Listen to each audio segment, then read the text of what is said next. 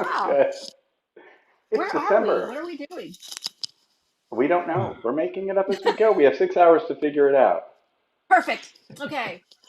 I Welcome to the miss you, Handbell Bell Musicians of Buddy. America Ring-a-Thon, right? I'm doing okay. That's the How plan. about you? I'm really excited. I think this is going to be a fun night. We've got a bunch of great interviews and videos in store, some performances, some Good. swag, and of course, we're raising money for our beloved Handbell Musicians of America because we're a nonprofit arts organization and we need money. So if someone would just give us, like $300 million right now, we'll give them That'd be all the awesome. swag, They can have all the and then swag. we'll just watch videos. Works for me. Okay, not yet. Works for me. So we've got a bunch going on tonight, and I know there's a whole slate of things. Take us to where we're headed. Michèle, you're in charge because you're Oh, always in I'm in charge. charge. Nice. Okay. Well, today, the schedule for the day, we've got a bunch of interviews with people. We've got some videos we'll be watching. We'll be talking, and of course, we've got opportunities to give to Handbell Musicians of America, which is, of course, why we're all here tonight. So, our first guest will be Dave Harris from the Raleigh Ringers, but it's my understanding that we'll be watching a video first. We do have a video. We have Beethoven from the Trans-Siberian Orchestra piece, arranged by Hart Morris. So that's going to kick off some of our festivities and fun. In case anybody missed it, because it's COVID times and all days just are days that end in Y, um, we are on Tuesday right now, and it's Giving Tuesday. So Absolutely. all night we're going to be inviting you to give, and whoever hits that $300 million donation, I will do unspeakably wonderful things for that individual. That's all I'm saying.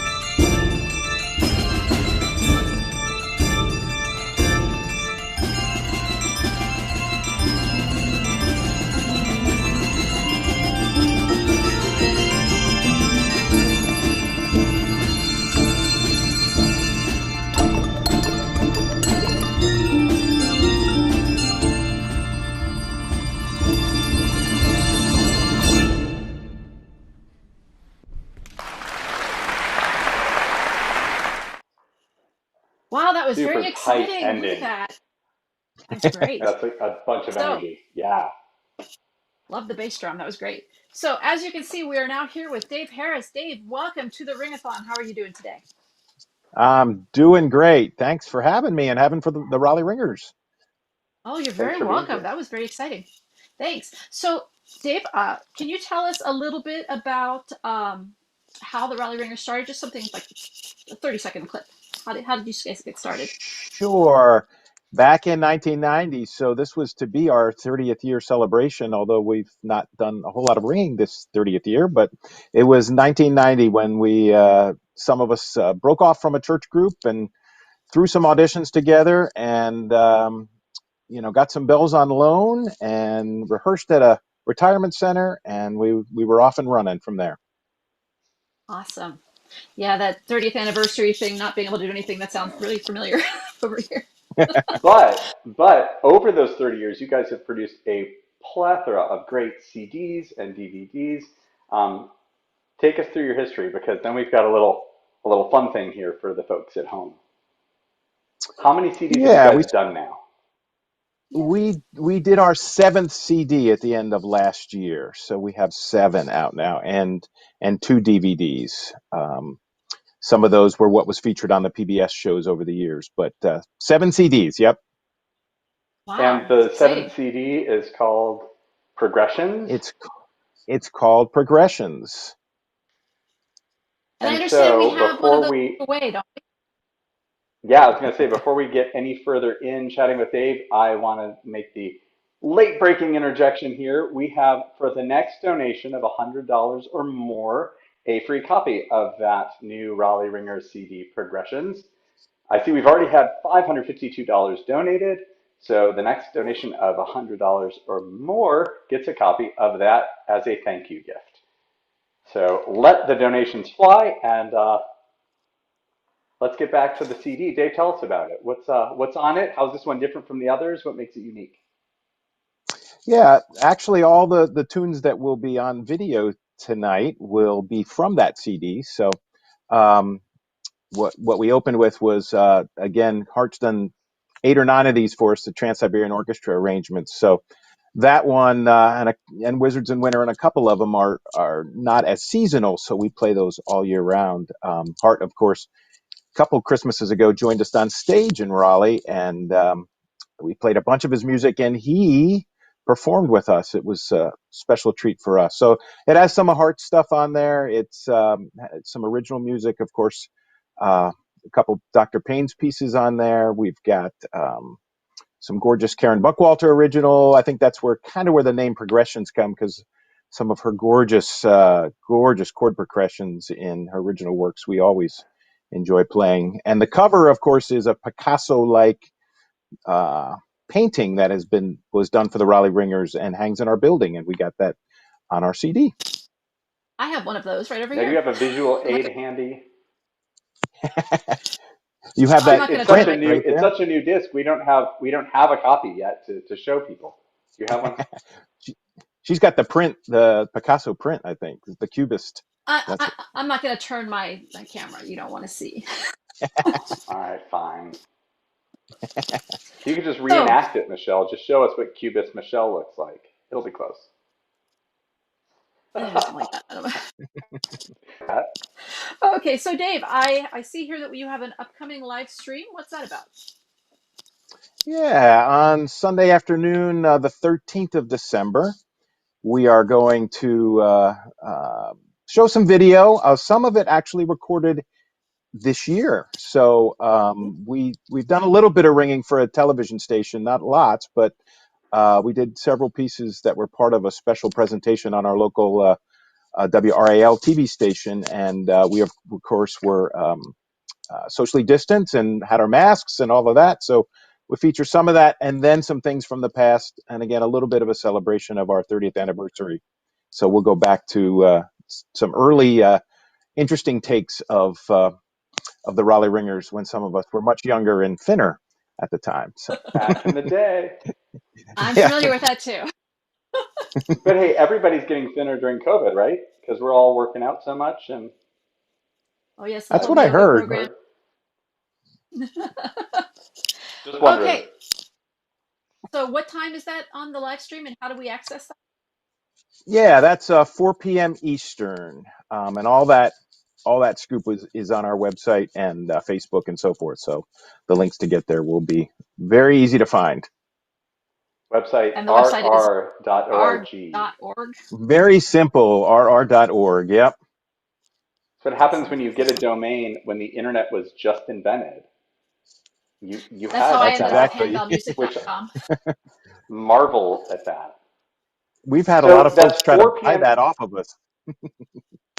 Yeah. 4 p.m. Eastern on the 13th of December. That's That's right. 1 p.m. Pacific, and I'll let everybody else do the math for Central Mountain, etc. and overseas. Wow, I just saw our donation Ooh, total jump to wow. 752. Does that mean we've Hmm. had one $200 donation, two 100s, Great. two 100s? Do So we want to give them both a copy of the CD? Dave's nodding. Let's Why do it. not? Awesome. Great. Okay, so I I'm think we feeling kind of generous. want to see another. What was that, Michael? I You're said I'm feeling feeling generous? generous. As the Good. evening goes on, I'll be less so, or more so. You never I know. think I think we actually have 3 to give away. So if there's somebody else out there ready to Ooh, jump in, yeah, awesome. See, I was gonna say we'll. So that, but how about the next donation of $100 or more? Dave's tipping perfect. our hand early. Good idea, Mike. We've got another You video. don't play poker much, do you, Dave? So Not through Zoom, I yeah. vote that we should not through Zoom. Yeah, right. I vote that we should watch another video before we go on with more stuff. What do you think? Good idea. Absolutely. Okay, Derek, can you hit us up? This is Them bases. Here we go. this is Them Bases, arranged by Bill Griffin.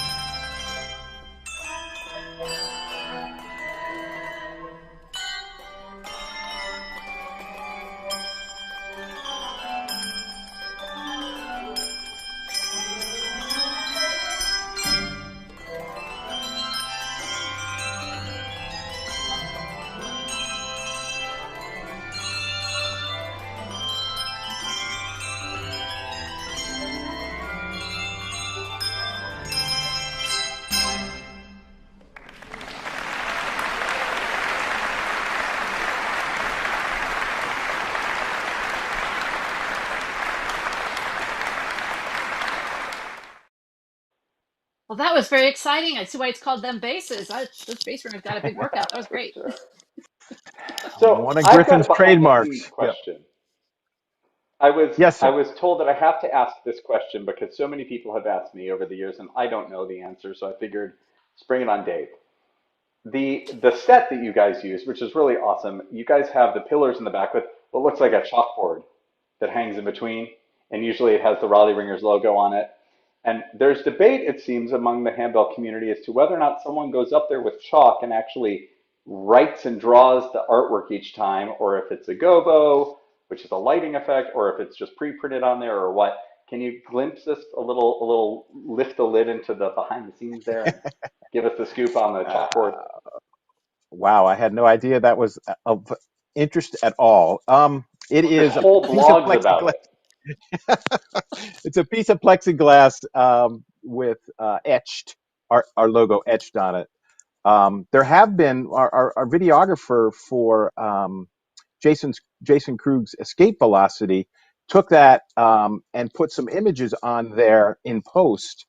Um, and so people are always asking us, why don't you, it's really not set up for that, but he did it in post once. So, but mainly it's just that logo and we uplight it from the floor. So It I always didn't looks realize that fantastic. was It cool. does. Your stage There's always looks sets great, Dave. being taken, all kinds of stuff.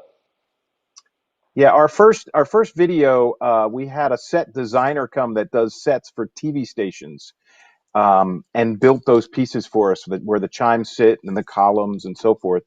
And he really intended those just to be used for the video work, but we travel with them. We don't set all of that up every concert, but a lot of it up for concerts when we travel as well. So So speaking of your first DVD there, Dave, do you remember what I said to you the first time I saw it? I got a sneak preview of it. Do you remember what I said to you? I I can't. called you an I overachiever well, because it was isn't just that fabulous. kind? Thank you. It was just fabulous. It looks so great. The stage, the lighting, the camera angles. It's just fabulous. And It's so really just slick. it really is. It really is. So And there's been a I lot of, have a little note I here. just wanted to Go mention ahead. the whole, Raleigh Ringers has done so many firsts.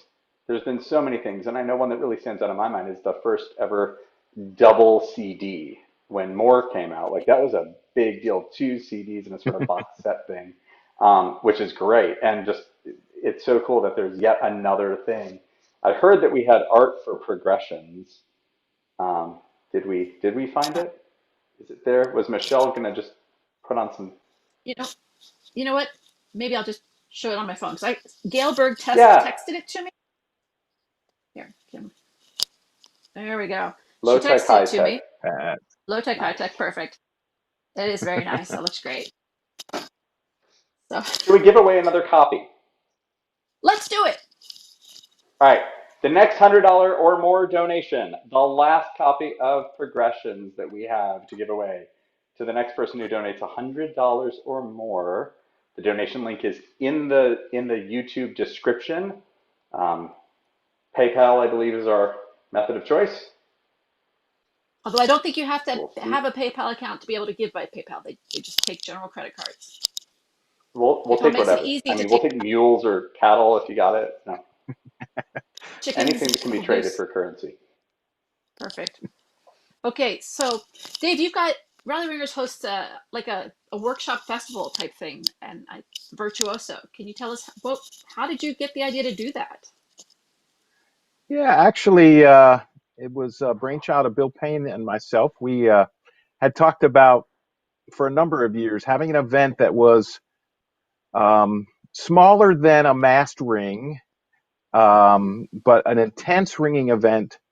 We ended up with a double choir was what we compromised on versus we really started with the idea of just a single choir. We thought a double choir, you could still get the personal attention from someone like Dr. Payne. And Dr. Payne has been our conductor and will be for the fifth one, which our plans right now are June of next year. And we've moved out some of our deadlines for applications, but um, and I'll tell you, somebody, behind the scenes here, Derek was one of the ringers in the very first Virtuoso.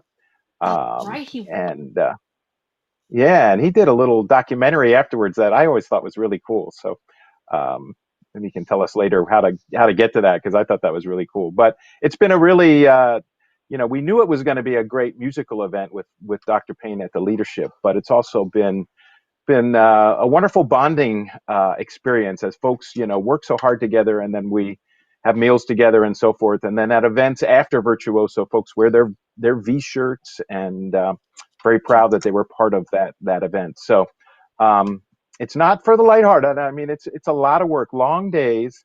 People go home and continue to rehearse in their hotel rooms, but what Dr. Payne's been able to pull off musically has been amazing. So Yeah, we're feels thrilled great. Speaking to of Dr. plan the next Payne, one for June. we, Yep. we've got another video of Riley Ringers playing one of Dr. Payne's pieces. If Derek has that Yes. queued up, we've got Resilience, which is a fantastic piece of music. And I'm excited to see this. I haven't seen this video yet.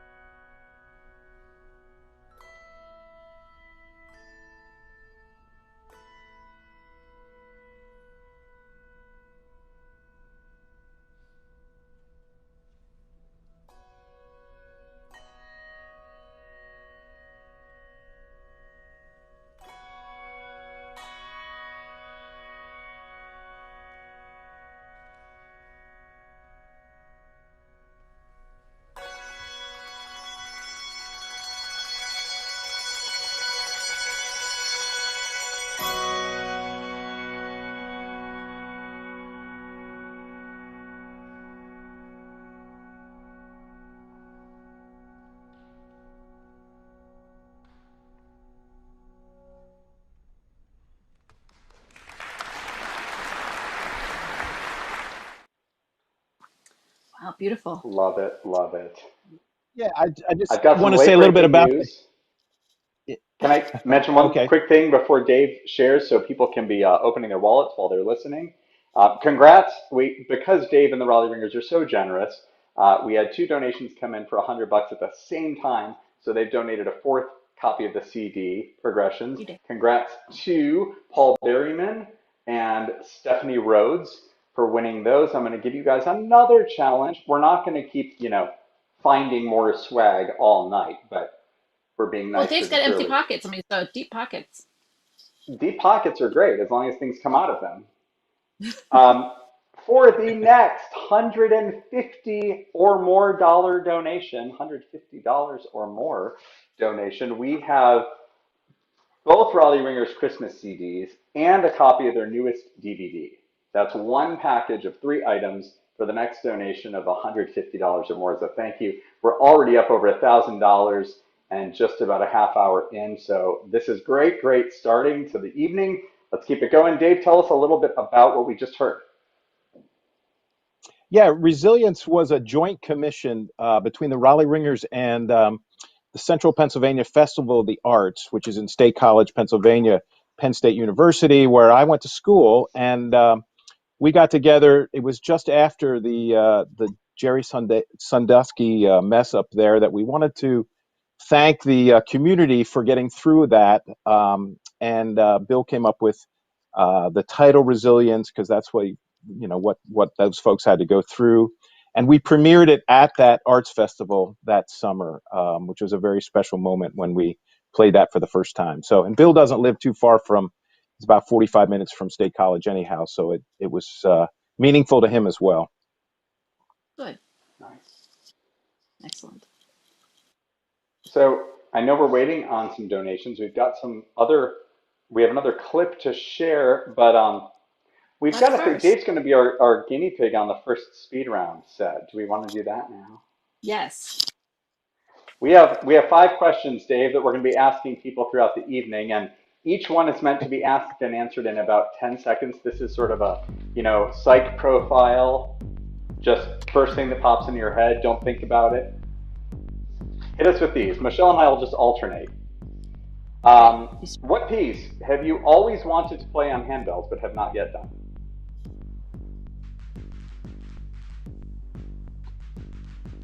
Don't think about it. Just answer. Okay, so it's something by John Cage. 4 minutes and 33 seconds. Yes. Okay, let's just go on to the second question then. Yeah, not very speedy. I know. So I will call you the speed round. But you're also the first one, so thanks in advance for being a good sport. Michèle. Yes, thanks. Okay, so what is the first piece you show someone when you introduce them to handbells? Usually Gracioso, Sherman's Gracioso. Yeah, that's a good choice. Good choice. Bells or otherwise, what is your least favorite holiday song, Dave?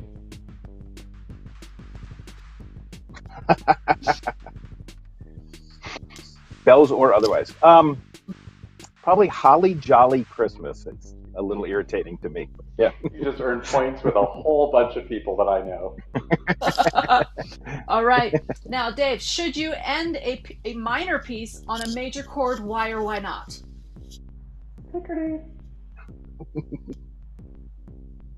I would say not. I would not. I would stay in a minor key just because. Because Unless, of of your course, the preference. composer Okay. arranger asks for it. I mean, unless they ask for it, but in general, I think we do that too much. So I think minor is Only beautiful. for what, 400 years yep. now? Last baptism by fire question. What handbell person or group, Dave, do you still fanboy over? Currently existing group, or can it be Yes. a group that Let's has? say currently existing. Aw. We can all love Betty Drew. Well, I know. Yeah. Well, I was gonna, some of Don Alvarez's Westminster groups were the reason the Raleigh Ringers got started. So, But I would say, especially since he's going to be on later, Strike Point has always been a fun group for me to go see. So Bill Alexander and Strike Point. So Nice. Excellent. Thank you so much, Dave. it wasn't on purpose. And it looks like we have, did we get our $150 challenge met? Not quite yet. It's still out there. The next donation of $150 or more gets the 2 Raleigh Ringers Christmas CDs and their newest DVD as a thank you gift. But while we're waiting on that, we have another clip to share. You want to tell us a little about this? Yeah, Dave, thank you so much for being here. We really appreciate it for bringing these videos. It's awesome. So let's go ahead and Thank you, view Happy this to Dave. one. do it.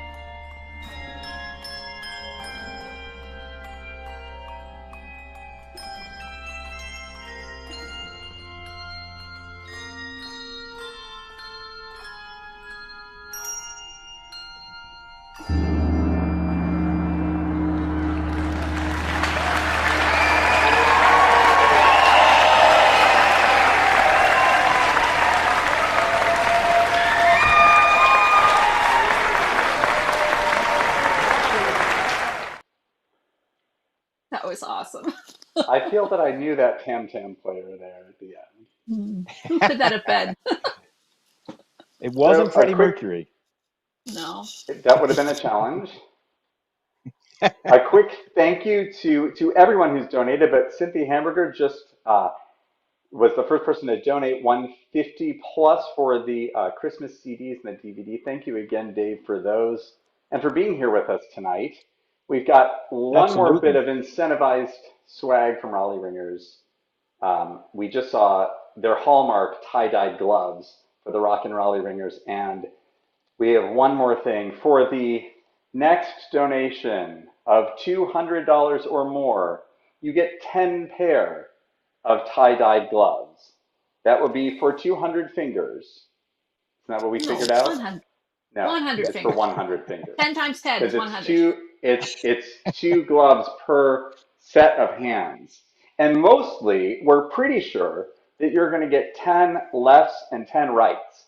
I mean, we're really No. going all out for this one. So $200 gets you 10 pair of tie-dye gloves and our eternal gratitude, Yes. which is also extended to Dave. Yes, thank you so much for joining us Thank you, today, Dave. Dave, It's for been being great to with us chat with tonight. you. Yeah. Good luck for the rest of the day. Thank you. Thanks. All right, Derek's so lurking in the background somewhere. Where is he? I don't know. I think he's coming in somewhere. Where is he? I don't know which door. Ah, There Trap he door. is. He hey, faded in, he operated. I love look it. at that. I can push You're buttons so and be fancy. on at the same time. Awesome. Hey, Derek. This is Derek Hey, Nance, our wizard today. thank you. I'm a wizard in most things, but I messed up the next segment, so that's why I'm going to help you introduce it. Okay. Okay, well, take it away. Thank you. Well, so I got a chance to sit down with some alumni from one of our events, the College Ring-In, and I got to record an interview between them and Michael Joy, who was our very first conductor for that event. And in my infinite wisdom, I forgot to record my own audio. So what you're going to see is an edited interview with a bunch of alumni from the College Ring-In, and ignore me. Okay. Well, I'm Michael Blanton. I went to the second ring-in, and then the third and the fourth. I heard about the ring-in from one of my friends. He was like, "Hey, there's this cool thing that's going to happen. We should go." And so I got my ticket, and he didn't. Not going to mention his name, but it was so much fun, and I'm glad that I did. My name's Sarah Wente. I got dragged to the first college ring-in by my friend Andrew, who rang with me in Purdue Bells. And it worked out well because the first ring-in was in the Chicago area, and that's where I'm from. I'm calling in from my parents' house right now, actually just 20 minutes from the site of the first ring-in. So that's very exciting. Yeah, and it worked out because I could stay here with my parents and not have to pay for a hotel. So that was a big factor of why I went to the first one. But yeah, then I just had an amazing time. So then I went to the next two, I think, Dallas and yeah, Boston. Yeah, it was great. My name's Bethan Neely. I am calling in from New Hope, Pennsylvania. And I went to the first three college ring-ins. I got dragged to the first one by Jillian, who you'll hear from in a few minutes. She rounded up a whole crew of us from Westminster Choir College, where we were all in school at the time, and said, "Hey, this event's going to be super fun. You guys should come with me. It'll be a great time, I promise." And it was. We had a lot of fun. Yeah, went to the next three. Great experiences, all three of them. I'm Greg Urban. I'm currently zooming in from Salem, Massachusetts. And I went to the first four college ring-ins, was actually the co-chair of the first couple with Brian Seaman, getting it off the ground, organized, and figured out. So definitely got a little bit dragged into it by Derek through a conversation at Pinnacle in 2015. Had a man, that college event would be really cool. And then like a few months later, he called me saying, "Hey, do you want to co-chair that college event?" It's like, okay, yeah, we can get that figured out. So then was involved in Wheaton and Dallas and Westminster. I am Jillian Erlenborn. I am calling in from Hillsborough, New Jersey, at my home. And I have been to every college ring-in ever, which is fun. Well, I guess I have to say 6 years, because it was kind of an event, maybe, sort of thing, like back in the day, right, Derek? Like not really like college ring-in, but there was like a thing. That's what I was told. I don't know, regardless. Okay, well, regardless. The last six of them I have been to, and I, like Greg, ended up being the chair of the event for some portion of that time. So yeah, it's like my favorite part of the year. So happy to be part of it. My name is Mike Joy. I'm calling from my home in Philadelphia. I had the honor of being asked to conduct the first one, and the second, and the third. So I was thrilled. I made lots of good friends there. It's nice to see your faces because I know a lot of you, all of you, through the college ring-ins. We had a great time. I loved the ringing, the passion, the energy, the musicianship. It was just a great time. I know that kids learn a lot quicker than adults, and the eager college graduates would fall into that category of kids kids of young adults who learn very, very quickly, who want a challenge, who need a challenge. I talked this over with Jenny Cawhorn, and several things went through my mind. I didn't want to err on the side of music that was too easy or err on the side of music that was too difficult. So we kind of stayed with level 3 and 4 repertoire, which I think worked pretty well. As always, there were some people who could have used more, wanted more, and there were some people who really struggled, and that's fine. I mean, that's the nature of the beast for any massed event. You're going to have that, but I would like to think that over the first 3 years we hit a happy medium. I hit a happy medium in terms of repertoire. It was important to me to do a variety. It was important to me to do originals as well as arrangements. I mean, some concerts you go to and you see all originals. I tend to err on the side of, I'm sorry, all arrangements, not originals. So I try to do that. I tried each year to pick different composers, except for 2. And I thought if I was there, it'd be nice if we could do one of my pieces. So the first 3 years we did one. And this is quiz time. Who was the other composer who was there every time? Not there, whose music was represented every time? You're not going to know. Was it Was it Jason My Cruz? best, Jason, right? yes, Jason. I was going to say it's my best friend in the whole world, Jason Krug. I just think he has a lot to say. And yes, of course, there are other people who I could have chosen. I also wanted to do some cutting edge pieces like Resilience by Alec Giebert. When we did Invocation that I wrote, that was new. When we did Te Recuerdo by Jason, that was very new. And then I tried also to bring in some classics. One year we did Rondo Passacaglia by Cynthia Dobrinsky. One year we did God With Us for All Time by Love Betty that one. Gurry. Oh, me too. It's important. I thought it was important for people who might have missed some of those classics to do them. So that's what I was thinking of when I chose that repertoire. Yeah, so that was something that Brian and I talked about a lot with Mike in figuring out some of the logistics around that first one, and maybe recognizing that this particular crew we were inviting, the demographic, is very excited and definitely very energetic and maybe willing to do things that older folks aren't, but maybe are slightly less in the advanced preparation group. So a few more last minute buying, a few more last minute markings, and some more sight reading happening in the rooms and maybe usual massed events. But I think whatever they lacked in that made up for in that energy that was pretty palpable the first couple times we rang together of, oh, this is a different group than I think most people in the room had rung with before.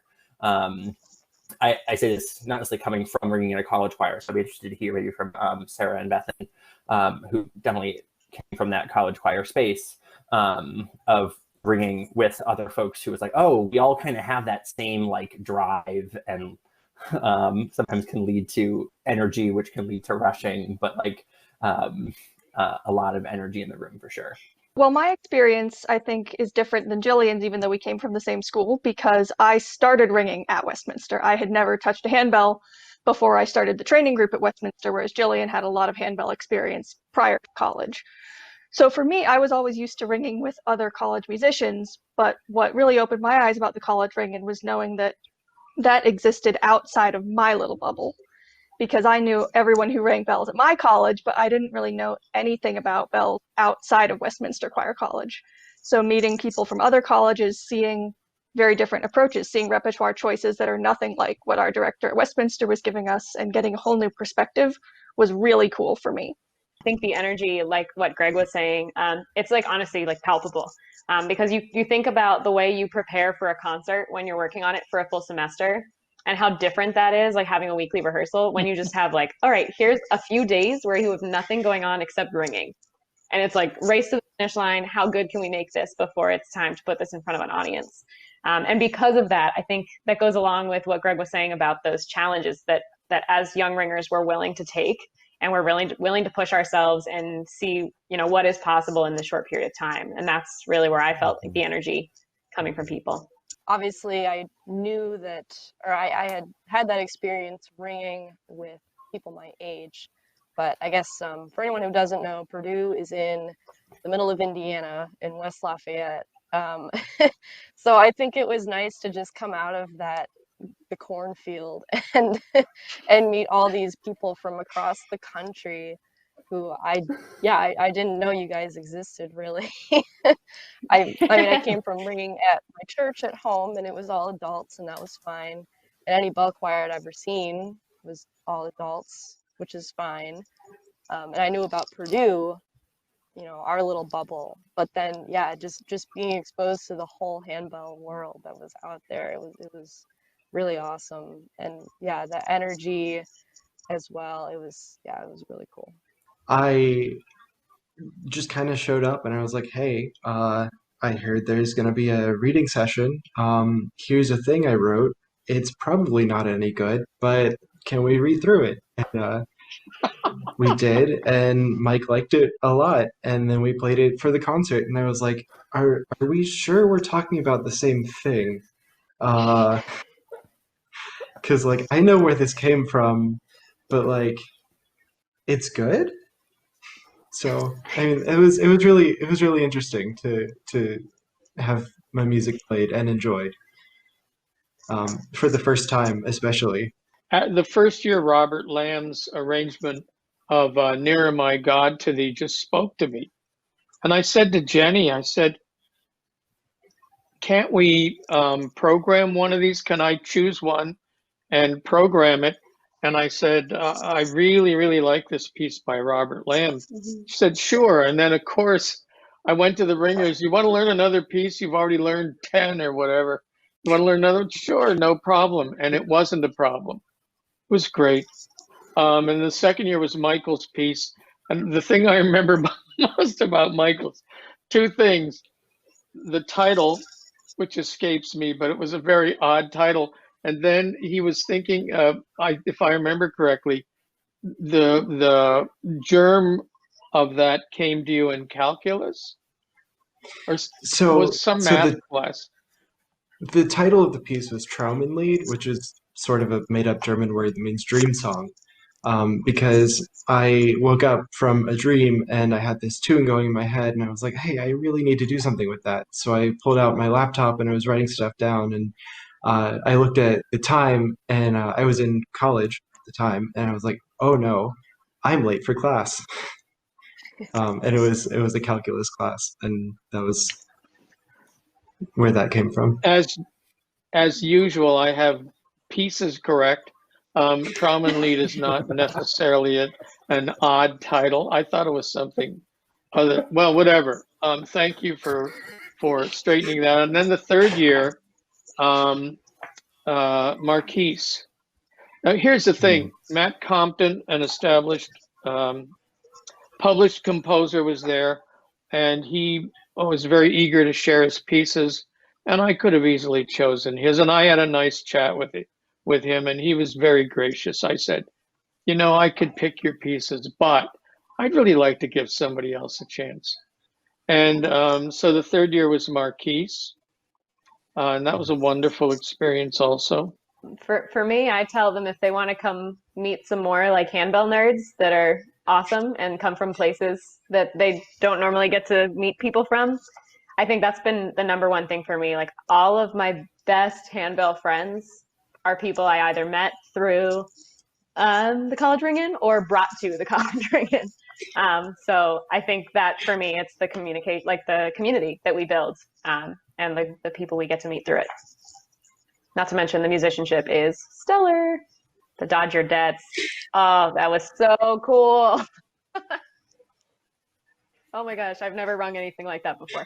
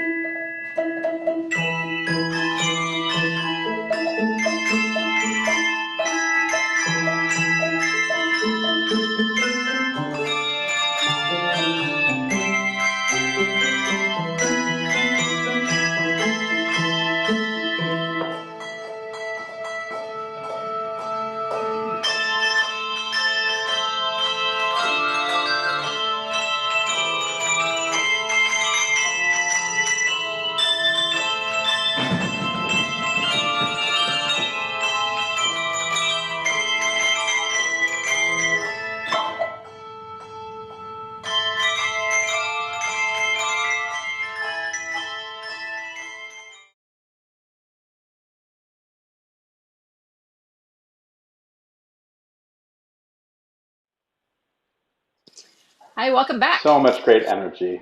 Welcome back indeed. Just a quick update on donations. They are flying in. If we keep this pace for the next 5 hours, we're going to be sitting really pretty. Cool. So thank you all so much. The $200 donation for the 10 pair of tie-dye gloves from Raleigh Ringers was won by Renee Weinberg, and we thank her for that. Also, thanks to Sue Borman, who made a very substantial donation. And we're working on something for you there, Sue. So Ed will be in touch.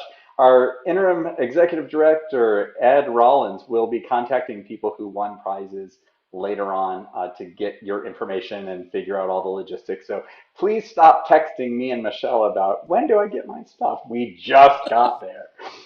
Meanwhile, another thing, not every gift is or can be a big gift, and we know that, and the stone soup principle of a little bit adds up to something great is very much in play here. And what instrument more so than handbells can we truly appreciate that each little bit makes a significant contribution to the whole? So just a reminder, or maybe brand new information to some of you, for every $10 you donate tonight, you will get an entry for our 4 grand prizes. We have a commission from Kathleen Wissinger. We have a commission from Ron Mallory.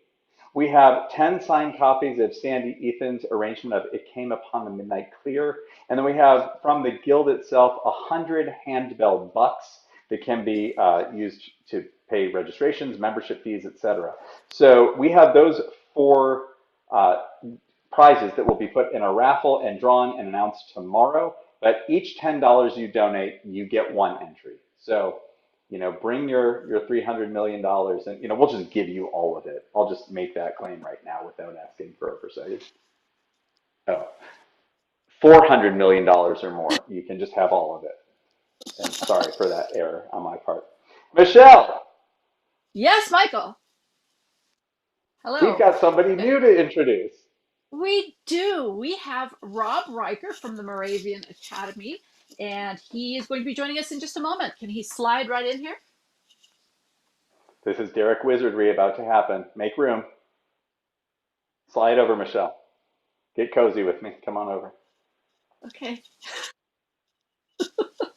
There he going is. The wrong way. Hey, Rob, how are you doing today? Hanging in there. Thanks. Wonderful. Doing great so far. Number, and I thought, well, that's impressive. That's really something. So I'm just pleased to be catching it on the upswing here. Excellent. So Rob, can you tell me a little bit about yourself? It says here that you're a composer and arranger, and what have you done? Well, I've done a little bit of, the arranging ends up kind of by necessity a lot of the time because I like a thing and I think it should be on handbells, and so I make it happen.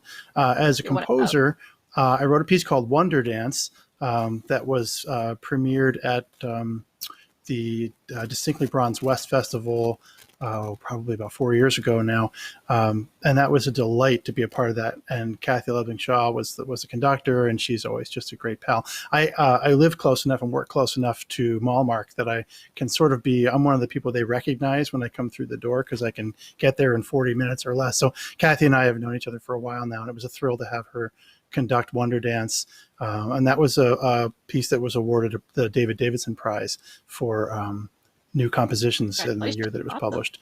That was really exciting. And then a couple years ago, I got a piece published that was it's called Time and Tide, and that one was performed in Michigan at the HMA national seminar that summer with the Rook Ringers alumni choir. And so you'll get to hear from them a little bit later. But that was a hoot to have some of this group of 30-something years of ringers with Bill Payne play a piece that I'd written. And then I had more recent publication was with From the Top again. Those last 2 were From the Top, and it's a piece called Tapestry that was played by the Houston Bronze Group as part of their 30th anniversary celebration. And so I've been really pleased to have things go out into the world a little bit, and I feel excited that I have been able to contribute a little something. I'm trying to figure out if I can get into the middle of my own frame. It I don't think I can do anything about it.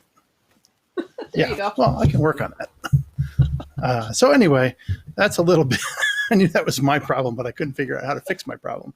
We're both having. So I've had some wonderful. Yeah, I know that feeling, and the opposite kills me because I have to put my Zoom links for school, or I always have to switch them to be the right way so that I can actually move the correct hand. It's bizarre, but I always had trouble with that as a kid.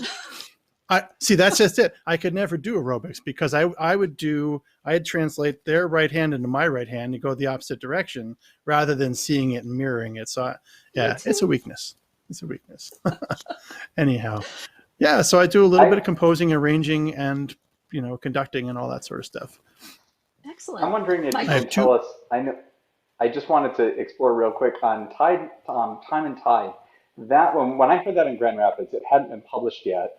That just came out last year. You mentioned with From the Top, and I just thought that was an incredible piece. And I was looking for a dedication or something on that. Hadn't seen it, and just wondering if you can give us a little bit of backstory behind that piece of music. Well, it was something that I just had a feeling that there was something I wanted to do that kind of talked a little bit about just the way, and sadly, like it's the way life was at that time. And our world hasn't changed much, but we have all been sort of forced to slow down. But this sort of ebb and flow that we find in our lives and our associations, where we all of a sudden turn around and we look and we go, you know what? I've been doing this. I've been with these people. I've known these situations, or I've been in circumstances for 25 years or 30 years. And I wonder how I got there. It's that sense of time flying and tide pushing and sort of push back and forth between them. And actually I was annoyed with myself because when I submitted it, I had meant to put a dedication to the Rook Chapel Ringers and Bill Payne on it.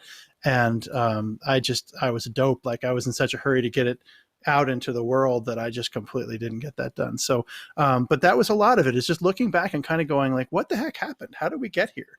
I just had my birthday the other day, and I thought, how did I get to be this old? How is this possible? I still feel like a child. In fact, my daughter said, it's okay because you're still a kid, on the inside anyway.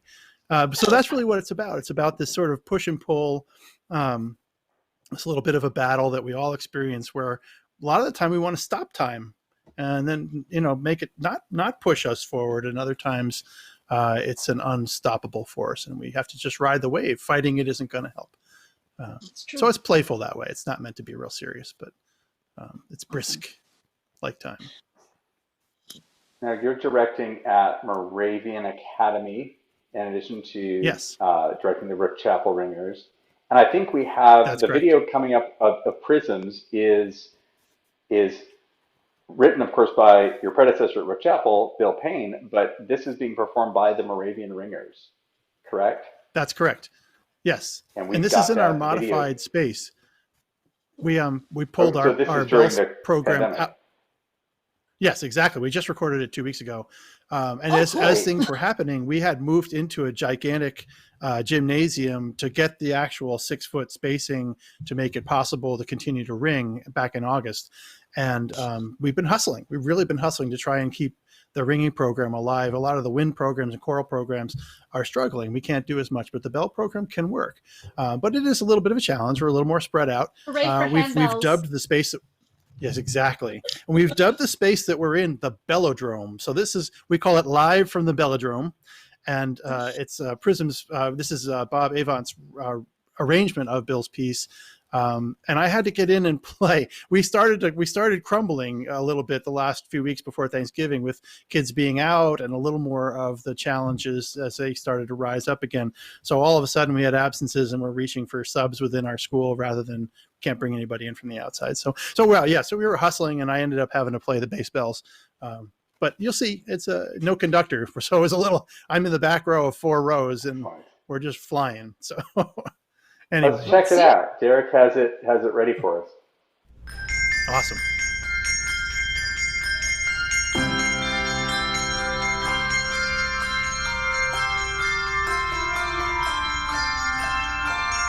Yeah, I know. I got it's like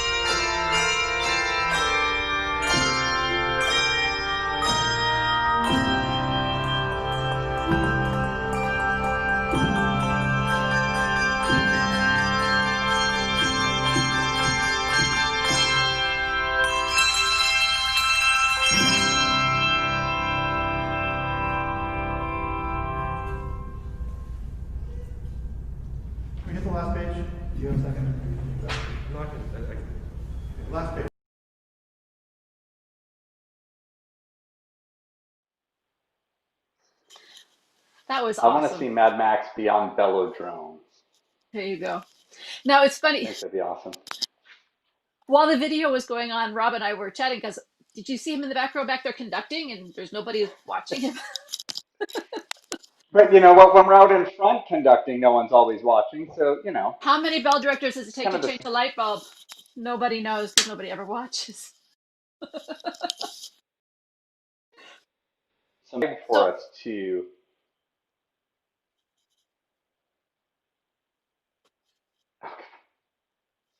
ooh, the school's variety show, and the kids were really bummed about it. So one day, I just had this brainstorm. Hey, I'm going to buy boom whackers, and we're going to play with boom whackers. And I felt kind of stupid because what are we going to do? They're just going to be like standing up there whacking stuff, and it was okay. But then the kid on Halloween day, they walked in. The kid was wearing a full body orange morph suit, and I was like, oh, this is what we're going to do. So, and then one of the girls who was one of my tech crew kids, she said, oh, you are going to do this in blacklight, right? So all of a sudden we created this thing called Whack or Weck. That is our German alter ego traveling group that seems to stop at the same time or place every year to show up. So there is a clip available of Whack doing Aha's Take on Me. I think Derek has that somewhere. But we do this every year now, and it's just a lunatic thing. Last year we did Michael Jackson's Beat It, which was an awful lot of fun. And they get in full morph suit, blacklight. We built tube instruments that roll in on tables made out of PVC. It's crazy. I mean, we are just out there, man. And it's not easy to arrange for, like, you got a chunk of it played on chimes and bells for melody, and a whole chunk of it you have to figure out how to write for basically scalar tubes. But, you know, if you need to, like, say you got a repeating bass line, you have to detune one of those so you can actually play two side-by-side tubes so you can make a it's a whole new way of thinking. But it's also not marketable in any way to anybody else. You might be surprised. But you know what? Bell people love this stuff. So we've got a clip of Take on Me. But Rob also has given us some more swag here, some thank you gifts that I want to toss out another challenge.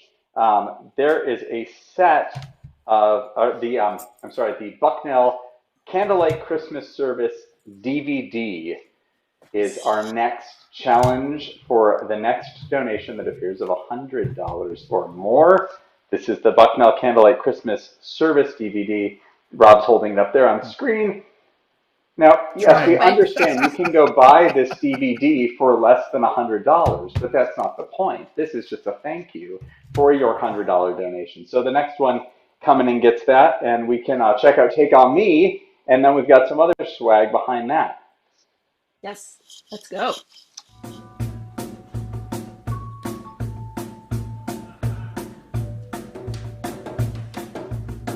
That's fine. Yeah.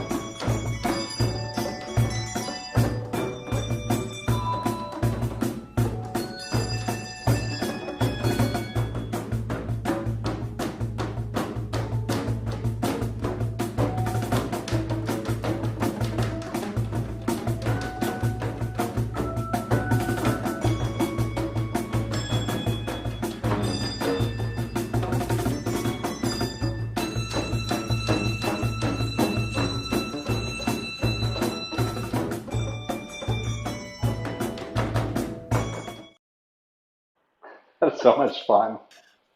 That's a karaoke favorite of mine. I was back here singing along with it. You know, Michèle, you and I have never done karaoke together. How has that happened? How has that never happened?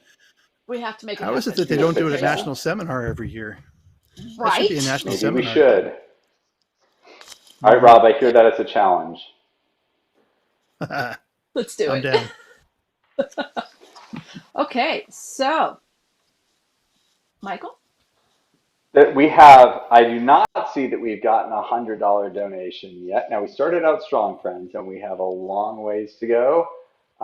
And we have plenty of time to get there, but when one swag thing is won, then the next one comes out, etc. So we'll keep going and keep chatting here with Rob. We have another video of one of his pieces. This is a world premiere, right? This is Houston Bronze playing That's correct, Tapestry, as you were telling us about. And I have not heard this piece yet, so I'm really excited to see that.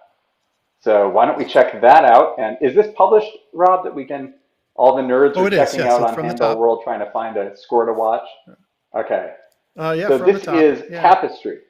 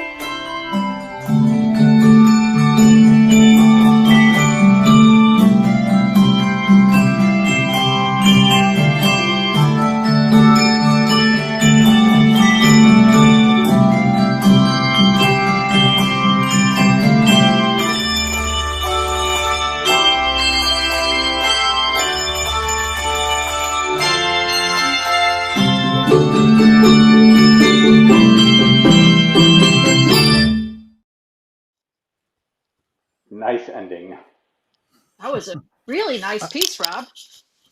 I love how they added the bass chimes, and that was just a stroke of genius on their part. I really love that extra, how that just warms the room. I'm jealous because we just don't have room for them, nor would you have the funds right now. But just a lovely sound that they add. I love those Yeah, chimes. so much nice. depth in those bass suboctave chimes. I think we should, I know we have another piece and we have some other stuff to give away. We're trying to figure out who won the last $100 challenge, who was the first in. Several people donated and we love you all. Thank you. Thank you all But so much for your we've got some speed round stuff that we could hit Rob with while we're looking for that and waiting for the next piece. Hey Let's Rob, do it. I love this did round. you hear Dave's? Did I hear what? Rob, Did you hear did you Dave's hear speed Dave's round speed? questions? No, I did not. Oh, good. Excellent. So, virginally pure. This is the deal. We're going to ask you 5 questions. It's like 10 seconds, including the question and the answer. Don't think about it. Just answer first thing that pops into your head. This is 10 seconds per question or 10 seconds total? Yes, including the question itself. So you'll get about Okay. 4 seconds because we're going to ask them slowly. I got you. All right. What piece have you always wanted to play on handbells but never have? I have never gotten to play Tempest. I always have to conduct Tempest. I want to play Tempest. Okay. Great answer. What is the first piece you show someone when you introduce them to handbells?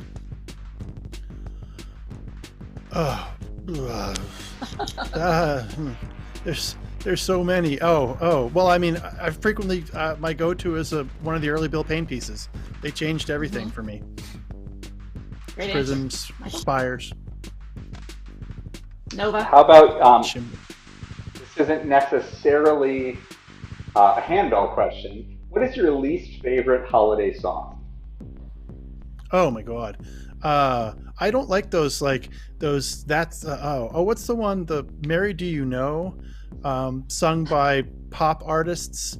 It's not something so good for me. The other one I don't like is That's Christmas to Me. It's Pentatonics, I think. Yeah, it's just kind of like anyway, yeah. I have a pastor friend who every time Mary Did You Know comes on, she goes, yes, she knew.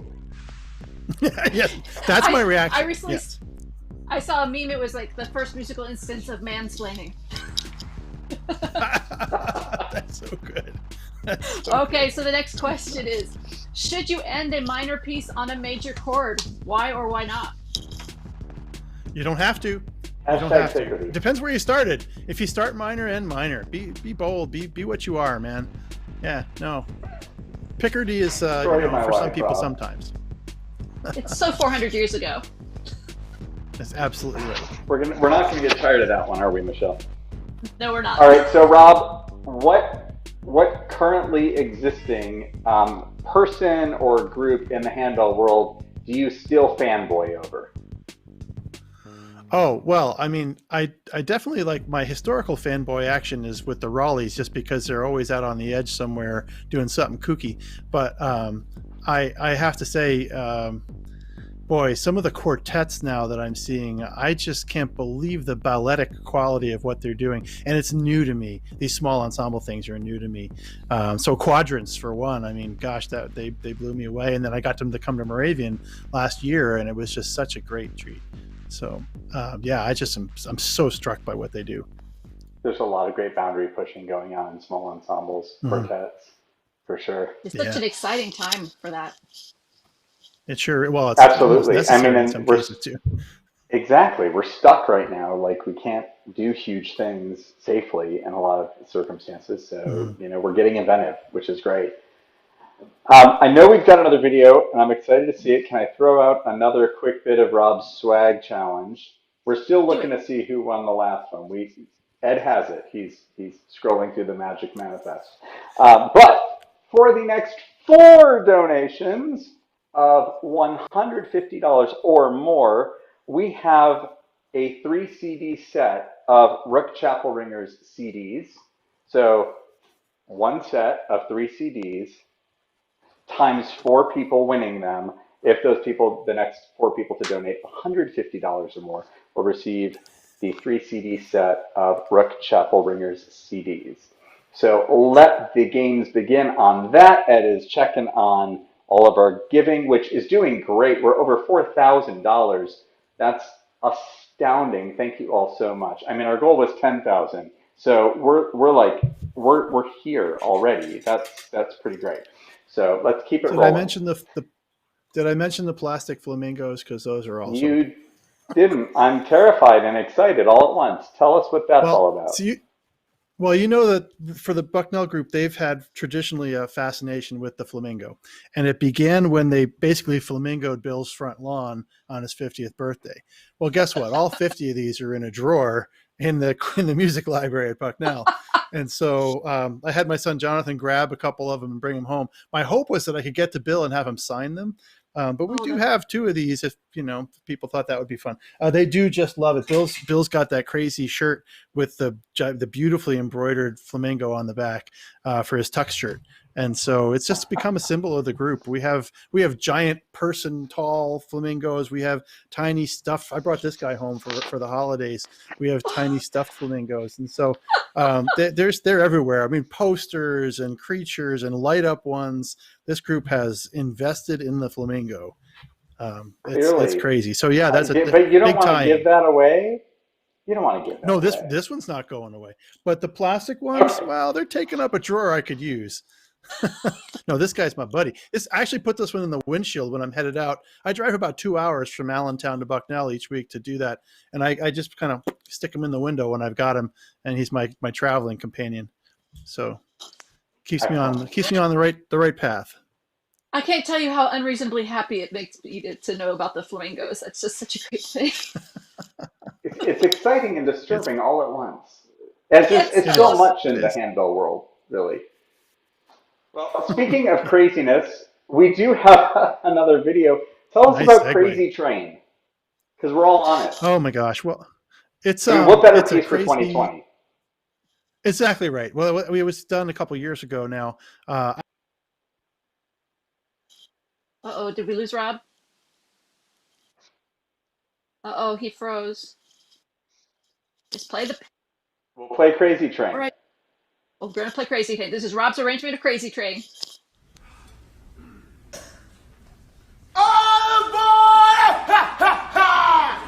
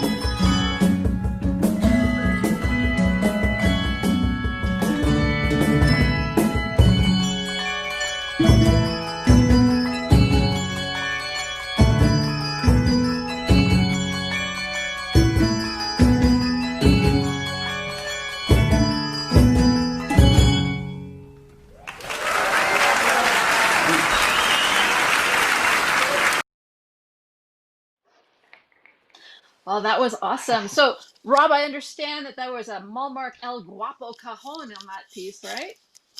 That is correct. It's a beautiful instrument. We own two at Moravian and one at Bucknell. I love them to death. They just make They're everything great pop. cons. Yeah. Well, Hey, Rob, we really Rob, want to thank we're you for joining us today. so grateful for you being here. Well, I'm grateful for the And opportunity. Thank you so much for having me. thanks for the goodies. An update on that, we had John Benke was the first donation in of $100 after the challenge was issued for the Bucknell Candlelight Christmas Service DVD. So that goes to Dr. Benke. And LDM Embroidery is the first and so far, I think, the only person that has donated $150 or more for the challenge on the Rook Chapel Ringers 3 CD sets. So we've got 3 more of those for the next 3 donations of $150 or more. Rob has to leave us, but we will keep those challenges alive for the donations as they're rolling in. We are coming up into getting close to halfway toward our goal, and we've been at this an hour and a half, which is great. So, Rob, thank you so much. Thank you, guys. Keep giving, people. This is HMA. See you later, friends. Rob. Take care. Amen. All right, so we've been thanking people for their donations, and let's not forget that, you know, just because our goal is 10,000 doesn't mean we're not allowed to raise more than that. Let's see how far we can go. That 300 million thing, that person is out there. Like, you know, all these philanthropists that are doing things, they just need to get hooked on bells. Like, write a little check, 6, 7 figures. That would keep us solvent for a good while. You know, we could pay our clinicians like a fair and honorable wage, yay! And then we could be in the pro leagues of music.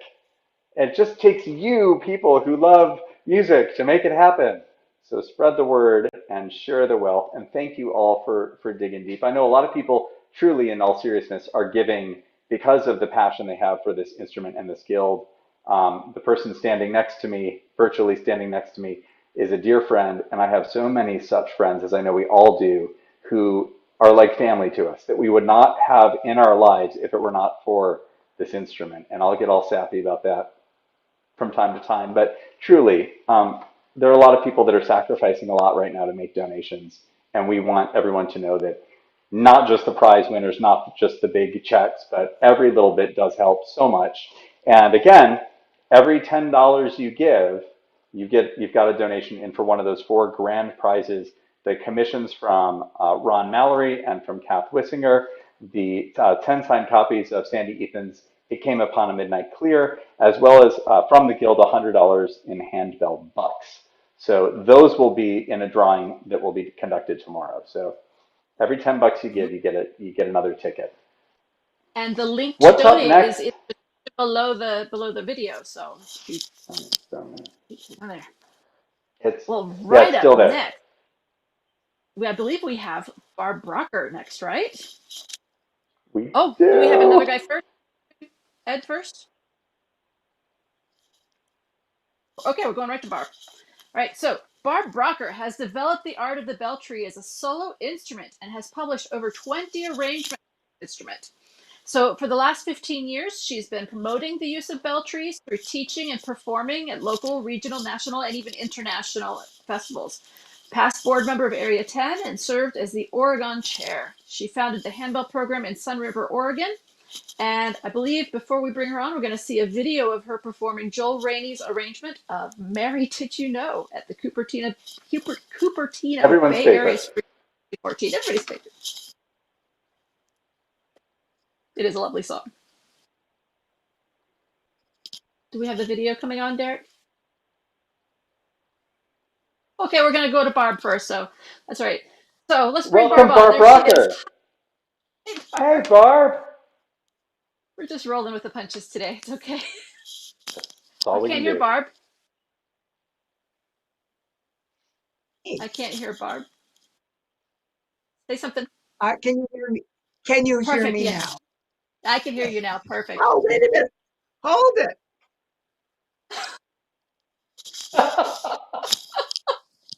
You know, I usually don't walk around with this thing in my ear. There.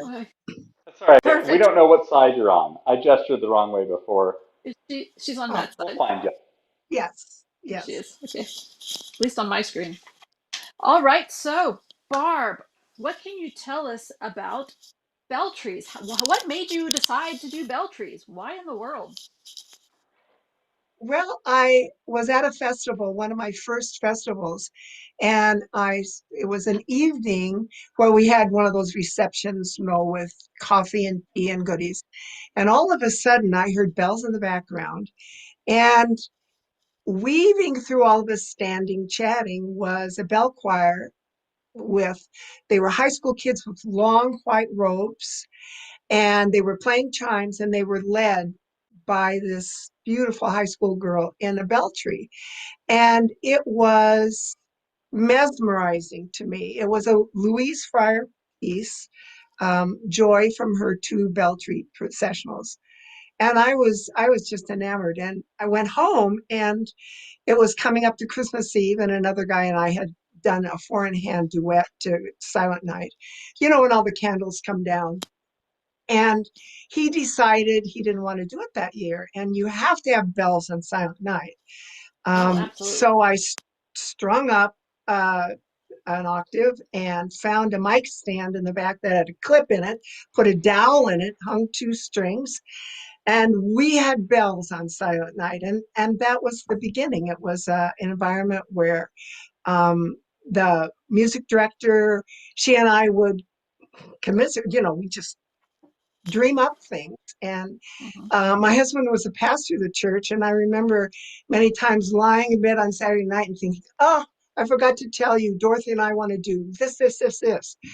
And his answer was always, uh, doesn't matter as long as you don't slow down the service, because it was 8:30 service, 9:45 Sunday school, 11 o'clock service.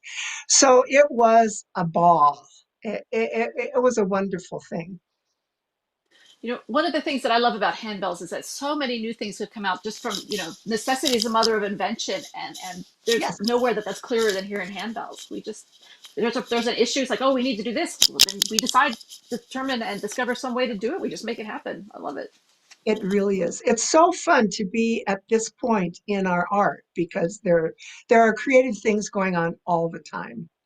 Mm-hmm. What It's true. I'm so excited about is when, you know, 10, 15, 20 years from now, we look back to now and go, wow, look how far we've come from Yeah. 2020, in the art form. Because right now it's kind of like, wow, look at all the stuff look how far we've come from before. But there's so Yeah. much more, I think, still to be tapped and discovered and Yes. innovated. And Yes. your work on this with the Beltry keyboard and the whole concept behind that is so fascinating. And I think it helps standardize, the way your setup works. If you can talk to us a little bit about that for people who don't understand, or don't know the way you do your Beltry keyboard, you basically set these into a keyboard percussion type setup. It's sort of evolved. When my husband retired from the church, they gave me a set of handbells, and no one Oh, used I know, and no one used the tree. So I brought the tree here to Central Oregon. There was no bell choir in my community. And I started playing around with the idea, why couldn't the bell tree be an instrument, like a clarinet or flute? yeah. And began to explore that, and had different setups for different things. But what the way it evolved was that, it's like taking keys off the piano. You can play only these notes, but then you never know where your keys are. And that was happening to me. I never knew where the bells were. So I began to standardize them. And the Beltry keyboard really came together when I did my first concert, which was at National in Milwaukee in 2006, I think it was, because I said, would you come and play there? And I couldn't have 4, 5, 6 setups. I had to schmooze them all into one. And that's when the keyboard thing really took off. It's funny that you say Nice. you couldn't have 5 or 6 setups because that's what I do. You set up like 6, 7 stations and play them all differently. And Yeah, every now and but you again, don't she switch realizes them. mid-concert she doesn't have a bell that she needs and sends someone out running for it. Oh, that Yeah, was hilarious. yeah. We'll tell that story in a little bit. But I understand that We'll tell Derek that after has, we open has champagne. video. Yep, perfect. Derek has some video for us, so I think we're going to see your Mary Did You Know right now. Take it away, Derek. Here we go.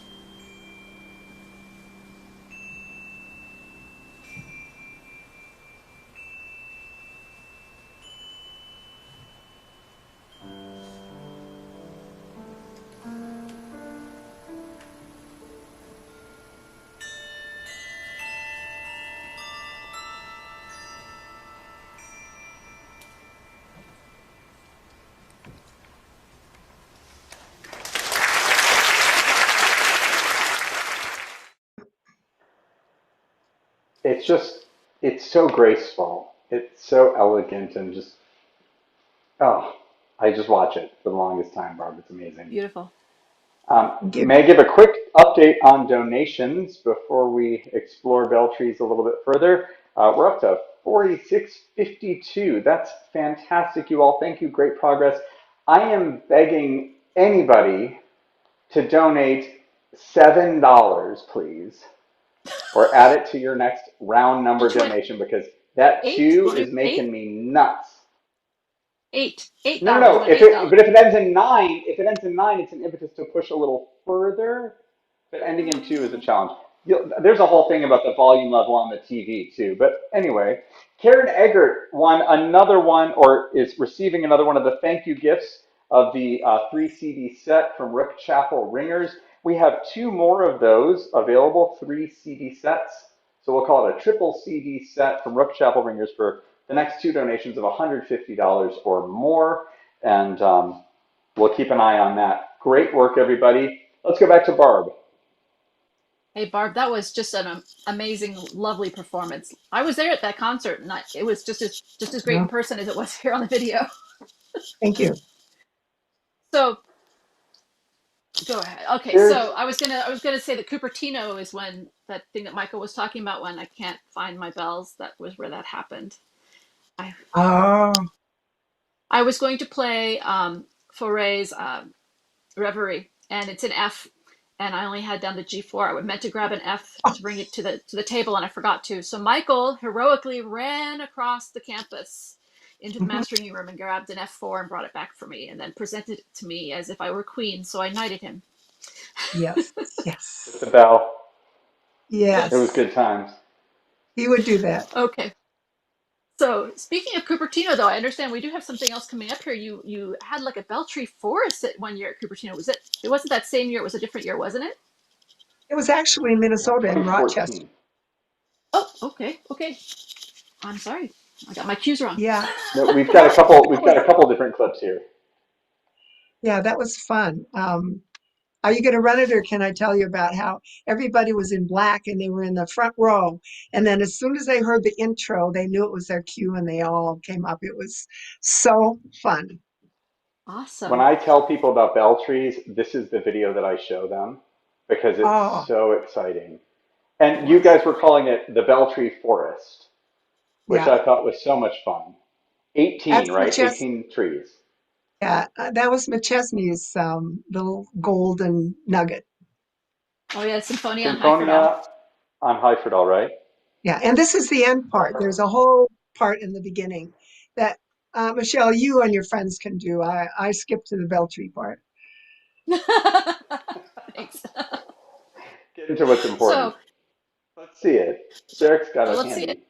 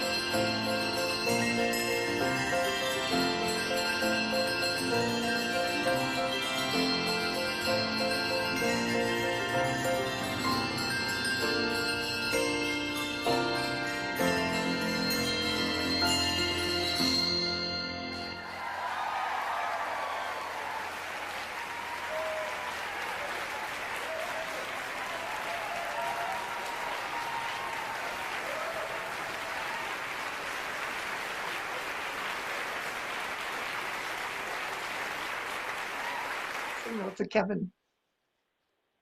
That was a So lot of bell exciting. trees. A lot of fun. It's Just so fun. impressive to watch that.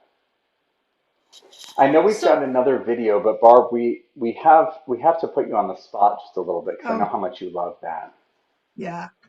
Thanks, Michael. We we're doing this with all of our guests. We want Yes, to I ask know. you questions, and we did you hear the last one with Rob or with Dave? Part of it. Rob. Okay, so you know the rules are don't think, just Yes. answer. And this Okay. is super quick. The pain will only last for a minute total. Okay. Um, okay, what piece have you always wanted to play on handbells?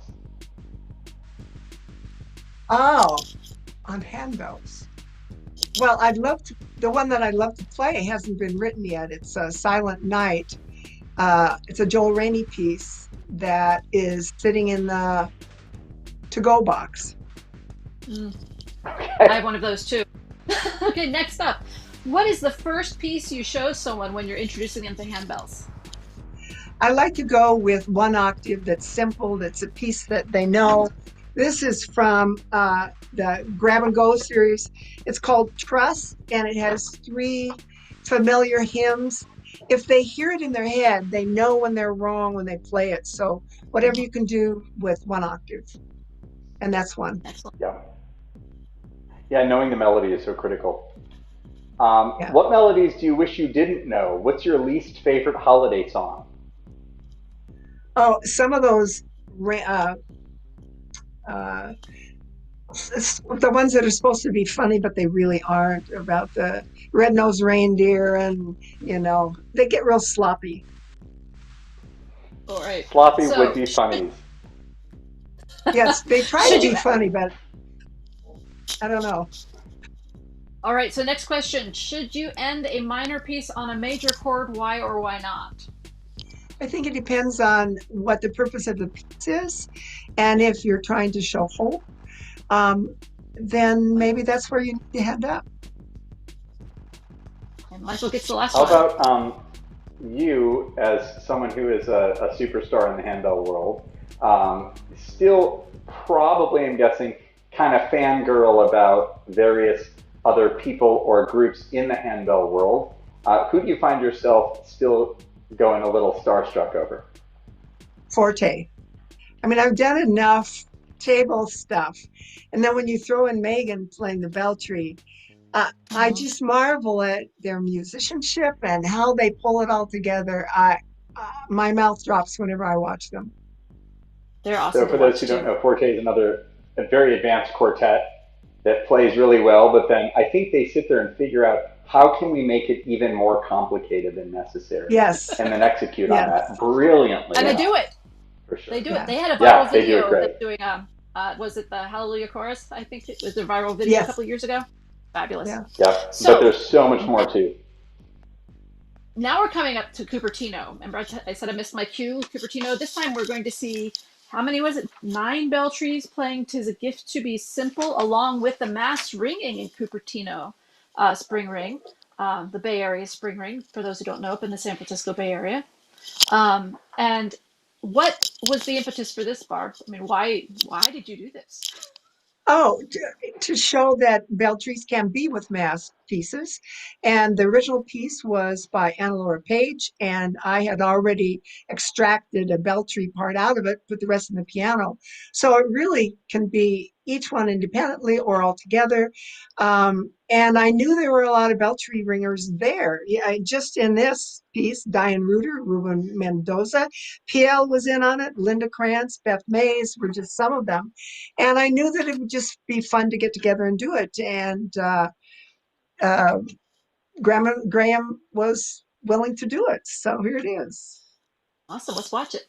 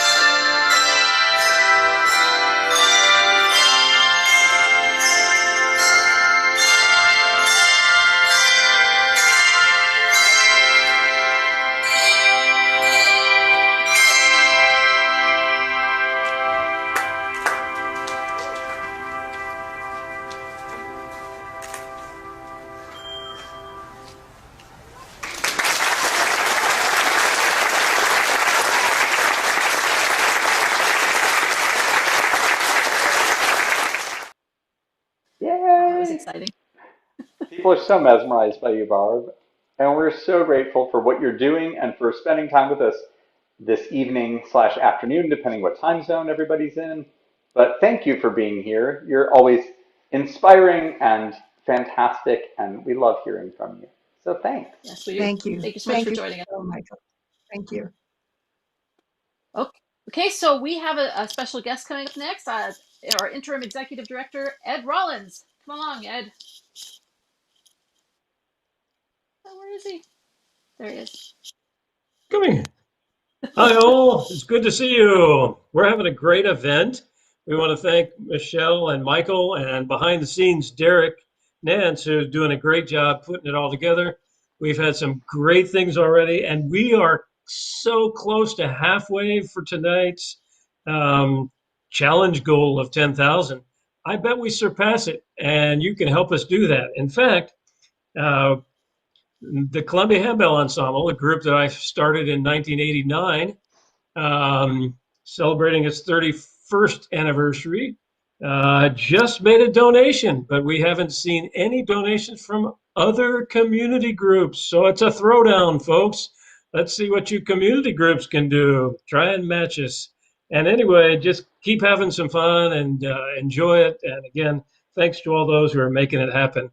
And we'll see you on down the road. Thanks. Ed, tell us what we're matching. What's the challenge? Oh, it's small, but it's $100. Just, you can do $100 any day, right? Right. Actually, you could do $10 and per if they ringer. can, And yeah. So we'd love to have, so as many community groups as possible. That'd be a lot of fun. we still, I think, are waiting on the last two donations of 150 plus for those last couple sets of Rook Chapel Ringers CDs, 3 CD set available for the next two donations of 150. I don't think we've had one since Karen Eggert's, but we will keep an eye on that. And a personal word of thanks to Mr. Smith, who donated $8 to round out our total to a nice, tidy 4880. Of course, I enjoy when things are a little askew, but only when I make them askew because my OCD can deal with that. So, we'll do that later. But we got to get to 5,000 so that I can open some bubbly. Yes. That's the real goal tonight at the end of the day Absolutely. is just how much Michael and Michèle can have to drink to celebrate. So we'll keep on rolling. All right. We have another guest up already. It's a star-studded event, y'all. It's star-studded. These are handbell stars. Absolutely. The next person so you know her hair more than you know a lot of other things about her, but we're going to change that tonight. Here we go. Rima Greer, I believe. What happened here, Derek? There's Rima. Hello, Rima. It's so good to see you. How are you doing? I'm doing just great. How are you? It's been too long. It absolutely has been too long. It's great to see you. I understand you've been working a bit in ballet recently. Yeah, I bailed on handbells for a while, and because I got offered my dream job of being the costume designer for a ballet company. And yeah, so I've been like up to here in tutus ever since. But when you guys asked me to come on, I was super excited because I have secretly, quietly, behind the scenes been plotting to have Campanile take over the universe again. I don't know if you guys have been doing this throughout the Ring-a-Thon here, but I have donated a whole bunch of free downloads of Campanile videos, which are now available for streaming. Very cool. Yeah, so make sure you make your donation and see if you can win one of those free coupons. So if you're curious about the videos, you can go to campanilemusic.com and there's info there. I've been gone for a while. For people. I was going to say, should I explain Campanile? Well, hang on a second. Let's spell it. Say that again, Derek. Oh yes. So we Oh, have the okay. video to show first. But first of all, let me spell Campanile for those people who don't know it. So because you said to go to campanilemusic.com, it's CAMPANILE music.com. So let's roll some video. We have a video of Rumors from your Rights of Sound show.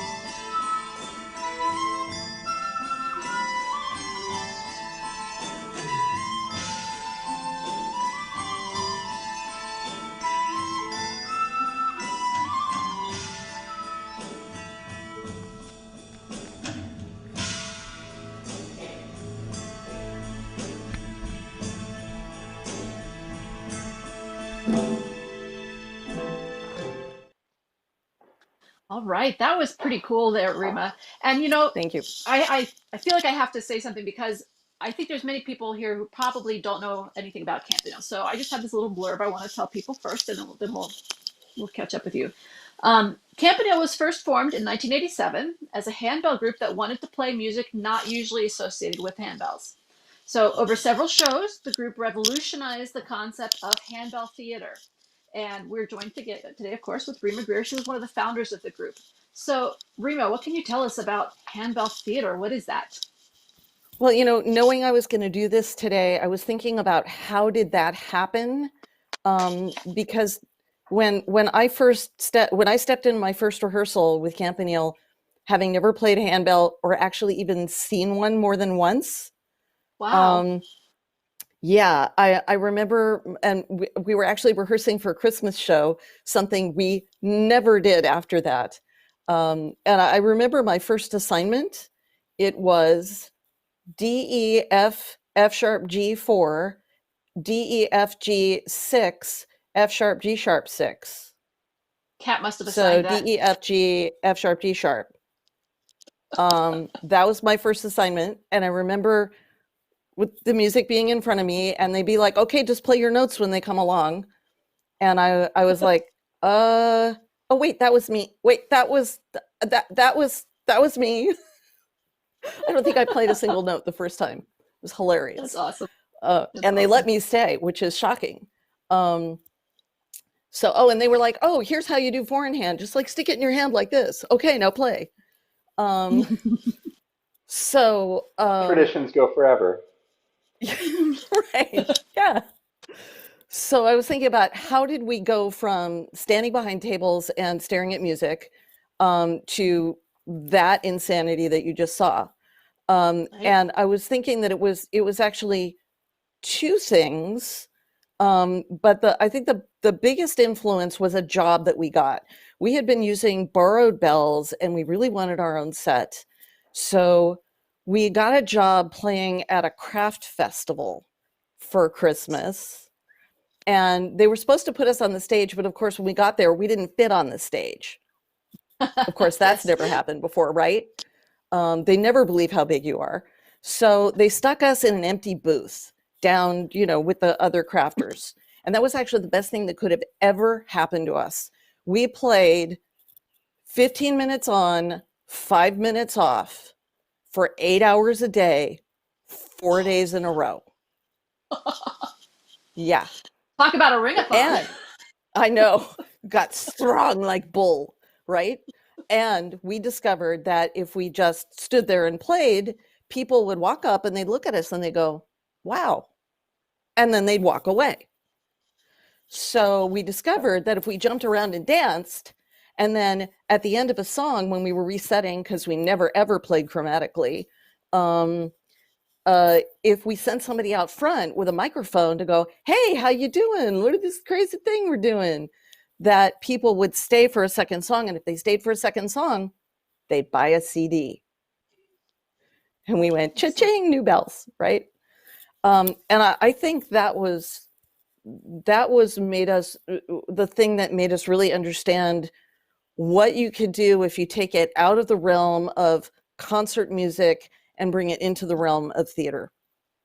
Mm-hmm. And then I think the other sort of formative thing for us was after we were playing together for 2 years, we went to our first handbell conference.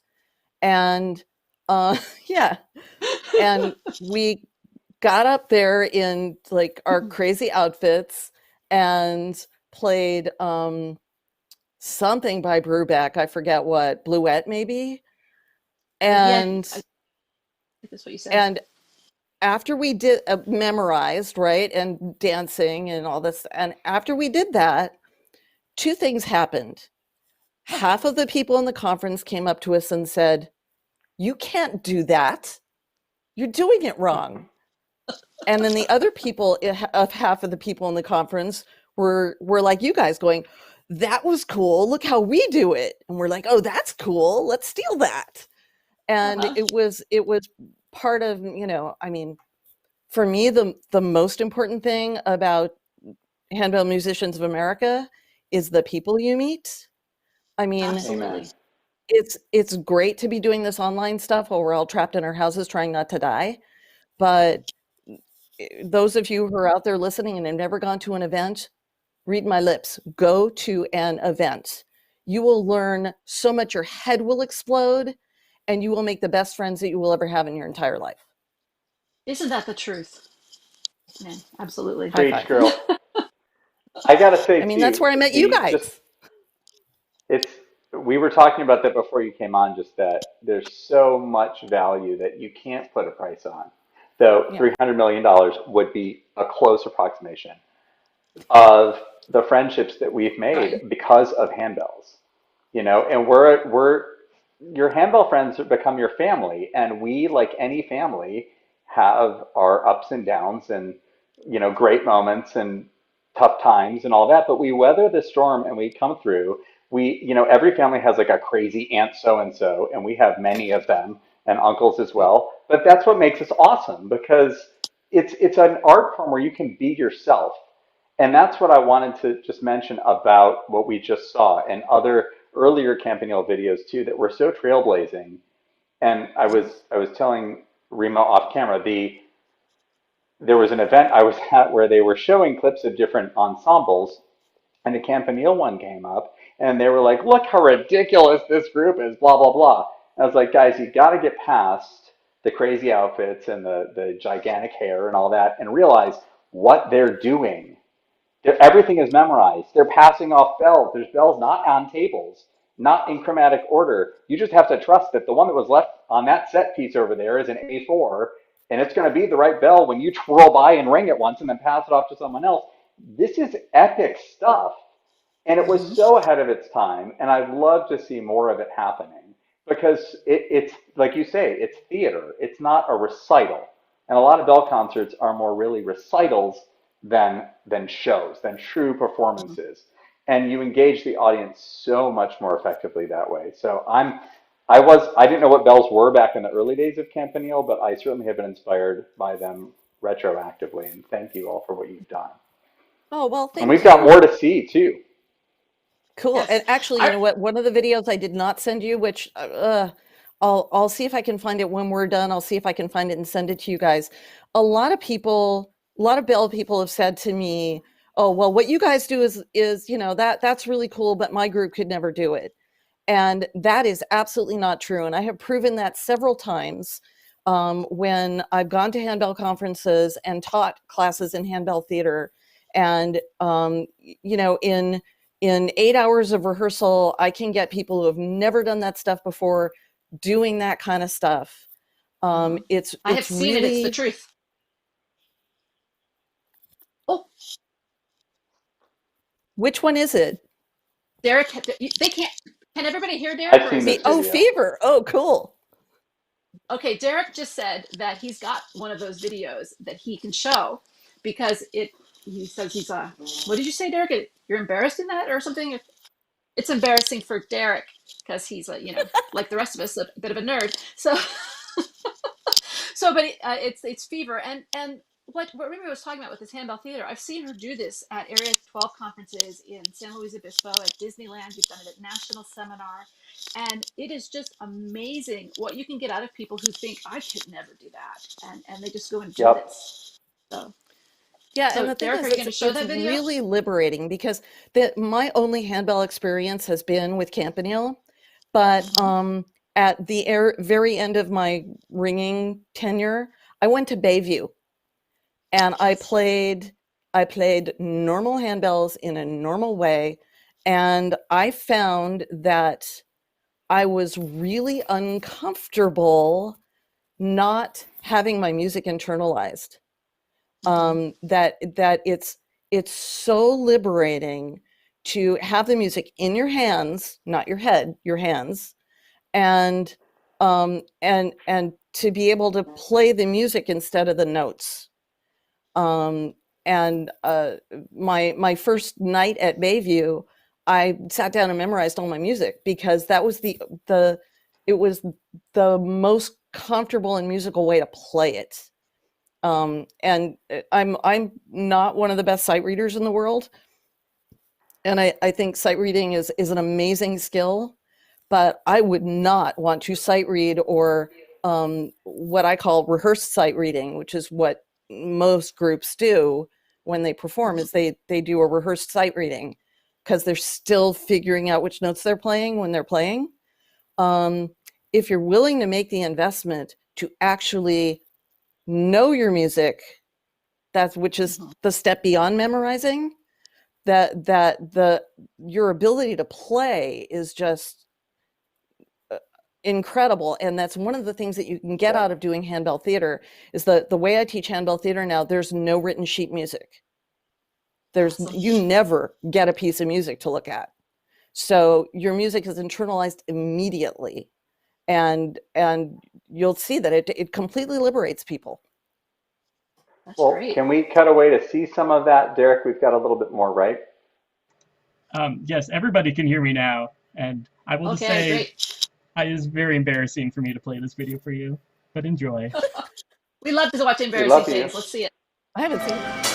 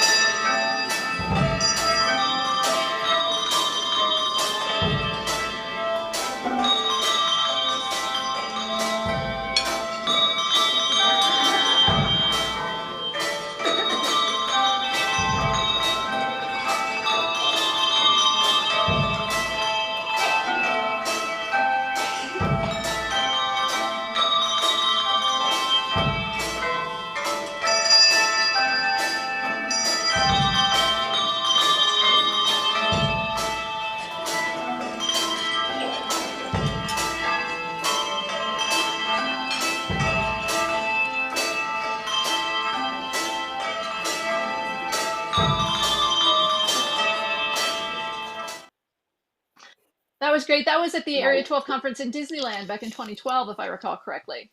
That sounds right to Yep. me. My And brain sitting there stores watching it information like live, that. we were all very confused. Like, what are these people? What did Rima make these people do? But most Bell people are really good sports to try something, especially if they're at an event, because we go there to make ourselves learn and presumably be somewhat vulnerable. Yeah. So that was great to see. And that came together with very little prep time. You guys Yeah. had what, like a total of 2 hours together or something? No, it was more than that. And I think for that one there may have actually been sheet music that people learned in advance. I think so. But the ones I It did was at still an epic National, we did undertaking. with no sheet music whatsoever. And that was even more successful. Well, I think this one was the first time you did it. It could be. Mm-hmm. Could be. Now, But like Michael was saying, you know, when you go to events and there's all this different stuff to try, and when you learn all this stuff, maybe you don't go home and, you know, play Fever, you know, with your friends, although why not? But there's so much stuff you can pick and choose. You can choose this from this group and this from this group and this from this soloist and this from this conductor.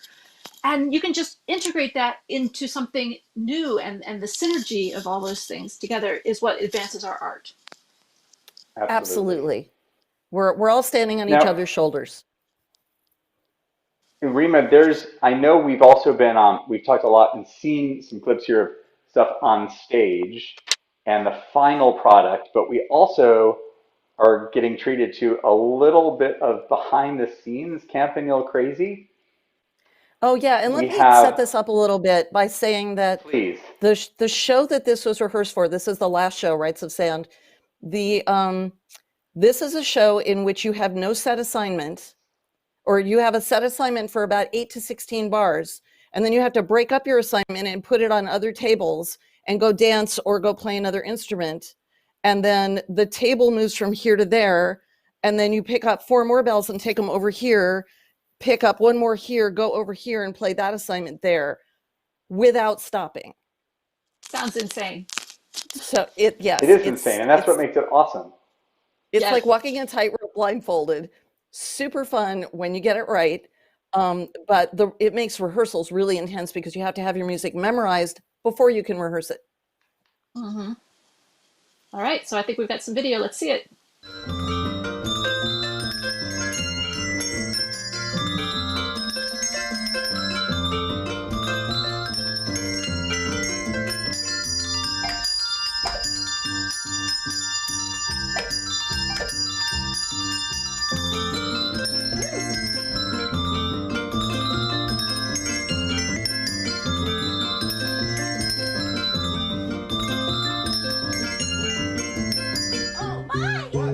One more time.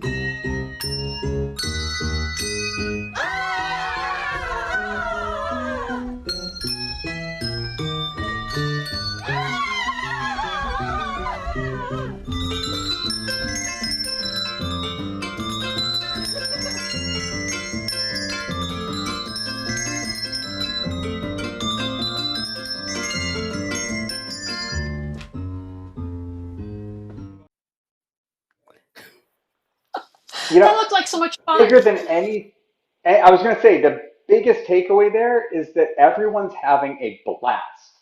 And True. that energy absolutely conveys to your audience or your congregation or your assembly or whoever you're playing for. You know, if it's lifeless, it gets boring really fast. And this is not anywhere close to setting foot in a zip code near boring. That's so engaging because it's just And so also- stimulating. You don't know where to look and what to hear. And it's one of those you can watch it 100 times and catch something new each time. Well, and if people will like donate and get one of those coupon codes, or just go to campanilemusic.com and rent Rites of Sound, when you get to that piece, which is called Powerhouse, somewhere in the choreography, we snuck in the cup game. Yes. I remember that. That was awesome. Which I learned at a handbell conference. Of course, as we all did. We do have. Handbell's had it before that popped, right? we've surpassed our halfway point. So at the next break, Michèle and I will break out the bubbly, which is fantastic. We do have another video that we want to watch, a full piece. This is Santiago, and Rima says this was the piece that got a major standing ovation when they performed it in a bar. This was around 2 o'clock in the morning, and everyone, including most of the ringers, were they've been doing what Michèle and I are about to do with our champagne. They've been getting some liquid courage in them, both Yes, audience we and were performers, relaxing right? after a show. And then this just happened kind of out of nowhere. Just Well, like, show us what you got. it was open mic night, and the bartender said, "We hear you're musicians. You just did a show. Please get that idiot off the stage." And we're like, "Oh, we'd have to drag all this crap in." And they said, "Okay." So we dragged our phones in and just put them on the tables in the bar, because this one doesn't. It only the bass bells are on the table. Everything else is held. And so we just dragged all our stuff in, and people were like, "What?" And then we Yes. played this piece, and they liked it. Let's take a look at this.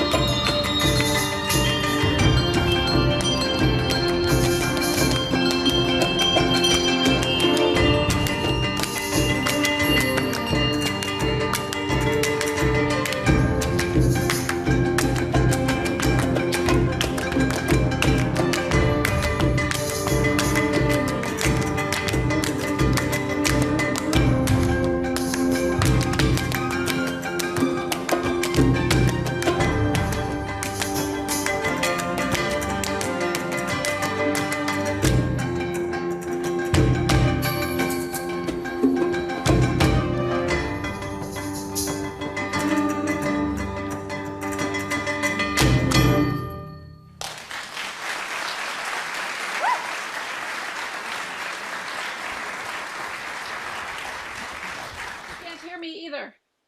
Can you guys hear me? Yeah. Okay, good. Okay. I was afraid there. I was like, whatever. I had some issues here. Okay. Michael. I'm ready. Michael's imbibing. Cheers. Cheers. Did you Oh, pour you know one what? for I look me? better that way. I look better this way. Well, I wasn't going to say I anything think, about maybe. that. So, Rima, I really want to To thank you all so of you much for joining fabulous us today. people. Rima, Thank you so much for having me. brava. It's so lovely to see you both. You too. So lovely to see you. Let's do it in person sometime soon. What? Yes. Next year, let's do it. Bring me somewhere to do handbell theater. Next year in Absolutely. Phoenix. Okay. Perfect. I'm there. All right. We're going to remind you that you said that, Rima. Thank you. You ready for an update? Let's have an update. Jess Wolf gave another $150 donation. So she has the penultimate 3-disc set of Rook Chapel Ringer CDs. There's one more out there for the next donation of $150 or more. We also have from Rima, now that you've had your appetite whetted for some Campanile craziness, they have on their website, campanilemusic.com, you can stream their full-length concert videos. They have 3 different ones. They're both all 3 of them are more than an hour, hour 15, hour and a half. They're solid full shows. And we have 5 coupon codes to give away. So when you go in there to stream your rental of the video, which is a 48-hour stream, you'll get a coupon code that makes it free. And we have 5 such codes that we will give to the next 5 donations of $50 or more, 50. So not a great big sum of money on this one. So we're currently waiting on our last 150 for the Rook Chapel CDs, and the next 5 donations of $50 or more get the coupon code for Campanile. And I don't know about you, but especially this past weekend and yesterday, I am always like, I can't buy something online without finding a coupon code. Michèle, have you done this? Like you absolutely. like, it's a great deal, but you feel like you have to go and find a coupon code. Mm-hmm. All you gotta do is give us $50 or more, and you can get a coupon code of your very own. Ta-da! To stream any one of the 3 Campanile videos for 48 hours. So do That's think worth about it. They're so that. good. Thank you all who've donated. We're doing great. We sure And are. we have another superstar of the handbell world, Dr. Bill Payne, and a Bucknell panel. Derek, you've got some info on this. You want to share with us what you got? Hey, yeah. So I got a chance to sit down with Dr. Payne and a bunch of his old students to talk about the program at Former Bucknell. students. Former students. Former students. Not old. Unless they might be old now. You don't know. I mean, you already met one of them today, so we're just going to keep going with that. Anyways, so yeah. And again, I did not record my own audio, so enjoy this edited version of the Bucknell alumni panel, and we will be back in a minute. Thank you. Hi, everybody. My name is Kelly Bruno, and I met Dr. Payne, or DP, my freshman year at Bucknell, which was the end of 2009 going into 2010. So I guess the middle of my freshman year, I auditioned for the Rook Chapel Ringers to fill a spot that was left by somebody who was studying abroad. So little freshman me walked in very nervous to Rook Chapel and rang some bells, and that is how I met DP, and the rest is history. I think I've also known him through Rook Chapel Choir, and have loved every musical moment that I've shared with him and all the other people that I've sang with and rang with through the years. Hi, I'm Glenn Vischer. I graduated from Bucknell in 1989, and I've actually known Dr. Payne pretty much all of my life. I think I met him when I was about 6 or 7 years old, because he was the music director at my church in Morristown. And while I didn't ring under him, he was a figure that everybody knew in the church, and he got me started. He and his crew got me started ringing. After I when I went to college, I went to Bucknell, and I actually chose Bucknell because Dr. Payne was there and the bell choir. So he was one of my formative leaders in getting involved in college and in the music program. I have rung with Dr. Payne afterwards through festivals, and he's actually come back to Morristown once or twice to direct a reunion choir of his original ringers up through current. So he has really been a factor in my life. I'll go first. I'm Ben Ramsire. I rang with DP at Bucknell from 2006 to 2010, but much like Glenn, I'm not really sure when I first met DP, but it was probably when I was pretty young, because I also, like Glenn, was part of the Presbyterian Church in Morristown. And when I met DP specifically in high school, that's what made me go to Bucknell, because I wanted to take the bell path that Glenn and others like him before me had taken. So, he's been influential in my decision making, and then I met a girl and had a baby. So, it's all paid off. It's been really good. I'll take the baby and let Gabby introduce herself. Hi, my name is Gabby Ramsire. I met DP my freshman year at Bucknell because I auditioned for the Rook Chapel Choir, and that was in 2008, the fall. And I did not join the Rook Chapel Ringers right away.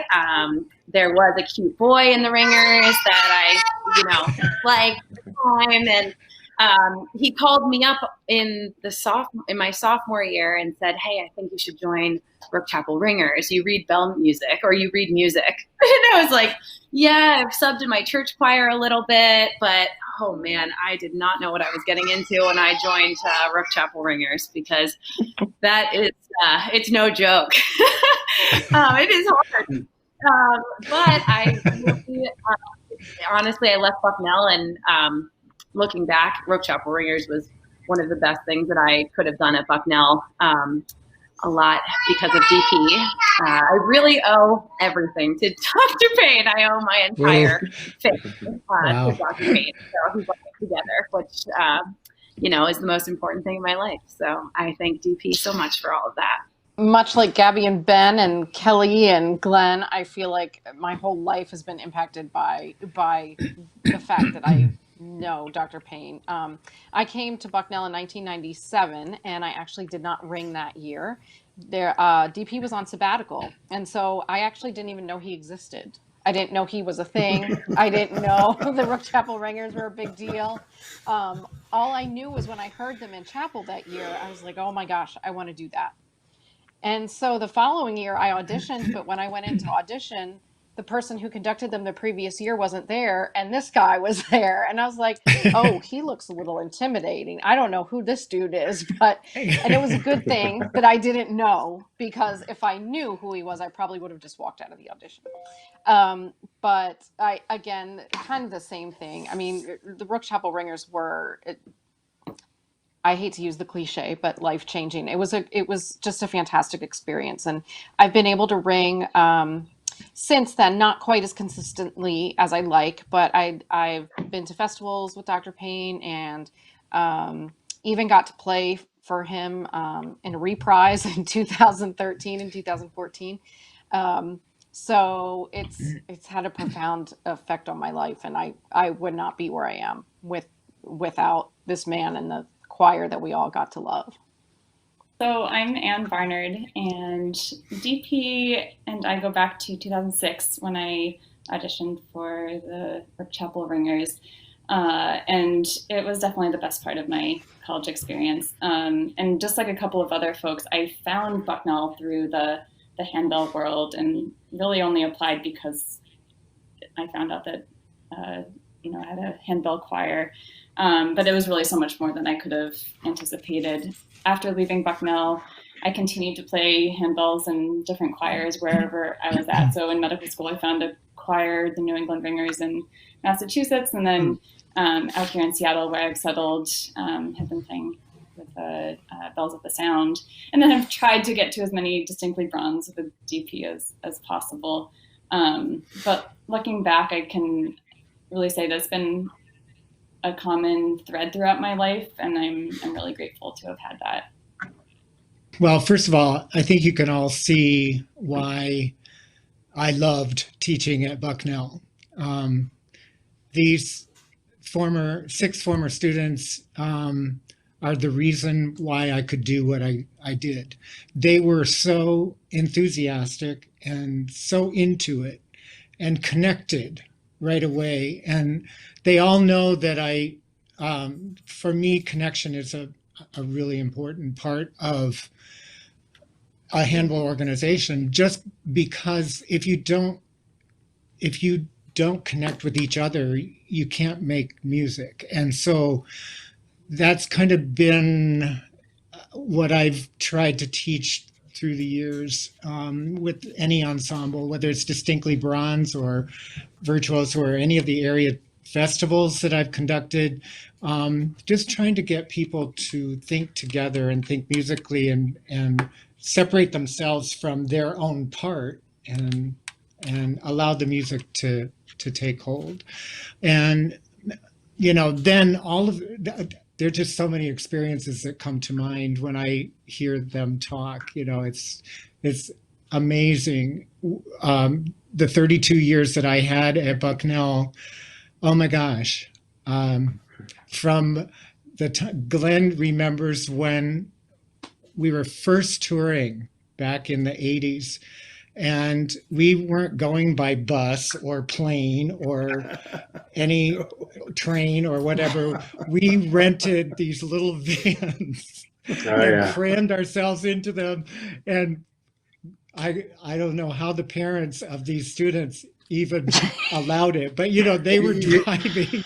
You either rode with Dr. Payne or you rode with Seth driving, or Jim Painter. Yeah. And you hope for the best. That's all you could do. Yeah. So, but then it flourished through the years, of course, and as the ensemble got bigger, as far as the number of bells that we were ringing, we couldn't do that any longer. So we did finally end up with a bus. And but yeah, so many memories come flooding back, and I appreciate these students so much, and they don't realize what they gave me as well.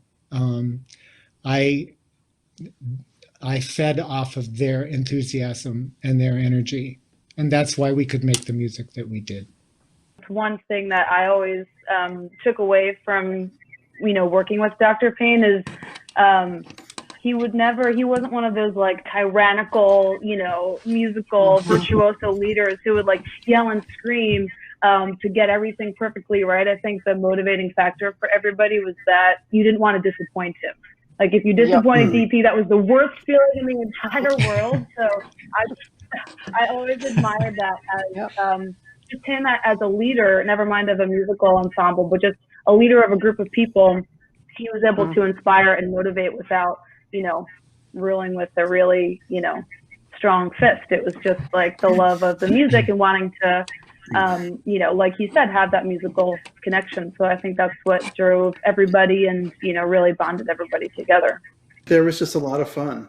You didn't really, you didn't get confused. I mean, there would be occasionally you got a little bit out of hand, or the thing that you were supposed to have written in your score, you hadn't enough. And, there was the arched eyebrow of why did you just do that wrong? But more often than not, it was corrective by excitement, not corrective by, something being wrong. It was, let's see if we can get that to be more right. And so you always felt like you left a rehearsal in a positive state of mind. I don't think I can't picture a time where it didn't uplift me. And I was a little heartbroken. I did ring a fifth year because I was in graduate school. That's the other thing people know about me is I stayed there for a long time. So I was there for 7 years, and I rang for my fifth year. And then I started to feel that somebody else should have that opportunity. I'm taking up a position that someone else should be having the chance to do. But I look back at it now and I really regret not staying in it for a few more years while I was there, because I just, I look back and I think I just would have loved to have more time. But then he put me on the other side of the stick at one point. So I had to be, I was quote unquote the assistant conductor and then he'd go off gallivanting around the world, and I'd be left with rehearsal to run. So, with my own peers and friends, and you'd be like, "Well, you're going to do this," and they'd be like, "Well, maybe we will, and maybe we won't." And that's when you realize exactly the kind of control and the kind of relationship he had with everybody, because it was very hard to create that yourself. I think all of the students realized that when I corrected them and said to them, you know, you might want to play a G natural there instead of a G sharp, that maybe I wasn't, you know, Sarcasm. I wasn't attacking them as a person, you know. And I think, yeah, unfortunately that does happen in the musical world, where there's that insecurity that is felt between conductor and performers. So yeah, I never wanted to cross that line. I wanted the students to respect the music and to make sure that it was as musical and as beautiful as it could ever be. And by doing that, they allowed me to be able to make those corrections and honored that. So yeah, pretty neat. It's I think one of the things you get from working with the big man is that he doesn't flinch from the challenge. He doesn't assume that with 500 ringers in a festival setting that you can't get musicality. He's always assuming that you can. He's assuming that he will, and he's assuming that everybody will get on board. And so it's not a question of like making some sort of adjusted expectation for that environment. It's just going to happen. And it's not happening by magic. It's happening by, I wouldn't say force of will, but a force of community that rises up around the music with him. You know, I don't ever feel that Dr. Payne demanded respect. I think he commanded it by what everyone wanted to do for him. And there was never a time where he would put something in front of us that he thought we weren't capable of. I mean, there would be some hard pieces, but he would put it in front of us and then follow it up by saying, I know you can do this, which is a lot different, like Kelly and Rob and everybody saying, well, you're wrong. You can't make this work. It was such an endearing and helpful style of leadership. And I took a lot from that. I learned from DP the right balance, right? We all feared the disappointment of DP, but he was also always our friend. And I have a distinct memory my freshman year. I still had this dream of playing basketball and was playing a lot of basketball. And I broke my hand playing basketball. And I didn't tell him, and I hid it from him. And I showed up to rehearsal with a cast on. And I was kind of like, being bred to be the new big bell ringer. And that look of disappointment that I got will never leave me. And it wasn't because he was holding me. It was because I just disappointed someone that I respected and was my friend. And that was more effective than, any curse words he could have said at me. So, I haven't broken my hand since. So. But he does still play basketball. Yeah. That's great. Yeah, I remember that when I was ringing, the bell rehearsals were the things I looked forward to the most in a week. Mm-hmm. And it got me through my week. And once we were at rehearsal, I know that we worked so hard there, but it never felt like it. We were buoyed along by just the camaraderie of each other, of Dr. Payne, because he treated us with respect. But I remember that I would leave rehearsals just exhausted because we put so much into these rehearsals, mentally, physically. I don't think I've done so many push-ups at a rehearsal to get ready for it. But it was a wonderful time because it kept me going through some rough times. And in those days, we were rehearsing fairly late at night, weren't we, Glenn? We were like 8 o'clock to 10:30 or 11 sometimes. They were late, long rehearsals, but they were worth it. We never flinched from it. Yeah, because in the beginning, the bell choir was not a part of the curriculum, so we had to fit a time for rehearsal into the students' lives. And, you know, most of them were doing other extracurricular things. And I remember a couple of years where we started rehearsal at 10 o'clock at night, but the students wanted to do it, and we were there from 10 to 11:30. And that's why I love these Yeah, guys. I was going to add one more thing. I think DP already mentioned, but just how important, you know, that camaraderie and friendship piece is to an ensemble. And that's something that I think kind of peaked at Bucknell and it has been a struggle to find ever since. But there's this magic that happens when you really love the people you're ringing with, that makes, just like everyone is saying, the rehearsals more fun, the concerts and tours just a blast, and makes everything more efficient too. You know, we had shorter rehearsals than I've had for groups since, but we got so much more done because we just kind of clicked and there was that synergy there. Yeah. And I agree, Yeah. it was the best part of my week. Kelly now is helping me. I went into this virtual thing, kicking and screaming. You know, I was trained to work with people simultaneously. And when all of a sudden I've discovered that I had to be doing virtual events and what have you, I went into shock for a while until people started to convince me that I could do this. And Hillary knows, you know, I'm just tech-wise, I'm not there. So I stressed out about this today for a while too. You know, but Kelly Bruno has helped me through all of that. I have a community choral group that has done 3 virtual performances now, and Kelly has been the one has been our tech person who has put all of those together, and you can find those online too. So it's really, really cool. I remember Ben and Gabby. One of the neatest things that I observed with the two of them was when they got engaged, and we were on our tour, our final tour, and they, unbeknownst to anybody else, certainly me, they went back to the stage where we performed, and Ben asked Gabby to marry him there. So that was pretty special, that whole thing. And Gabby and Ben, I wrote a piece for Ben, and that piece, Passages, was commissioned by his parents. Transitions, I'm sorry. There it is. Oh, look at yeah, nice. Got props and everything.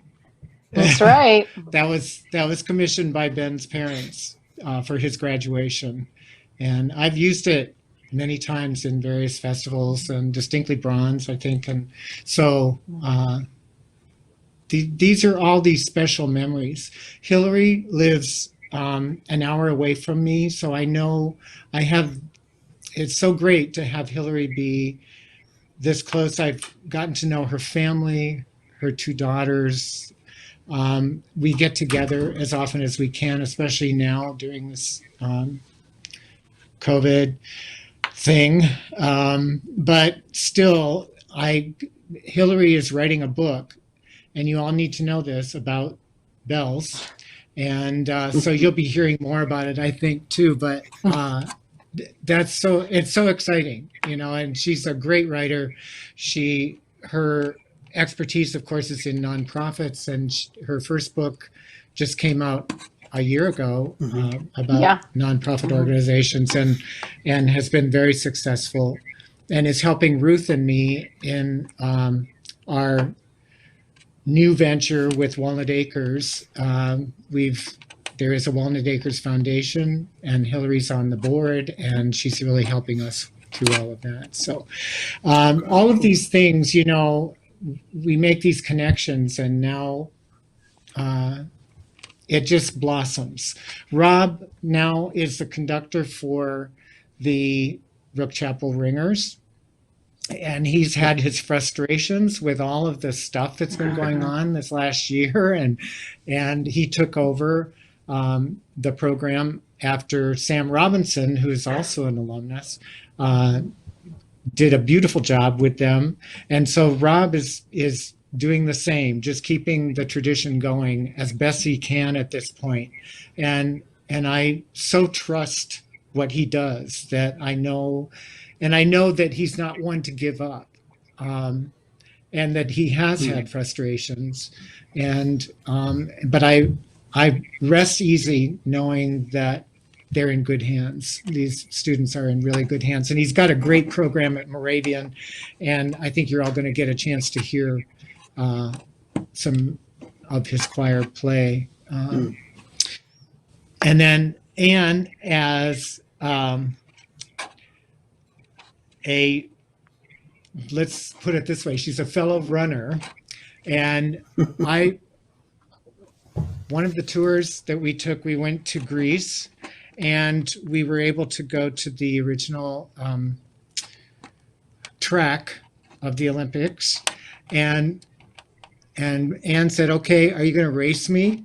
And we raced, and she won, of course, and she had flip-flops on, and I was wearing regular shoes, and she still won. But that's a memory that I will always have. And then just her dedication and willingness to be one, along with Hillary and Kelly, to organize that whole thing that we did in Michigan. And that was because we all felt that we could do it. And they brought this up. Okay, we're going to ask if we can play for a national seminar. And I said, what? And when are we going to rehearse? And they said, well, we'll rehearse a couple days before we play. And this is it. You know, I trusted these students so much, and they said, we'll make it happen. We'll make it happen. You get up in front of us and allow us to make music, and we'll organize it. And they did. So I'm grateful. He didn't trust us that much. He really didn't believe we could do it. He was not banking. He was not banking on going to Michigan that July until we filled all of those spots, and then he was like, "Oh, perhaps." He called me out. We got to do this. But Anne and Kelly and I were not having it. We were like, "Nope, we're doing it. Period. End of story."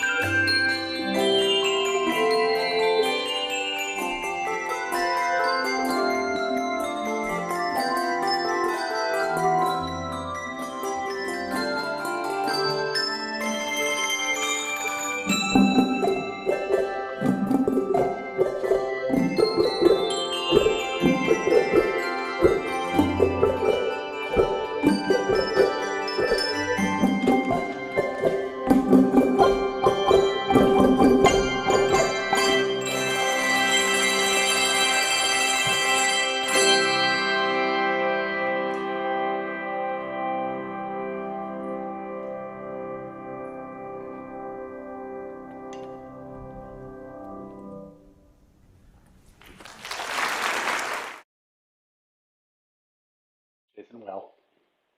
Excellent. Hello. Welcome Nice. back to the Giving Tuesday Ring-a-Thon with Handbell Musicians of America. Hey, Michèle, you look festive. Thank you. So do you. Yay! I It's almost have like we my planned food it. bubbly now. Oh, wait, cheers. Cheers. There we go. Okay, so guys, we have had, if you notice up top, donations at $5,733. We are halfway, more than halfway, to our goal of $10,000 for the night. That's 48 donations, so average of 119 or so a piece. Congratulations to Michèle Geyer, who picked up that last Rook Chapel Ringers 3 CD set.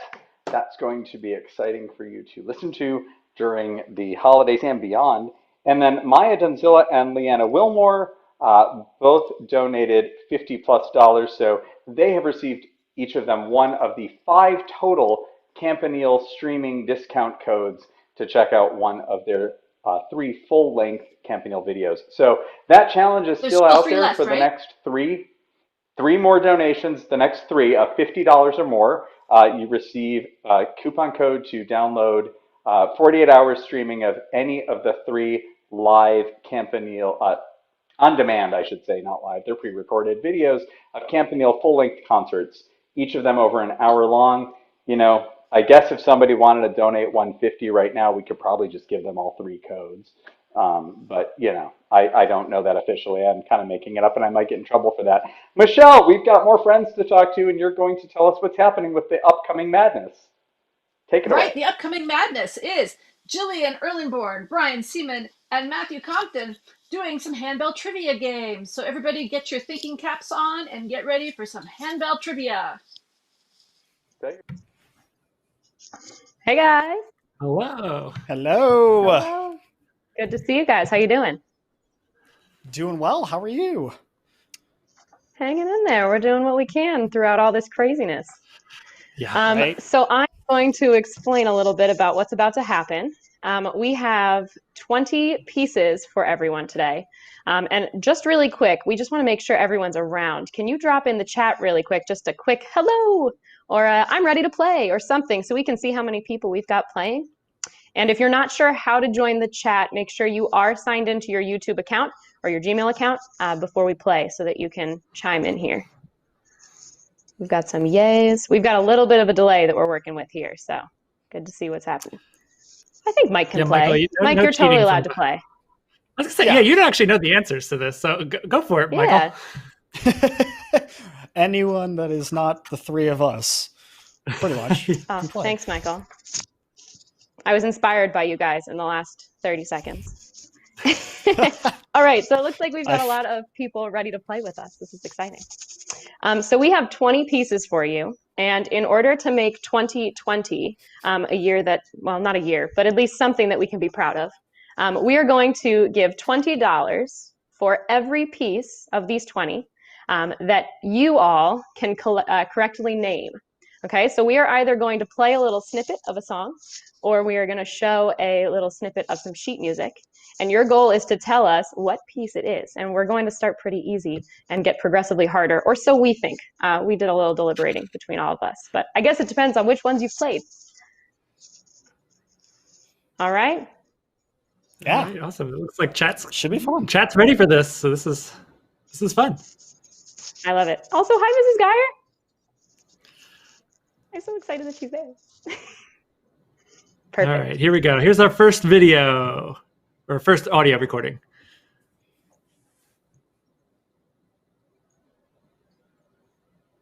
Hopefully. This should be a really easy one. Surprise, for you, it's so Sean be ready Cage. to get typing. Yeah. Congratulations. 433, who got it?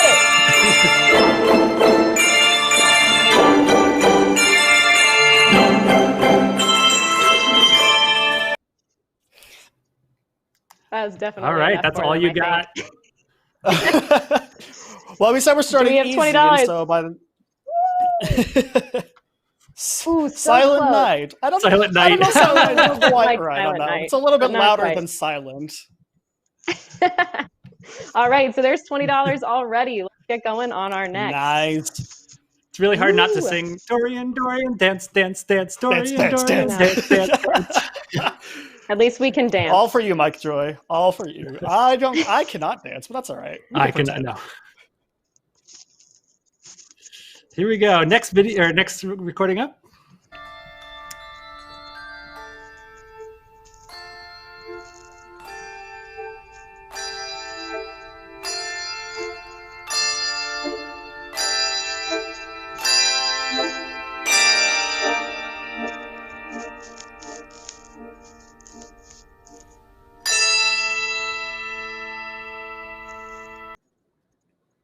One of the things we forgot to mention is that not all of these pieces will start at the beginning. Some of them we decided to put in random places because the beginning is the most notorious place, but it looks like everyone, well, We not got quite a few 'em. people, note that one. Yeah, Yep, there we that go. was Grazioso. Grazioso by Arnold Sherman. Also, I want to give a quick shout out to my little brother who knows Dorian dance from our church bell choir back in the day. Yay, Callum. Thanks for watching. Nice. So excited to see him join in. You didn't slip him the answer sheet, right? He's not. No. I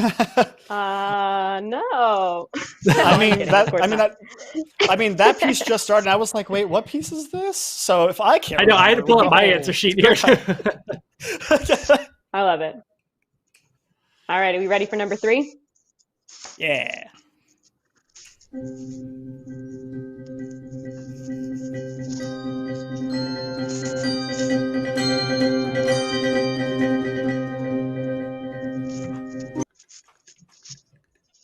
Oh, giving all him you a need. quick one. I was gonna say you can play the first measure of that piece. You can play the first beat of that piece. You can probably play the first note, and people go, "Yes, this is it." I don't know about first note, Matt. That's. Knowing handbell people. True. Green. All right, looks like we got some green blades. Woo! Green blade. All right, what does that mean we're up to? Already $60. You all are we got 3 correct. raising away. We did so Nick Fabulous. Hansen and I taught a class at seminar, and we did a rhythm thing, and we just tapped the rhythm to Green Blade without saying anything, and people knew exactly what we were doing. Absolutely. Yeah, it doesn't take much of anything to know that piece. All right, this next one up is going to be a little bit switched up a little bit. We're going to see a piece of the excerpt from the score, and you're going to have to identify the piece that it is a part of. Get your reading skills on. All right, my solfege brain is going. Yeah. See, I learned numbers, so when it came to learning, I don't know solfege very well at all. So if I'm like, that's 1. Westminster, man, they got my Bonus. sight reading. Bonus points if you can not only which piece this is, but which version, whose arrangement of this is. My points for everybody. Check out measure 78 because those marks are a giveaway. They are. There we go, Rob Breck. I knew it would be a Bucknell person that would get this, especially right after the Bucknell conversation. All right, there we go. Yeah, if I Oh, don't we know, gotta tell them Bucknell, which one some it of the was. Bucknell ringers might not have actually, because DPOs used to take the music away, so they don't actually know what the real music looks like. They just have that piece memorized. It's all just kind of guesswork at this point, really. So that just hit a C for a while. Nice. Okay, now this next one brings back some feels for me. Yes, this is one of my favorite arrangements. Mm-hmm.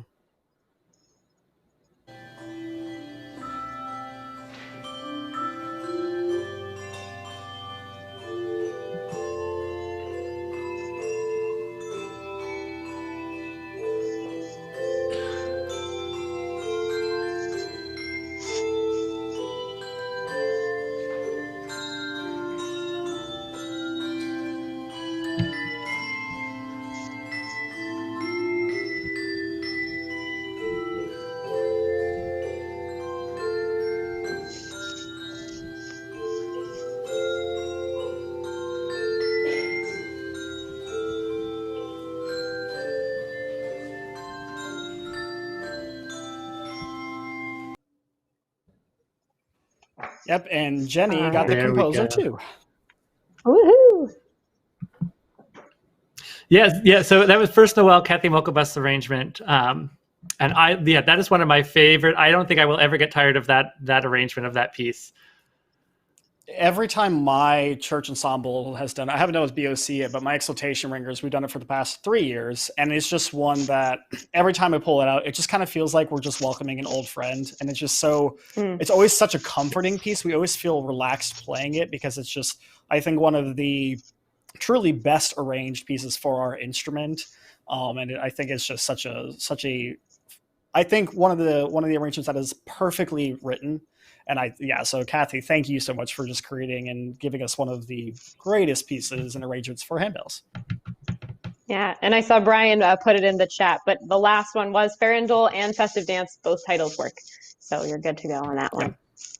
All right, this next one I am so excited about because I am about to have a full-on dance party over here because I cannot play or listen to this song without having a dance party. So yep, it's incredible. I'm already like going. I know. I'm like, when's it gonna happen? Yes.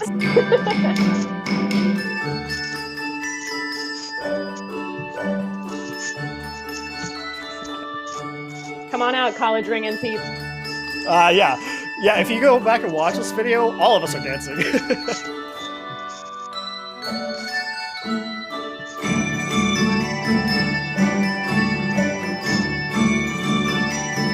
I haven't seen him post in the chat yet.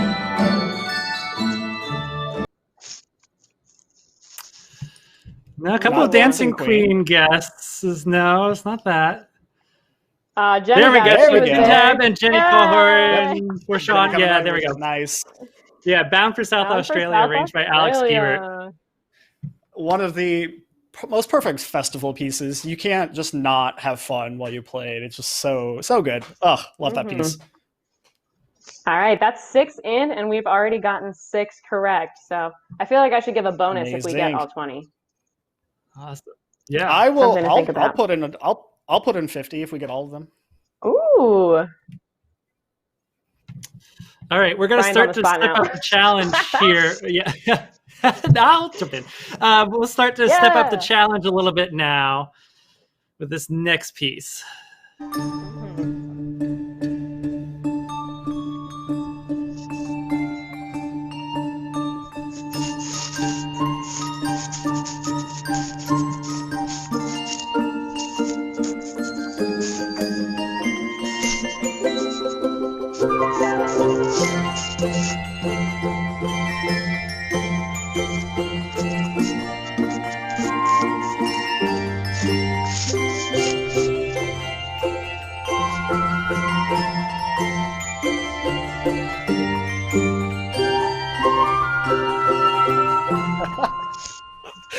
I love that Bob got that one first. I know, so I was going to say the exact same thing. That is Down the River by Jason Krug, performed by Bob Avent's Austin Handbell Ensemble.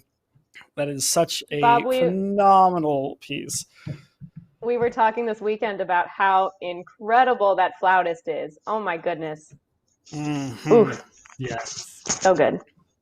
So good. Yeah, it's such a great piece. I think. All right. So our next one, we are going to have a slightly different recording than you might be used to for this one, but we think you'll still recognize the piece.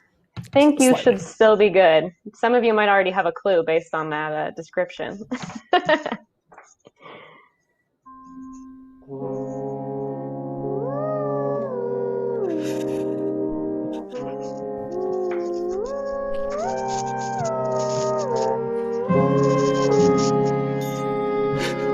It's so funny.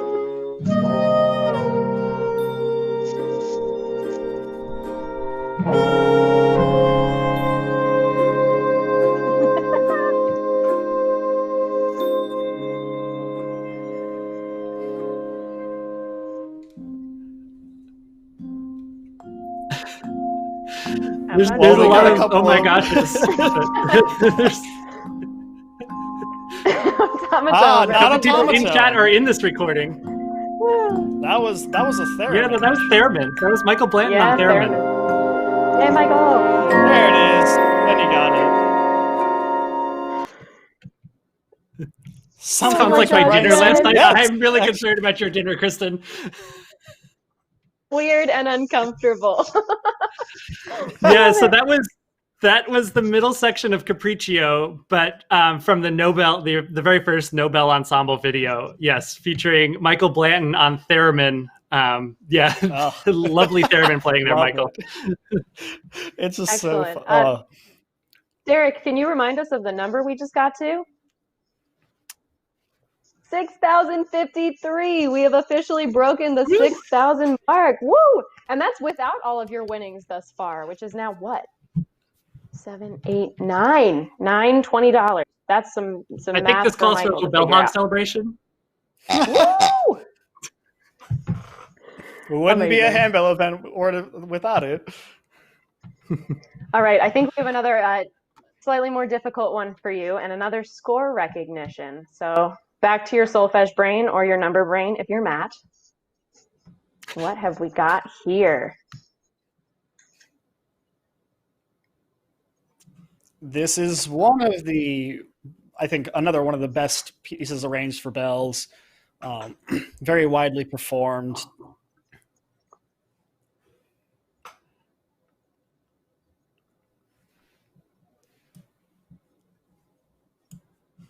Let's see. Any guesses coming through in chat? Not yet. Not yet. We'll leave this one up for a little bit, I think. Michèle, you are little definitely bit. allowed to play. You don't know the answers, so you're good to go. It's okay, Michèle. We know the bubbly's been running. We love an autocorrect. Start singing the stems down treble melody in 46. That's your first hint. Okay. We've got a combination of all of them there. There we go. Yes. Yeah. Nick Very got nice. the composer first. Yep, and Michèle got the chant in it. And then Yeah, Rob there we go. got Now we're in coming the through with title. Rob Reicher's got. So yeah, Prelude on Herzliebster Jesu, Fred Grayman's arrangement. Yeah. All right. Yeah, so sorry, that wasn't one of the sections where there's like 4 melodies going at the same time.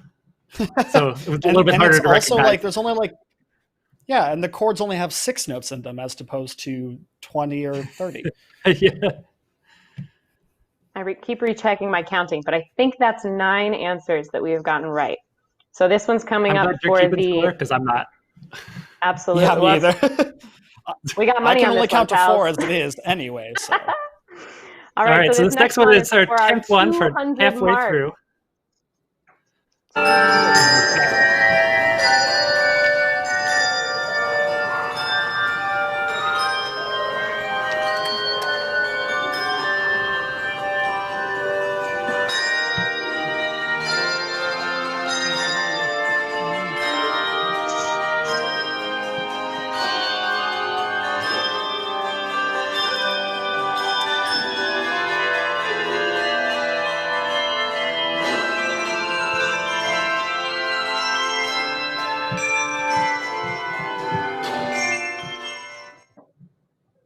Oh, I love that Thank one. you for not That's cutting another right piece at I will that never resolution. get to That build. Oh, it's so good. All right. You Did we cannot get go any wrong answers with for this this one? composer's. You cannot go wrong with this composer's music. That is for sure. Okay, we got the composer. We got the composer. Yeah, Jenny's got the composer. It is Karen Buckwalter, not Nocturne though. Although I do love Nocturne in A minor. That's my favorite handbell piece ever. Bob Avon. Bob Avon and again. Marquise. Yes. Value.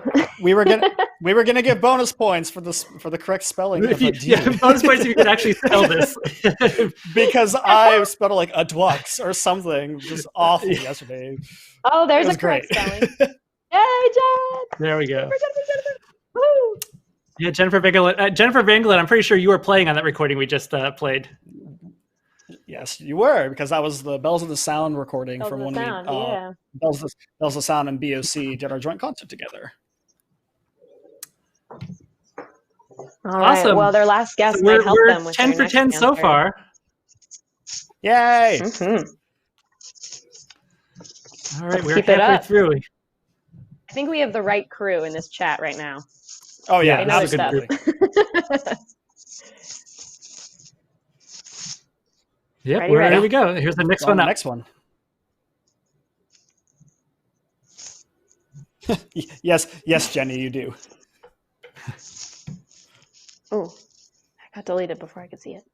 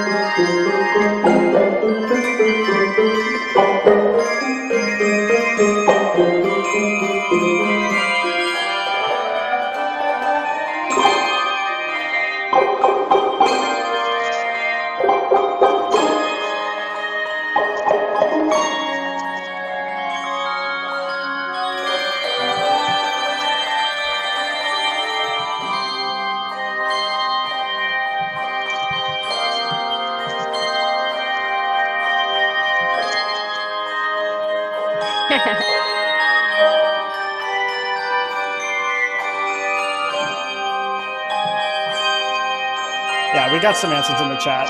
It's there. But it's so good. Keep going. I know. I don't It's want the such a recording good to end quiz. because it's like yeah. I know. And I'm glad, Matt, that you also do the little bop bop. Oh yeah, it's got a little like bop to it. It's a great thing. It's all in the shoulders, man. That's what. Oh yeah. Oh, sorry. Again, cannot dance. You gotta Have keep you it seen there. me? Yeah. That's one of those pieces I could almost hear like an electronic version being made and like doing really well as an electronic piece of music. As the one who did the electronic handbells concert last year or 2 years ago at seminar, you've now got my brain going. Thanks, Matt. You're welcome. We'll see. All right, here we go. That was Next Nocturnal recording Fantasy. up.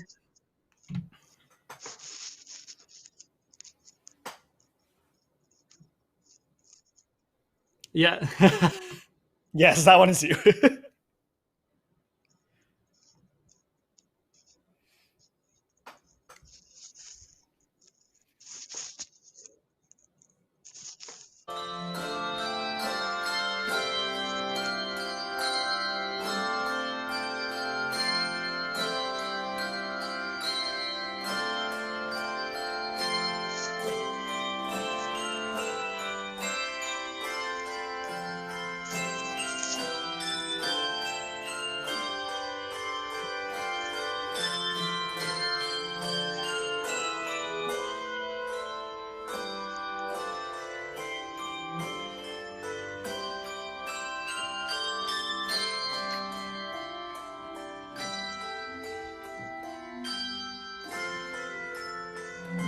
Yep, there we go. All right, we got the answers going in there.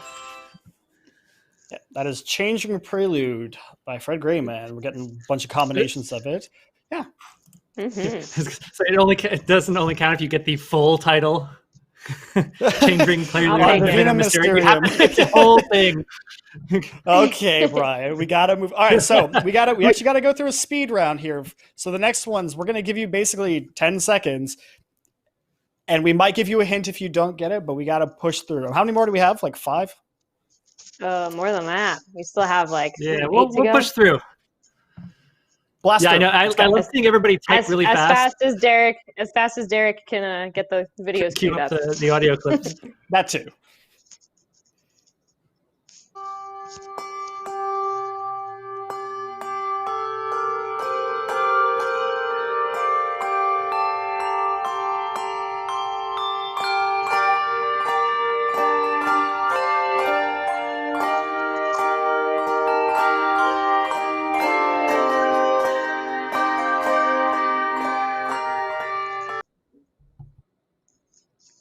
Awesome. All That one right, should any be familiar guesses on that to one? many people this year Lots of playing music memorized. without. Yeah. Yep, lots of Without memorized, bell lots changes. of without tables. Yep. This composer writes a lot of these pieces as well. There it is. There yes, we go. Tin Tab. Ah, we got Excellent. it. Got it. Yes. All right. All right. Next up.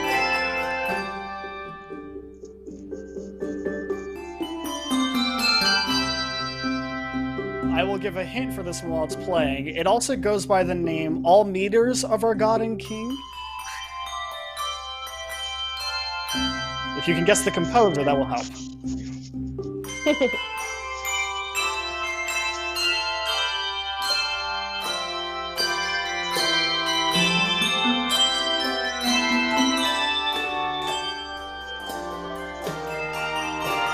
Y'all know this hymn. Okay, Oh my Michael, then, God. what, Michael, you then can what go is if you it? know What this. is it? We need the I'm money. sure we're Answer the just question. What do we got? What do we got? Stevie's There got the it is. There we composer. go. Ask Hubert. Uh-huh. We should And say there we which go. Hubert. All right. Tim Tab is on this, Derek. Is that Barb on the Tim Tab account? Yeah. That is All Creatures of a God and King, Alex Giebert. Such a great arrangement. Mm-hmm. All right, moving Next along. one up, classic. The hiccup section. I was going to say the original dexterity test here.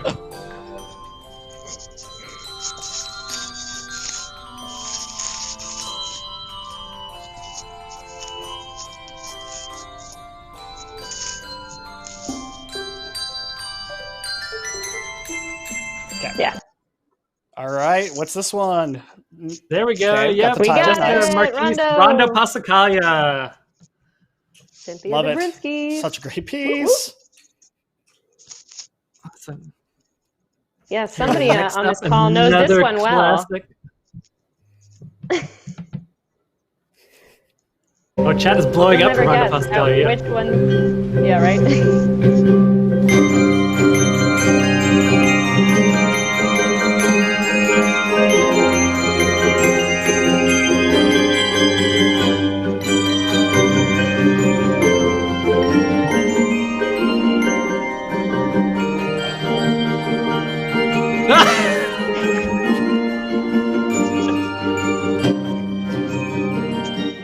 Oh my god.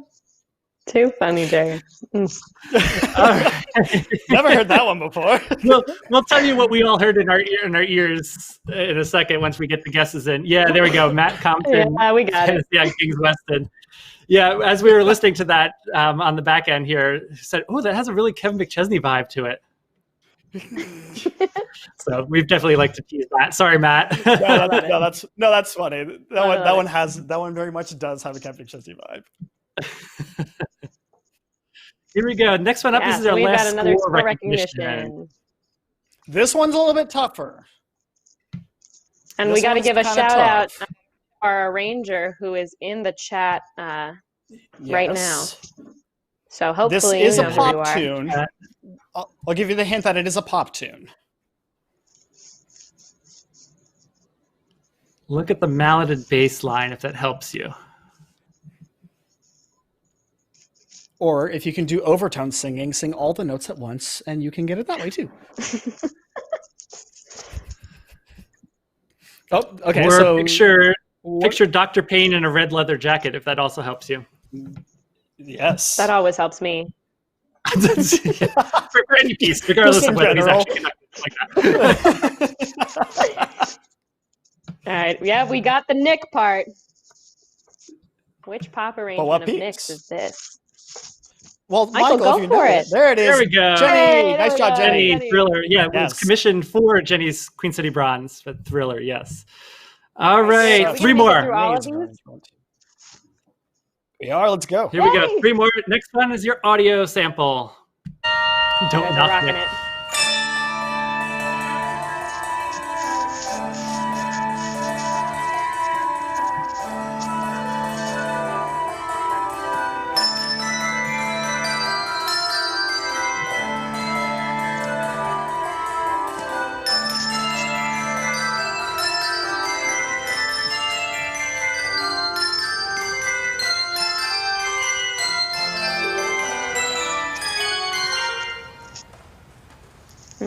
turn. Grandpa's. Oh, we have the composer. All right, we got the Yeah. composer. Yes, good job. Yay! Rob got it. There we go. Rob Riker's got Nailed it, it. Rob. Yeah, another Bucknell person one of knowing the the coolest, elegy. Nice one of the most job. emotional pieces out there. So beautifully All right. written. 2 more. Can they do it? 2 more. We can do this. We're going strong.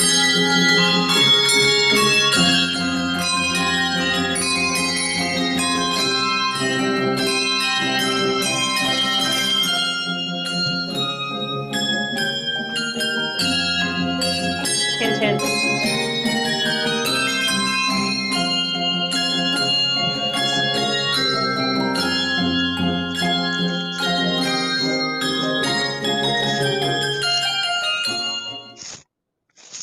All right. That is one of my favorite Christmas arrangements. I love just like how orchestral the whole arrangement is. All right, did we get it? Not yet. Yes, with those silver melody this bells. This arranger also. There we go. Kristen Russo's got it. Yeah. Savior of the Nations Come, arranged by Sandy Ethan. Love that arrangement. It's so much fun to pull out all of the fun bell toys if you've got them. Oh my God, absolutely. All right, we have our last song. Can you make it to the 400 mark? We need, okay, so for this next one, we need the composer. We have to have the composer for this next one.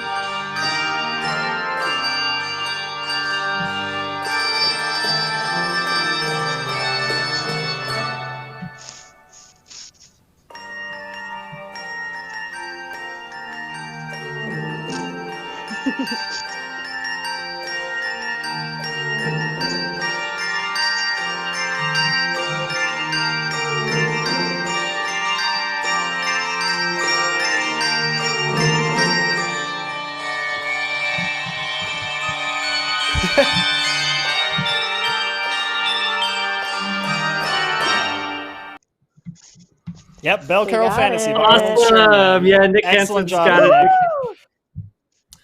Yeah, we couldn't do this without throwing at least one Carol of the Bells 400. arrangement. So Matt, you're giving us an extra 50. Brian, what say you? I will be. I will match your contributions, Jillian. So I will also do the 20 for a right answer. Wow. Okay, so wait, help me with the math then. If I'm 400, 800. I'll do 100. 850 then? 900. Wow, Thank you, Matt. okay, 900. Bellhog will contribute an oink. All right, which means someone has to get us that 47 so we can get to our next 1,000 mark, okay? Thank you all for playing. This was so much fun. Thanks so much. Thank you for watching the Handbell Musicians of America 2020 Ring-a-Thon, part of Giving Tuesday. We are grateful that you have chosen to join us as we celebrate handbells, and we encourage you to make a donation in support of this amazing organization. Established in 1954, Handbell Musicians of America has been educating and promoting handbell and hand chime ringing for over 60 years. The organization encourages and sponsors handbell events across the United States, many organized by hardworking volunteers in one of the 12 areas Handbell Musicians of America is broken into. In addition, HMA provides resources to ringers and directors and grants to deserving organizations. As the world has adapted to this new digital universe, Handbell Musicians of America has moved its events online. After a successful virtual national seminar in July, the organization recently held the first ever online masterclass for composition and solo ringing. Your donation today helps Handbell Musicians of America continue their tradition of supporting handbell musicians, regardless of where they ring or what level they ring at. So sit back, enjoy the music and special interviews, and donate to a great organization.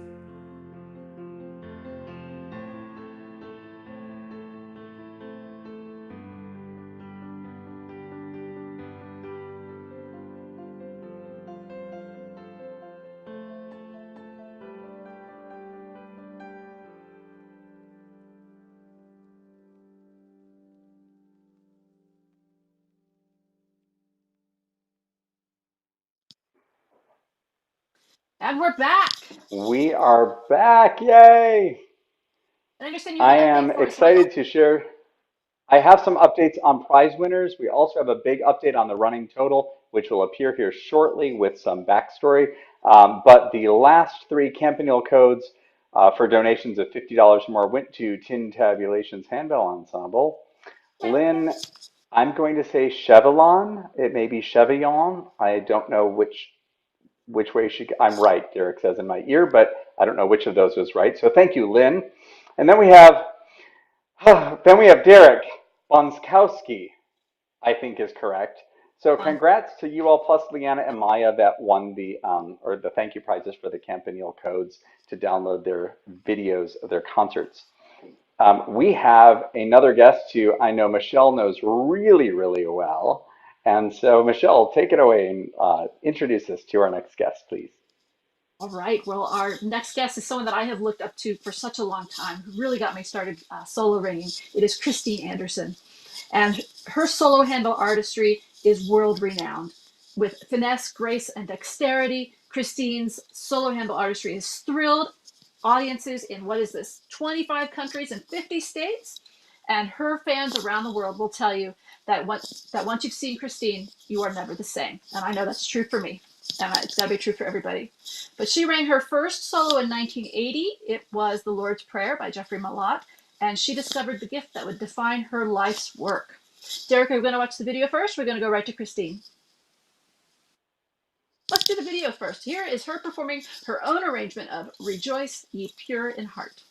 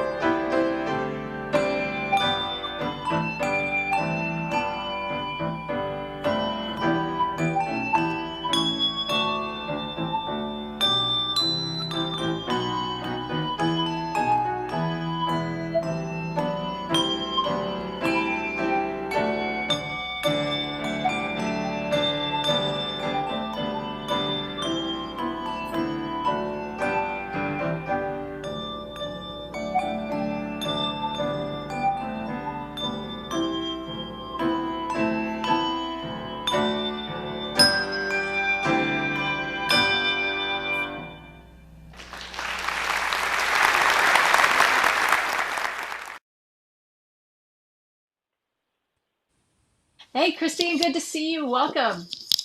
Thank you, Michèle. There she it's good to is. see Hey, you Christine. too. Hey. Michael's got an update for us. I do, and the number will be updating any second, but we are, I understand, over $8,000. There was a donation I made on there, but I can't take total credit for it. Bill Payne texted me and said, I got my first transistor radio for my 18th birthday. Can you help me with this donation? So Bill donated $250 and we thank him for that, but he then challenged me to match his donation of $250, so I did. So that's no swag with either of those, but we of course then extend that challenge to anybody else who finds that they have ever offered tech support to a colleague. Think about that for a minute. A donation of $250 would be ever fabulous, and you will see that number pop up to our new fantastic total in just a moment. But while we're waiting for that, let's talk to Christine. All right. So Christine, I am just so totally thrilled to see you. When I saw your name on the list, I was just really happy about that. So how have you been? Thanks. Not well. We had COVID. No. We're just Oh my getting goodness, over I'm so it. sorry. Yeah. Yeah. Other than that, Wow. just fine. Other than that, yeah, okay. So one of the questions I wanted to ask you was, how did you get your start solo ringing? I mean, what inspired you to do this crazy thing? Well, it was part of my thesis for getting my music degree. And at that time, I saw Dan Miller ring the Lord's Prayer. And at that time, I thought, wait, you can't do that. This is a team sport. And my second thought was, I wonder if I could do that. I had been in a bell choir for 7 years and studied with the best of the best and didn't know that I already knew how to solo ring. I just had to be inspired and see it. And so I went back to the bell room, and rest is history. Yeah, I remember when I got my And first what a directorship, I history. started getting the catalogs in the mail that said, handbell quartets, trios, and of course your red book was in there and your video and everything. I remember exactly thinking that, what do you mean quartets? It takes 10 people to ring bells. But it's just, who here does not have what soloist does not have a copy of your red book? I mean, we all do. And at National Seminar, we all talked about that, how it's such an amazing tool. Okay, so here's another question for you. As a soloist, how hard was it for you to get your first solo arrangement published? I mean, this was something that nobody else had seen, so how hard was it to get that published? It was really hard. I tried 5 different publishers in 5 years and got turned soundly down from all of them. And finally, one day I was at a conference with David Weck, and I had moved to Texas by then and had a different piano arranger. They were the same 10 solos I had started with, but the piano was different. And we went out to dinner, and I gave him this manuscript, and I said, okay, somebody is going to publish these. Don't you want it to be you? And he just kind of sat there stunned, took it back to Hope, and then that's where it all started. The rest is history. The rest is history. Yep. How many pieces do you have in publication? I have about 120. That's so exciting. That's so wonderful. All right. So, okay. And I want to know this because, go ahead, Michael. I have a question. So the majority of what you've done has been solo stuff, some ensemble stuff. Do you get excited and think about, I'm going to do something for like everything but the kitchen sink type of full choir situations and throw soloistic stuff into that? No. Have you ever gotten that urge? Never. Okay, that's fair. No, solo quartets, that's it. That's awesome. Well, somebody's got to write them. Yeah, it's true. When we were watching that video just a few minutes ago, I was always struck. I got your VHS, the one that you did in the studio with, I think it was Dave Weck's wife, Jane, playing the piano, That was and it was on VHS. It was brilliant. I was so inspired. It was great. But what was great, when I would rewind to watch a thing over again, your bells always went exactly back. You have the best housekeeping of any soloist I've ever seen. I mean, mine are all over the place, and yours are just exactly there. It doesn't matter how fast you're going. You're the weaving queen, and everything just goes right back where it is. It's just outstanding. It's mind-boggling how you can do that. But wow, well, thanks, but that doesn't always happen. I can probably count on one hand the number of times I've noticed you making a mistake. Which doesn't mean that's all that you've made, just that's all I've noticed. My biggest mistake was in front of 3,000 musicians. Oh my goodness. It was on Crown Him with Many Crowns, which is one of my most difficult pieces. And at the end, it rips. And somehow I got the F and the G6 mixed up. And there was no way I could do anything. The first time I played an F and it was a G, I thought I had just picked up the wrong bell. The second time it happened, I realized that they were transposed. And I thought, there is nothing I can do. I just kept right on going with the choreography and just ignored the sound. I wanted to slit my wrists after that. Was horrible because I had one shot the entire week to give it my best. And my pianist knew how bad I was feeling. And she said, remember, you don't have to be perfect to be excellent. And my boss at the time knew I was feeling really bad. And he walked up to me and put his arm around me and said, I loved your mistake. And I turned to him. I said, what? He said, now we know you're human. Thanks a lot. Why do I always have to be the human one, right? It's not if you make a mistake. It's when you make a mistake, what are you going to do with it? Absolutely. Exactly. We all make mistakes. None perfect but God. Well, I just wrote that down. You don't have to be perfect to be excellent. So important. Right? Yeah. Well, we have a video of Crown Him with Many Crowns, actually, do we not? We do. Playing it right. But this is the correct one. I kind of wanted to see the one with the mistake. Let's take a look. Yes, I love the traditional hymns, but that doesn't mean we have to always play them in a traditional way. This is one case in point. Crown him with many crowns, and you won't hear it like you're used to hearing it on going to church Sunday morning. It is rip-roaring. I hope you enjoy. And if you know the words, I really hope that you're thinking them along the way. Crown him with many crowns.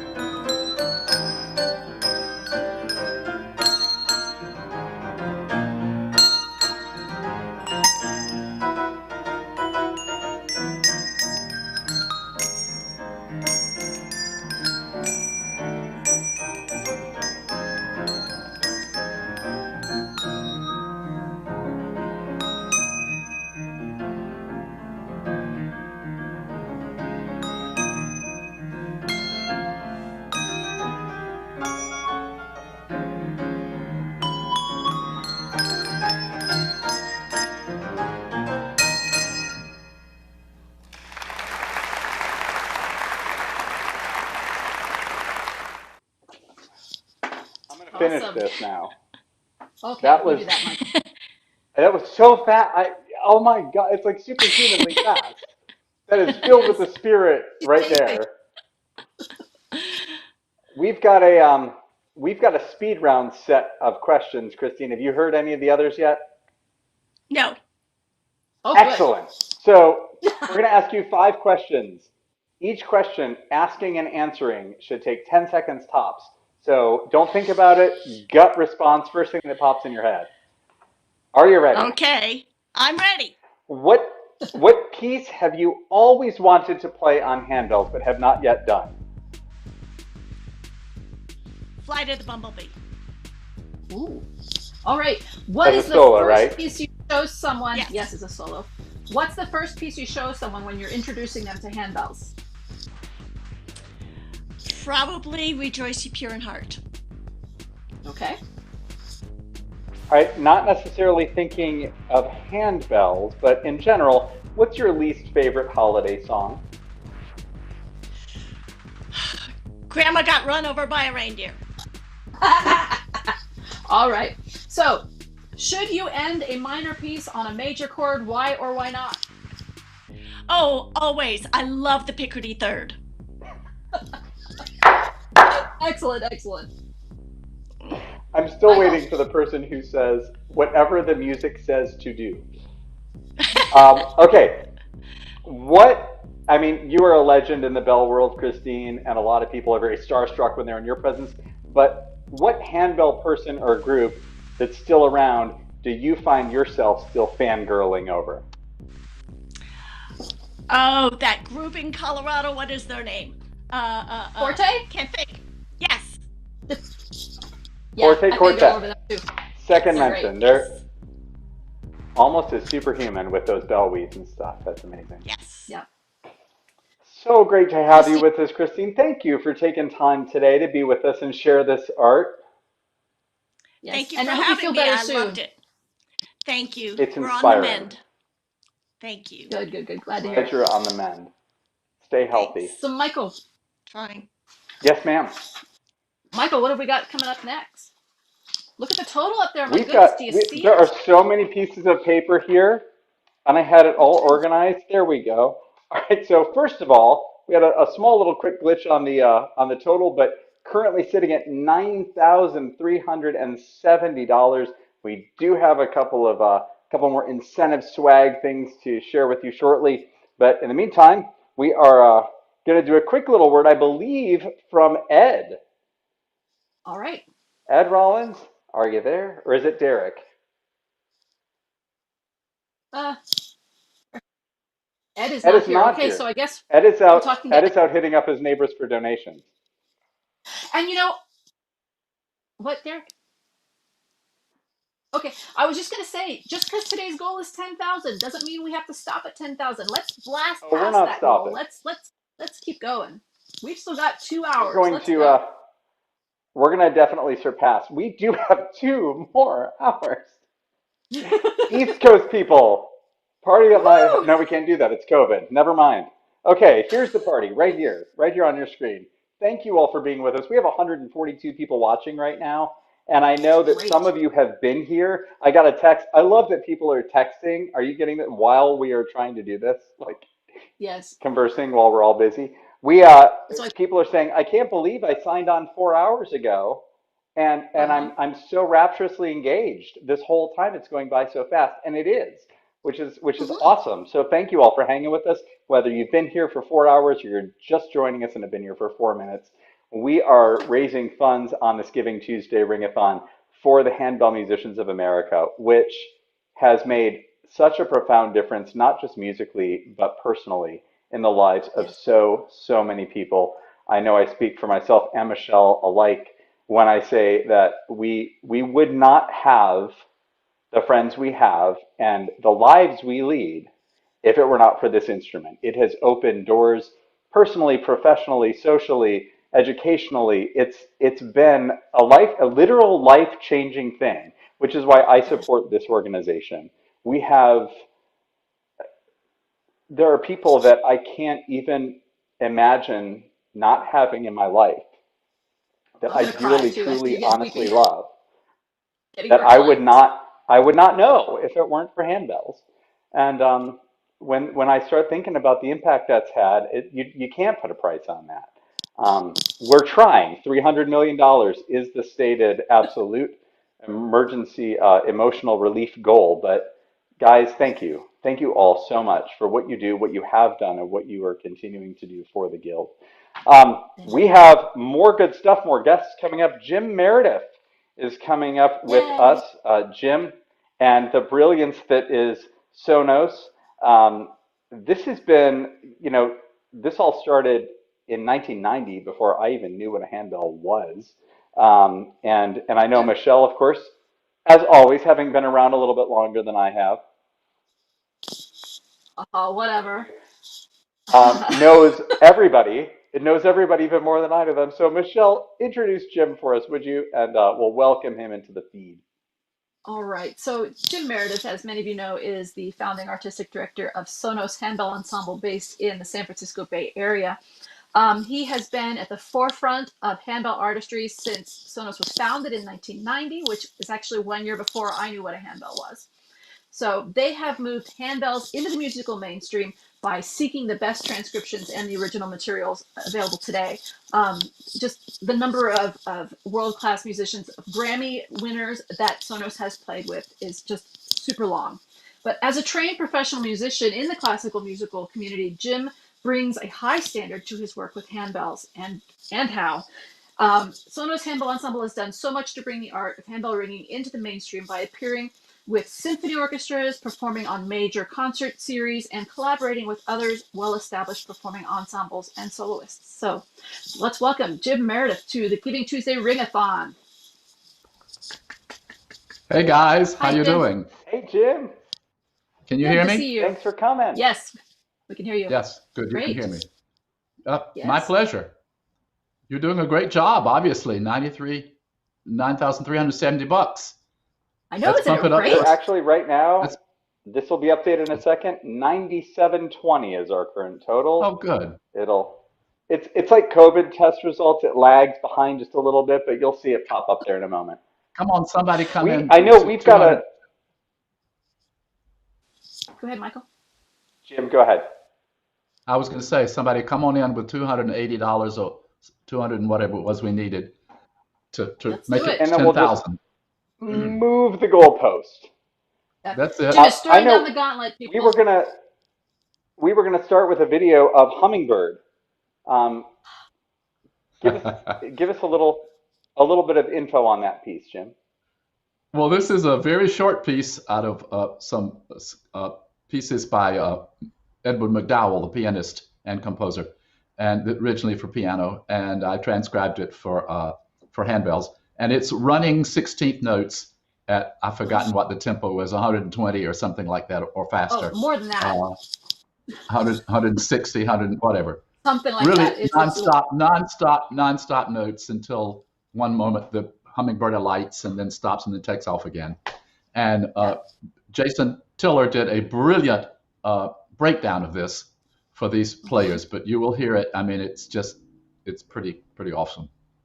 I'll tell you a little something about that from the performer side when we come back.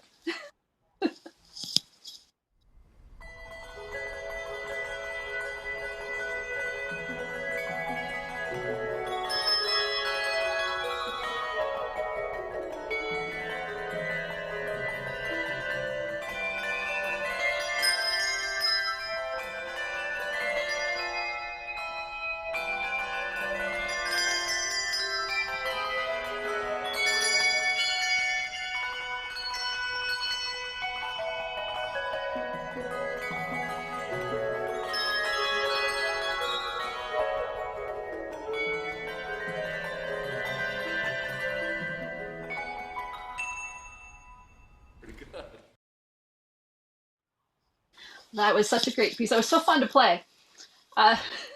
From the performer side, I mean, I know it looks crazy, and there are like 5 D5s on the table and 5 E5s, and there's just so many bells on the table for that. But the very first rehearsal, when Jason brought the assignments in, we went note by note through it, and once we knew that everything was covered, it came together pretty quickly after that, didn't it, Jim? Yeah, Yeah. Yeah. Well, you have to. It would be almost impossible for a standard assignment because Absolutely. you would have to be putting duh, duh, duh in the 16th notes. So Jason made it possible so that everybody would always play 2 notes consecutively, so that make the runs possible. Yeah. And you guys do that a lot. Can you just Yes. talk about the assignments just briefly, because this is so mind-boggling to people who don't know how this works. Well, Jason and Kathy Fink has also done many of the assignments, but Jason did the majority of them now, and now Marquise Usher is taking over that job. But it makes a huge difference because we do use duplicate bells, not nearly as many as we did in that hummingbird. But we do use duplicate bells to make things possible because the stuff that we play is pretty complicated. Michèle, you can talk more about the assignments from your end. Yeah, I was an equipment manager back when we learned to do hummingbird, and I remember that I think it was the next winter we took it to Japan, so we had to fly with all those extra bells. We had like 2 extra cases that we had put all these extra bells in. It was just insane. But I've said this before, Jim. You're one of the most spoiled directors out there. You say, "I want to do this," and we go, "Okay, let's figure out how to make it happen," and we do. Well, you were talking about that earlier with Rena too. That that's sort of the niche of this art is we need this sound. How do we create it? And so many techniques have occurred that way. And Jim, from what in being a fly on the wall with the sort of Sonos reunion, was that just last week? It feels like a year ago. Yeah. It just hearing what you guys have been through and some of your stories and stuff about all of that. It just that you coming from not really from a handbell background and saying to the ringers, this is what I'm hearing. How can you make that happen with the bells? I think that's amazing. I think that's fantastic. And kudos to the group for saying, let's get somebody who isn't a bell person to direct a bell group and bring it to a new musical level. Thank you, Kathy and DL. That's rich. And it's funny, Jim, I don't know if you remember this, when your church got chimes. I played a solo that morning at your church, and you got the chimes out and you had everybody come up and try it, and he shows them how to hold the chimes and how to ring them, and then he gives a downbeat, and then of course it was but this is the first time these people have ever touched chimes, and Jim says, no, you have to play your chords together, very first time. But you are unrelenting in your demand for precision and for musicality, and I for one really appreciate that. So. Well, the thing is, even though handbells are what, 350 years old or so in terms of playing tunes as opposed to change ringing using them, and so any other instrument that's that old has established a huge repertoire and a high standard of possibilities. And unfortunately, handbells has not done that. They're in the process of doing that. But that's why I came to it after I heard handbells the first time. I thought, that's a pretty sound, but can they really be musical? Can you be engaged with them more than for 3 or 4 minutes after you hear them? And when I discovered that, yes, you could be, then it was all full steam ahead. Now, you guys have, there's a ton of brilliant, successful things that the group has done that we can talk about, but I know that some of your tours have had some intriguing things that have happened. And like Christine was sharing her horror story about mixing up 2 bells and having to just complete the piece that way. I know there's got to be at least something you can share with a public audience of one of your tour mishaps or challenges that you guys encountered as these tours occurred over the years. Well, we've had lots. And what's your least favorite? My least favorite. Oh golly. I suppose the one that was the most challenging was the tour that we did in the South, the tour from hell. Yes. You ask our company manager, David Kale, that's the first thing he describes it as. It was just cold. It was just, we were flying occasionally on tree hopper airplanes, and we would bring the bells into the loading, at the airport, and they'd take them, not telling us that there's no way we can get all of these bells on this plane. We're gonna have to divide them up into two. So we were playing a concert at McNeese University in Lake Charles, Louisiana, home of Don Alured. And we were doing, it was a bell convention that they had that weekend, but we were on the concert series for the university. And we played a work with chorus that Don had written for his son who had passed away. And this was the premiere for that. And so half the group wasn't there yet because of transportation issues. And we had split up, and we had been in different modes of transportation. So half the group wasn't there, and it was an hour and a half before they got there. So we had this audience, full audience of 1,000+ people in the auditorium waiting for our concert. So fortunately, with the other groups that were there playing in the conference, we had some of them play like warm-up bands for us, and they did that. Opening act. Yeah, opening act. But that was pretty awesome. That was before my time. Wasn't that the time when some of the personal luggage didn't come either, and so some people didn't have like their shoes or something? That's right. That's right. In fact, PL had to borrow my shoes to go on or something. Anyway, it was crazy. But I think the craziest one with Michèle, she wasn't in the group yet, but it was the week. It was the weekend. It was Gig Harbor in New York City, in Staten Island, and we were playing the concert series there, 2 concerts, one Saturday evening and one Sunday afternoon. And Michèle had come from Cleveland, was it, or Columbus? Yes, Cleveland. To audition for Sonos. And Debbie Bowman, who was in our group at that time, we were playing the Tchaikovsky. Nutcracker. Was it the Sugar Plum? Sugar Plum. And Debbie and Jason had a collision midair with the bell and wrist. Broke Debbie's wrist. Broke Debbie's wrist. She finished the song. I can't believe how she did it. She finished the song, and then when we came off stage, she just collapsed. And Melissa Rossi took her to the emergency at the hospital and stayed with her practically overnight. We had a concert to play the next day, and so what we did is we always, people who are floaters, that is, who are not playing in that particular piece, they're supposed to know all the parts, so in case we need them. So what we did was we came out with Debbie with one arm in a sling, in a cast, and she played her right hand, and the floater played her left hand. For the only piece we had to cut from the program, which just we had to because there's no way we could do it, was the Bach Toccata and Fugue in D minor. But the audience gasped as she came out of the on the stage with her arm in a cast. I had to for all of my ringers who I have sent to the link to be part of this tonight. Please do just disregard that entire story, because I always chastise people when they get injured doing sporty things, because I tell them, no one ever gets injured making music. Stop playing sports, do music. The arts are better. That's just my non-jock thing, because I was always the nerd, and now there's that. But it's all right. Wait, we're getting an alert.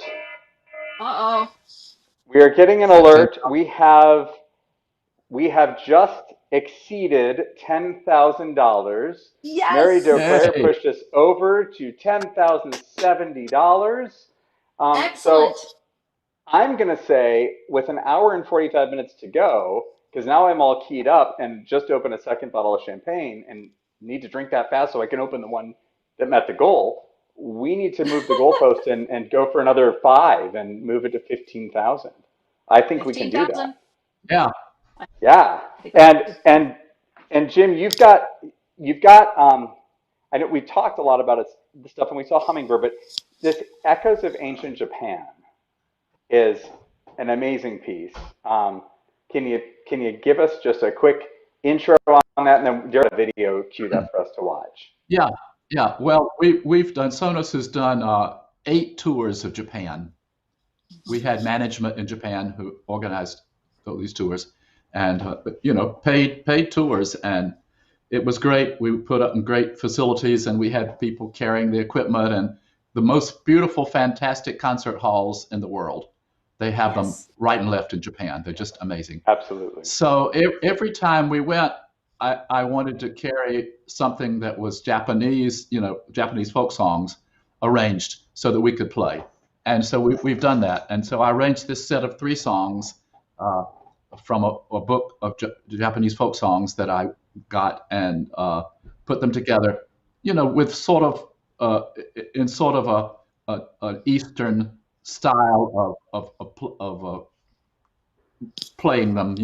One of my Japanese friends says, "I think this is more Chinese than Japanese," but but you'll get the point. But they're quite beautiful. They're three pieces continuously, and Michèle is in this as the flutist.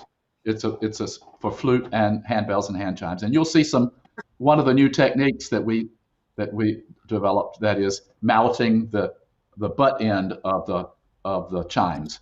Jason starts. And the year on this, before we play it, when was this film? Oh, goodness. 2008. 2008. Okay. Yeah, it was at the Berkeley Echoes of Carolers. Ancient Japan. Yeah.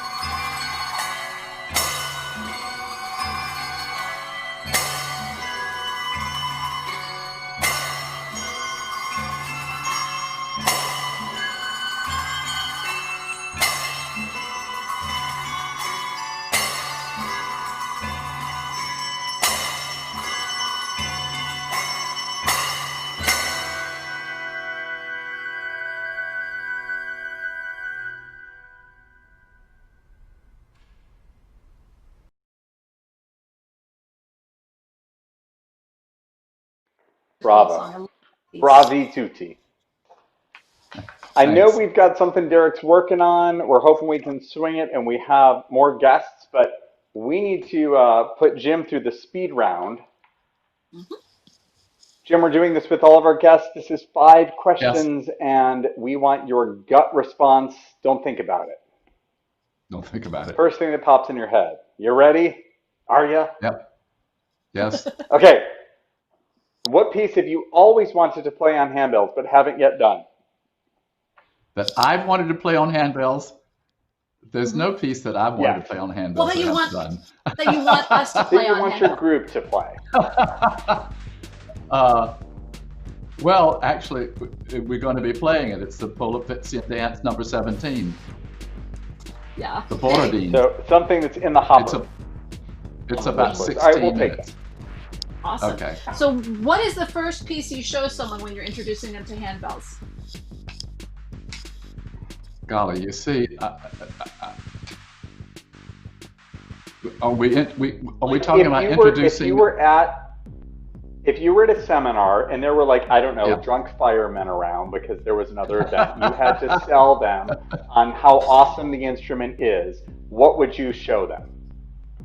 I'd probably show them the Rondo alla Turca by Mozart. That's a fun one. Because that's a lot of fun. All right. That is. And something that they might know. Yeah. Yes. What is your least favorite holiday song? Handbells or not? Handbells or not? Yeah, just in general. Any holiday song. What's your least favorite? It comes on and you turn the channel.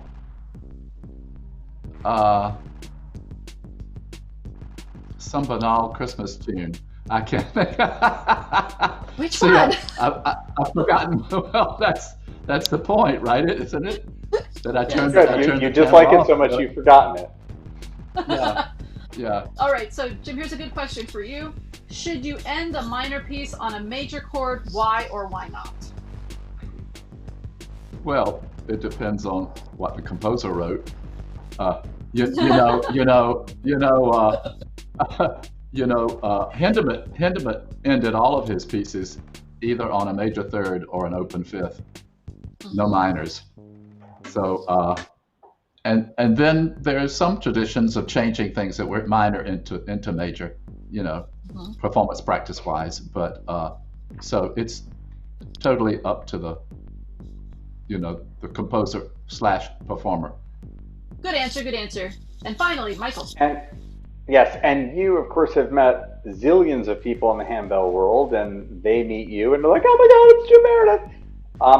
Who in the bell world, person or group, do you find yourself still kind of fanboying over? That's a good question. I would, I think probably I would say Kathy Fink. Yeah. Because She's Kathy special.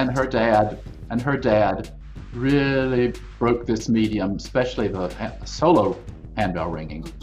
They started that. But None it of was us would Kathy. be solo ringing without Kathy.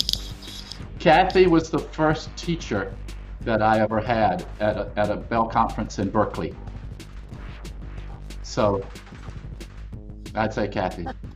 And wasn't it Kathy and P.L. Grove that kind of got you into the whole thing to direct Sonos to begin with? Yes, Kathy had asked me to be director. She said they were starting a community handbell ensemble, she and PL, of dropouts from all the church choirs around who weren't being challenged anymore. And so Kathy was a juvenile hall probation officer, by the way, at that time. So she was very persistent, but I said, Kathy, I don't have time, I can't do it. But 2 years later, when I retired from the job that I had at a Presbyterian church, Kathy heard about it, so she came back and said, "How about now, Jim?" She doesn't give up. So I said, okay. And fortunately, a few months later, there was that Handbell National Festival at UC Berkeley with Mary Kettlehut was the president, I think, at that time. We go way back. So I went and spent a Saturday there. That's all the time I could take, and learned from Nancy Jessup and Kathy Fink. Took their class, and then came back and learned Ave Maria as a solo piece and played it with piano at my church. And then we started a choir, adults, and eventually a smaller group of young people. And then Sonus came out of that, grew out of that. Awesome. Now, Derek has just informed me that he's found this video.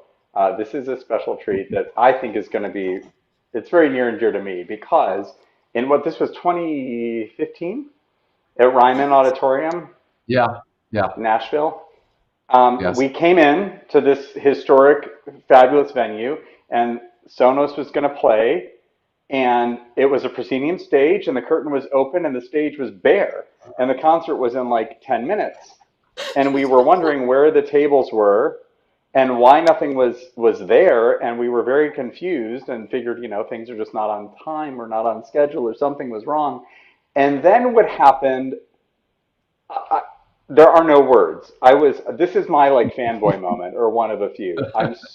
This left such a mark on me because it had nothing to do with a song so much as what we were talking with Rima about earlier, the performance, the theater of engaging your audience before you've played a note, before your tables are even on stage. Let's go to this and see a little snippet of the setup brilliance.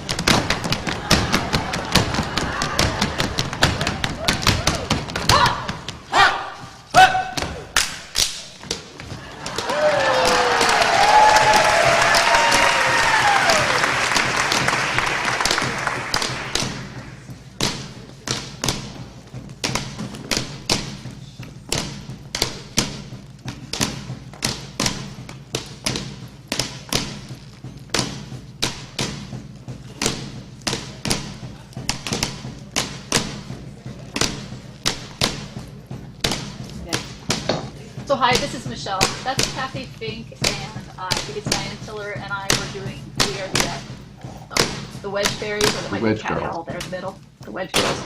We put the wedges there in the middle that we use to connect our tables together. So it's all a single thing. And this was, so bringing in the foam down. This was just the best.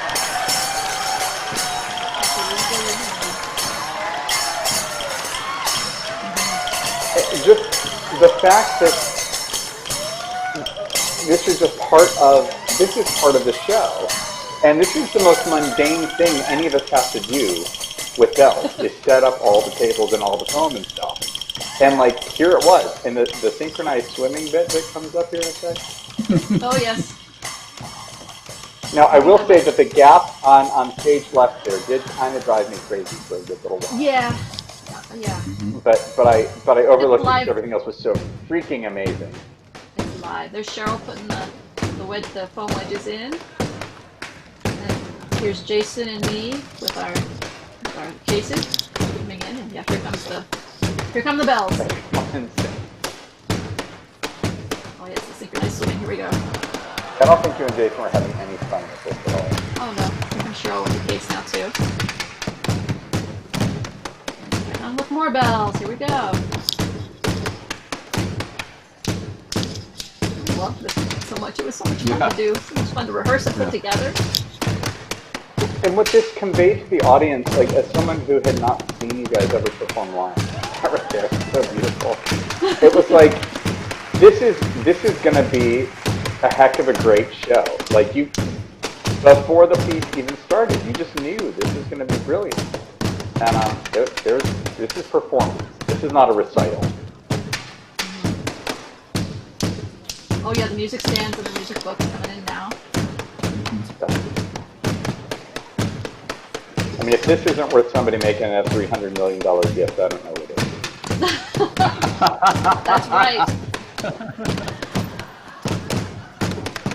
But guys, while we're chatting here, we are almost to $11,500 and our new goal of 15,000 because we zoomed past the $10,000 goal. Tell people are so generous. Thank you all so much. All right, so here are the people that just went off taking the cases off. Come back on. We're getting ready to start the piece actually. We've got our tempo. And this attack is just seamless. Everybody making sure that all the bells are exactly where you need them to be. They were pretty close. We worked on that pretty hard.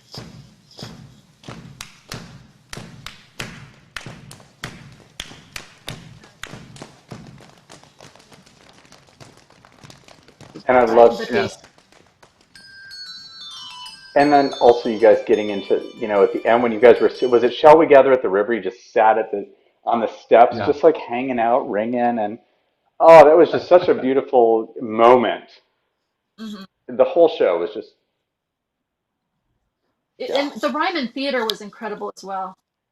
The stage crew there and just it was just and the acoustics in that space. Jim, I think that space rivals the acoustics we've had in Japan at some of those finest concert halls. It was nice.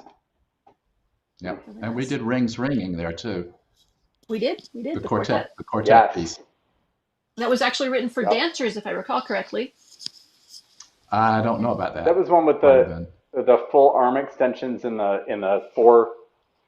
The quadrant kind of thing. Yeah, that was really cool. It's fully choreographed. It's great. Amazing. Okay, so. And then the second half of the show, no tables, just so much we could talk about, but we're out of time. Wait a minute. Let me say one thing before I go. I remembered. I should have said when you asked me about what group inspired me the most, it would have been Kodama's teenage group that I saw at the. In San Francisco at that festival when they played there. That was, just as I had started the bell choir at the church that I was at the time. It was phenomenal. From Japan. Yeah. Yes. He taught at Westminster, if I recall correctly, for at least a year. He did. Yeah. He just made such an impact on the handbell world. Kirikou, Sonos. Absolutely. Velocity, my group Timbre, all of us, can just trace our inspiration back to that. Because his kids in the choir were they were at the Guild store buying music. These are 12, 13, 14, 15, 16-year-olds who were buying handbell music at the Guild store at that conference. Love it. Awesome. Love it. Betty Gurry was there. I met Betty Gurry. You're welcome. For just sharing with us. I know we barely scratched the surface, but I've loved every minute of it and just find it so invigorating what you're doing and what your group is doing. It's just astounding. So thank you for sharing tonight. Thank you so much, Jim, for joining us. 300 million, come on. 300 million, that's right. 300 million. Now, Ed was shooting low, and Ed was like, where's our $3 million gift? I said 300 million. That's right. Now, I'm guessing we wouldn't turn down 3 million. All right, so we're going to get there. I think we have a donations update coming up. Michael, are you? I see that we've got. We will have a donation update coming up. It says 11,445. I think we're a little past that. We will give you an update shortly. In the meantime, yes, $11,815. That's amazing. Here comes Ed.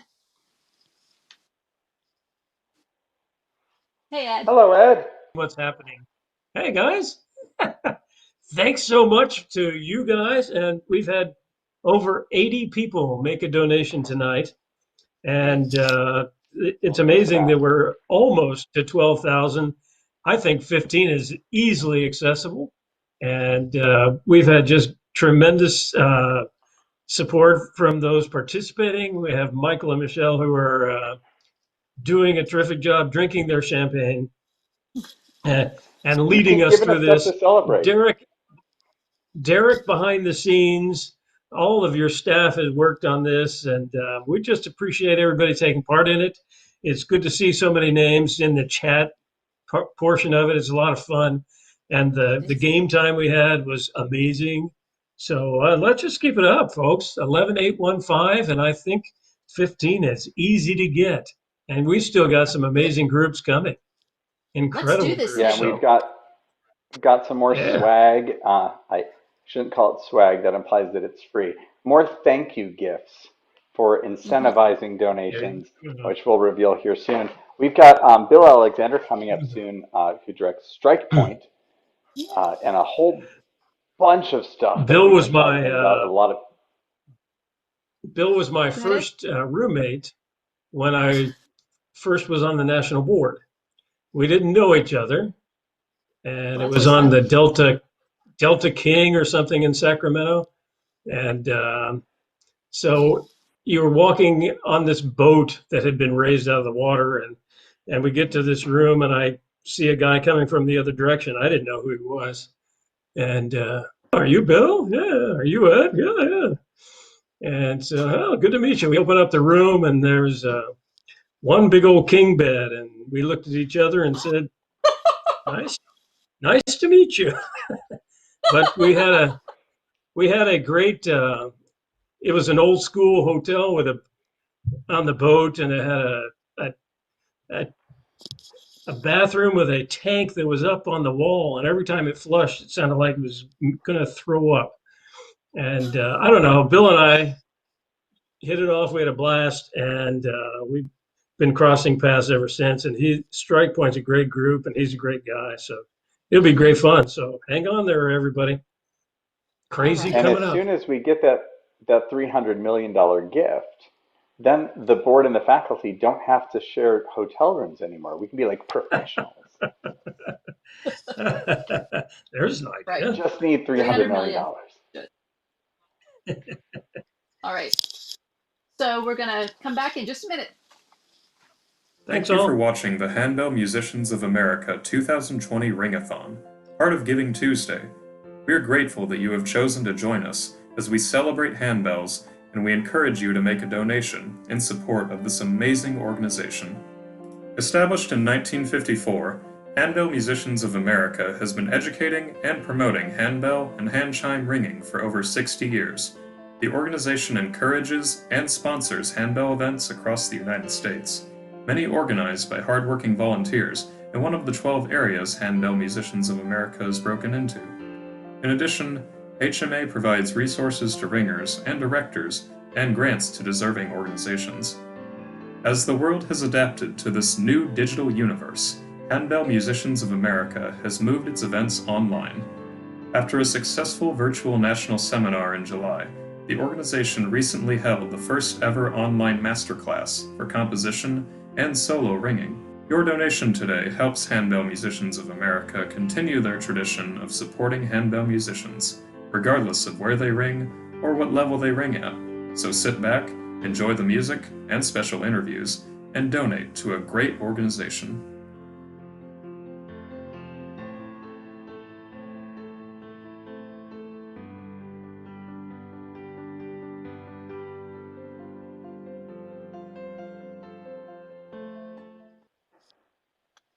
And we're back. And we're back.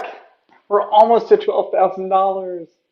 So close. Let's keep going. And we've got some incentive gifts coming up, courtesy of our next guest, Bill Alexander. Michèle being our resident introduction expert. Michèle, tell us about Bill. All right. So Bill Alexander is the conductor of Strike Point from Duluth, Minnesota, which is a church-based community professional handbell ensemble. Bill is the artistic director, and this 11-member group performs in a directorless ensemble setting. College students and community members, need glasses, have joined with selected ringers from the 4 bell ensembles at Duluth's First United Methodist Church to provide a consistently high level of musicianship since Strike Point began in 1984. And so are we going to go for the video first? Or are we going to just talk to Bill? Yeah, while you're doing so well with the pronunciations, let's hit the video. Let's do it. Giovanna Javanke. Here we go.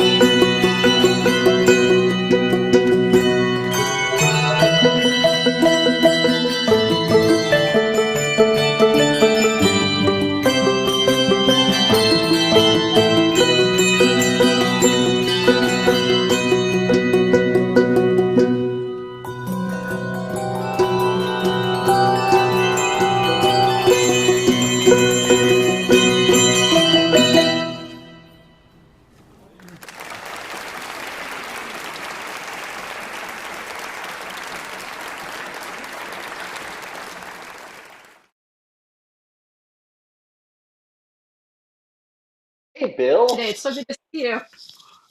Oh, it's nice to be here. Hi, Michael. Hi, Michèle. Thank you for Hey, coming. Bill. We've got so much that you have brought to share and to that you guys have donated, and I'm gonna give a few little What do we quick have? bumps on the donation stuff so that people have some incentives for their giving here if they are so inclined. We've got a few CDs from Strike Point. One CD, and there's two of these available. So the next two people who donate $50 or more will each receive a Strike Point CD.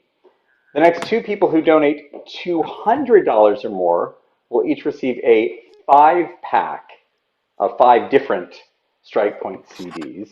So there's 4 incentive gifts right there for you guys. We've also got a couple other things rolling out here in a few minutes. So let's chat with Bill, who's also serving as Vanna at the moment. Thanks And for I have those to say, donations, Bill. thank you. Strike Point has the best CD titles. Can you tell us just a couple of those titles there, Bill? Well, let's see. This one is No Loitering. Mm-hmm.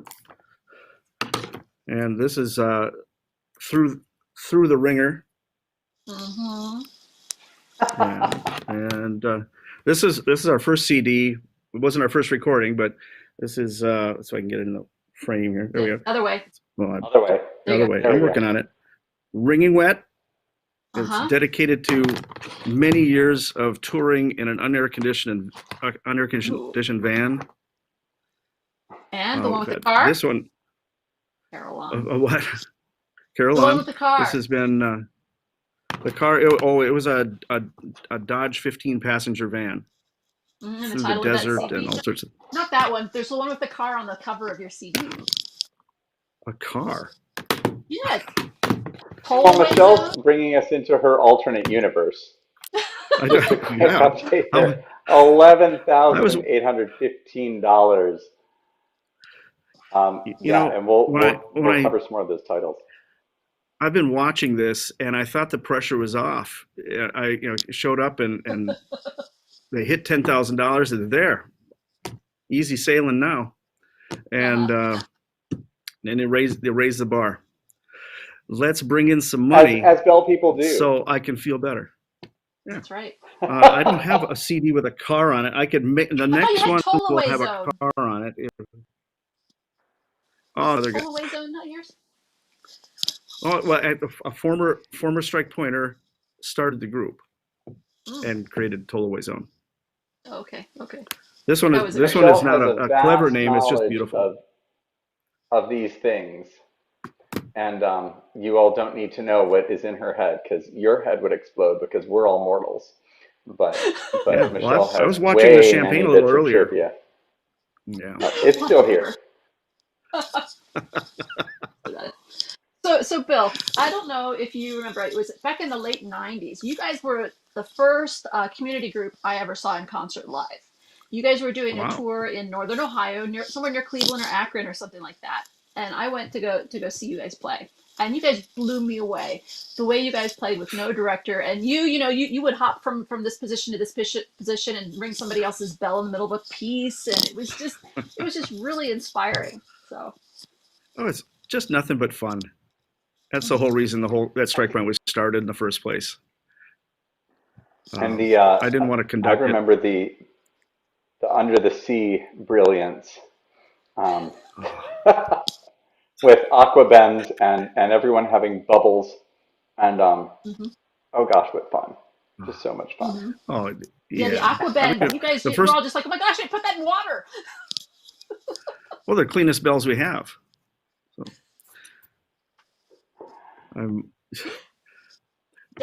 we've actually been given credit for inventing that one. I'm happy about that. We've actually invented a lot of sounds, but I'm sure everybody has invented the same ones. I mean, everybody knows all the sounds ever invented for bells came from junior high kids, and I've had them all. And say the truth. Yes. Necessity and boredom are the mothers of invention. Yeah, there's a pounding on the tables, and then they put somebody's test paper underneath it, and there you go. There's a new sound. I had a kid that wanted to know if we could play rock music on bells, and I said, well, Neil, some things don't translate well, and he said, oh, okay. But the next day he comes back, Bill, I think we can play rock music now on bells. I said, what are you talking about? Well, so he took out a bell and he put clothespins all around it, and so that's so awesome. So we had a distorted guitar bell sound. Yeah, and that's great. So, well, can I ring a bell and touch it to my teeth? And I said, sure, go ahead, but you be the first. And the people at Bell Foundries and dentist office all over the world have just cringed in abject horror. It's always funny when, there are people who I was just going to say, two of us invented the water bend thing. Yeah, the aqua bend. It's brilliant, and I think realizing that we're in a culture where this is going to come as a shock to some people, but there are folks who are very, very inventive and very innovative and push the art intentionally or not, and there are people who still believe that we should not mallet handbells because that's bad for them. Yeah.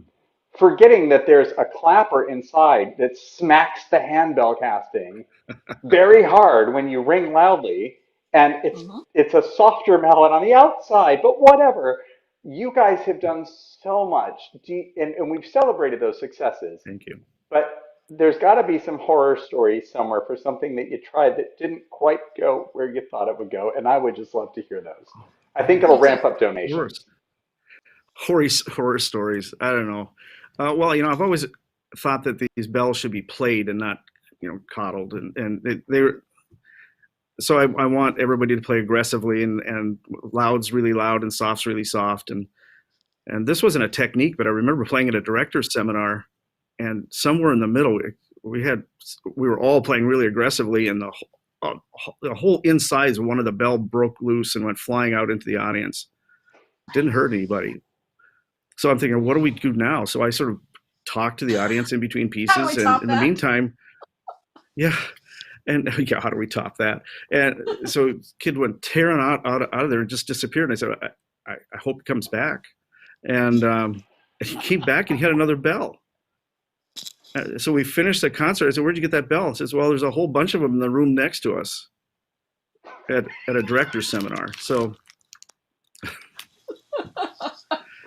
awesome. Did you knight them with it? Yeah. You hear those stories of like the belt, the screw just letting go, and all the innards just go elsewhere, and sometimes even the whole casting goes as well. Well, I did that.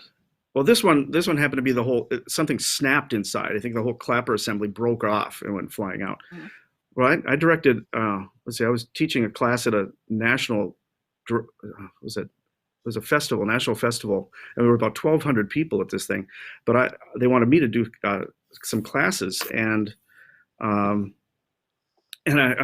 was getting to the point where I was showing them how to play loudly, and I had a choir in front of me, and I was directing them, and I knew they were getting to the place where it was supposed to be loud, and I knew that they weren't going to play it loudly, and of course they didn't. And I stopped, and I reached over and I got a bell, and I said, well, these are meant to be played loud and soft, so how to ring loudly, and how to your legs and your back and your arms and your wrists and your fingers, and it was an old set of Sharik bells with the original handles on it, and well, you've broken bells before, broken handles, and I broke this handle, but I had never broken both sides before at the same time, and there were 100 people in a room. What were you pointing for? And there were 100 people in this room that was designed to hold about 25, and there were people out in the hallway, and the bell went flying out onto the floor and rolled out the door, and people had to get out of the way. And I was holding this handle, and I'm thinking, well, now what? So I put it on the table. I said, there, that's what I want. And the bell maintenance people were in the classroom next door, and some people went and told them what just happened, and they fixed it as fast as they could. So these people got a new handle out of the deal, and they should have. They were terrible. So Lizzie sounds. Something similar that's happened in was it Michigan when we were at that Ring Fest, and he set up this whole thing to ring the bell with this on this thingy, whatever. We've seen some crazy stuff in Toledo at Ring Fest. Yes. They try all kinds of crazy stuff at that event. That's so much fun. But again, primarily a youth event, and young adult and teenage energy and innovation and creativity and boredom and fearlessness can lead to all kinds of brilliance. Mm-hmm. Oh yeah, and that's one of the things that makes Strike Point so wonderful, because we have, just by chance happen to be the oldest person in the group. And always have been, now that I think about it. Even back in 1984, I was still the oldest one in the group. We've always had high school kids and occasionally junior high kids in there, and that's what kept everything so alive and challenging and wonderful. Mm-hmm. So I've got a question that I'm also going to put to Jason Wells here in a bit. Obviously, you guys have been at this for a while, and your young youth ringers are no longer. So have you guys done, I mean, a lot of groups have done reunion tours and things like that, but what's the sort of the oldest current age of one of your former youth ringers? And some of them obviously have got to have kids of their own. Like, have they stuck with bells overall? I mean, everybody's case is different, but have you guys kept in touch with these folks, and have they made strides in bells, directing, composing, any folks that you've raised up that we would recognize for the current bell crop of folks coming in? Well, I don't know if you'd recognize any names, but I have a lot of handbell, former handbell kids that have traveled around the world, and some of them have their own bell sets. Some of them have started their own choirs in churches. I'm very much a bell grandpa, and maybe I don't think I'm a great grandpa yet, but and it feels really nice. I think the oldest is in their 50s now. Wow. And I know, I feel so old. Let's take a throwback shot, and I'll watch something here. We've got Okay. your choice, Bill. We've got What a Wonderful World. We've got Wade in the Water. What would you fancy? Oh, well, first of all, Wonderful World is a wonderful piece, and we love it. Let's do Wade in the Water. It's not as well known, I don't think, this version. Okay. All right, whose arrangement is this one? It's Ben Tucker. Ben Tucker's Wade in the Water. Here we go.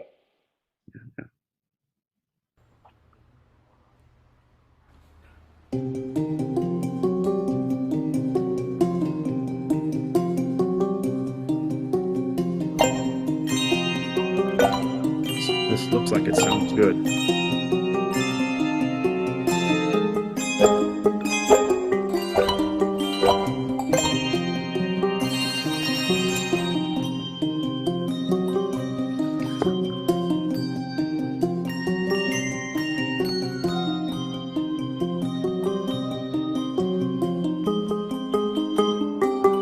Hi, Jason. This is Bill.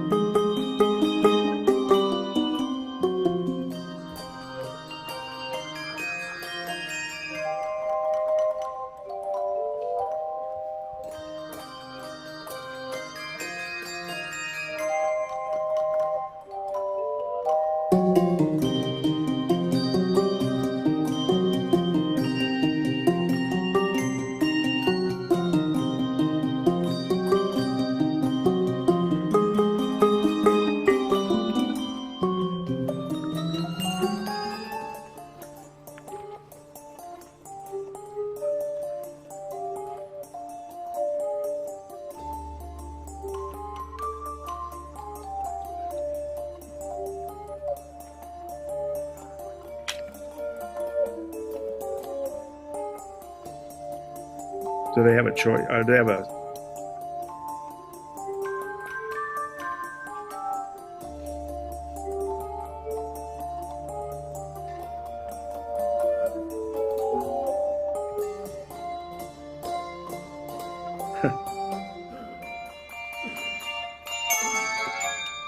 Will I have titles?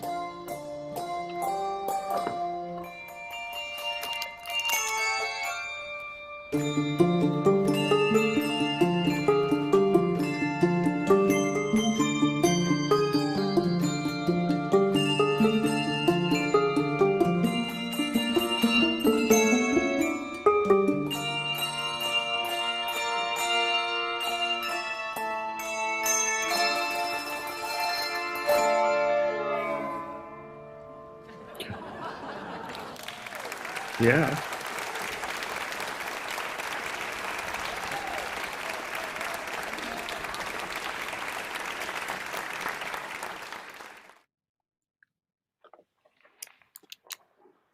That was much awesome, fun. Bill. I love all the bowls of water on the table. It was great. And you see them coming We get out and like being in the audience, that the people that gasp, like, what's going to happen? Well, the first time we ever I've did got that was Bill. in front of Shomrick reps. Did you get a So dressing cutting gown after? away to donation totals, because we don't want to terrify people, we will update the screen in just a minute. We are up at $12,755, everybody.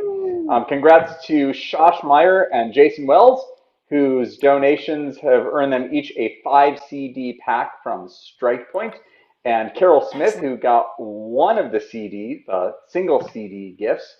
We still have one more Strike Point CD for a donation of $50 or more. We also have, for the next two donations of $100 or more, a Strike Point DVD. And Bill, which DVD is that? What's the title? Well, it's called Top Rung. Other way. I don't know if you can see that. Go the opposite direction you think. There we go. I'll get it. It's been messing with us all night. I know. Top Rung DVD for the next two donations of $100 or more. All you have really stepped up. I think we need to do speed round with Bill. Speed round. Here we go. No. Bill, you ready? Sure. Don't think, just answer. Pretend you're me in a meeting. What piece have you always wanted to play on handbells but haven't yet played? In-A-Gadda-Da-Vida. Awesome. I'm writing these down, but I don't even know how to spell that. It's a kind of chocolate, right? Yeah. Okay. What is the first piece you show someone when you're introducing them to handbells? Either Beside Still Waters. Yeah, let's say That's that. a good one. Howard Stark. Yeah. That's a great piece. Yep. Vintage. Michael. This doesn't have to be handbells. Just listening to the radio, holiday is playing. What's your least favorite holiday song? Makes you turn the channel. Grandma Got Run Over by a Reindeer. That seems to be a popular selection today. Oh, really? Phil, okay. Should you end a minor piece on a major chord? Why or why not? No. I mean, unless it's written that way. Okay. What right do you have to change it? Oh my goodness. Oh boy. And what handbell person or group, Bill, do you find yourself still going a little fanboy over these days? A handbell group? Mm-hmm. Or person. Someone still with us. Yeah, well, the person, still in existence. Dave Harris, I love you, man. Oh, Robert. I'm like a little teary. I know. Oh my gosh, I'm like writing all these answers down because I feel like I should compile them into some kind of like, word jumble or something. That's or another fundraiser. Yeah. Perfect. Maybe we're pushing the limits on 12,000. We're 12,705. That'll update in a second. We're pushing up to 13. We got to get to 15. We've got an hour to go. Bill, thank you for being with us tonight. Thank you so much.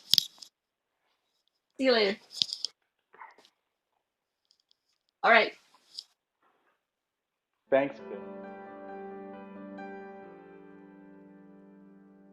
Thank you for watching the Handbell Musicians of America 2020 Ring-a-Thon, part of Giving Tuesday.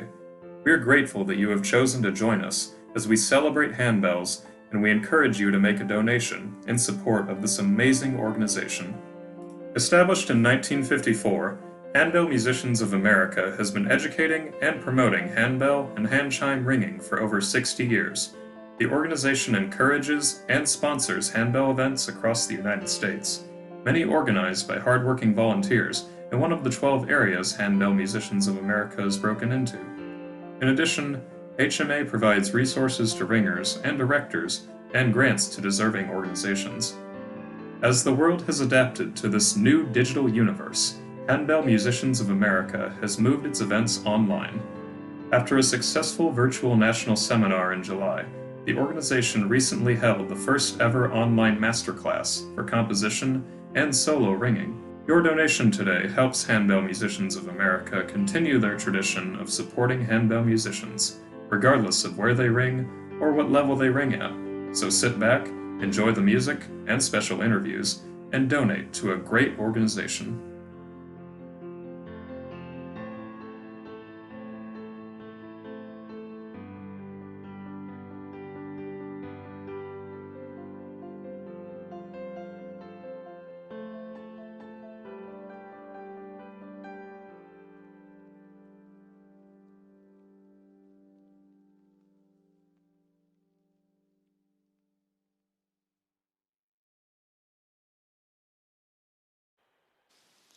All right, so we are back, and we have another guest for tonight.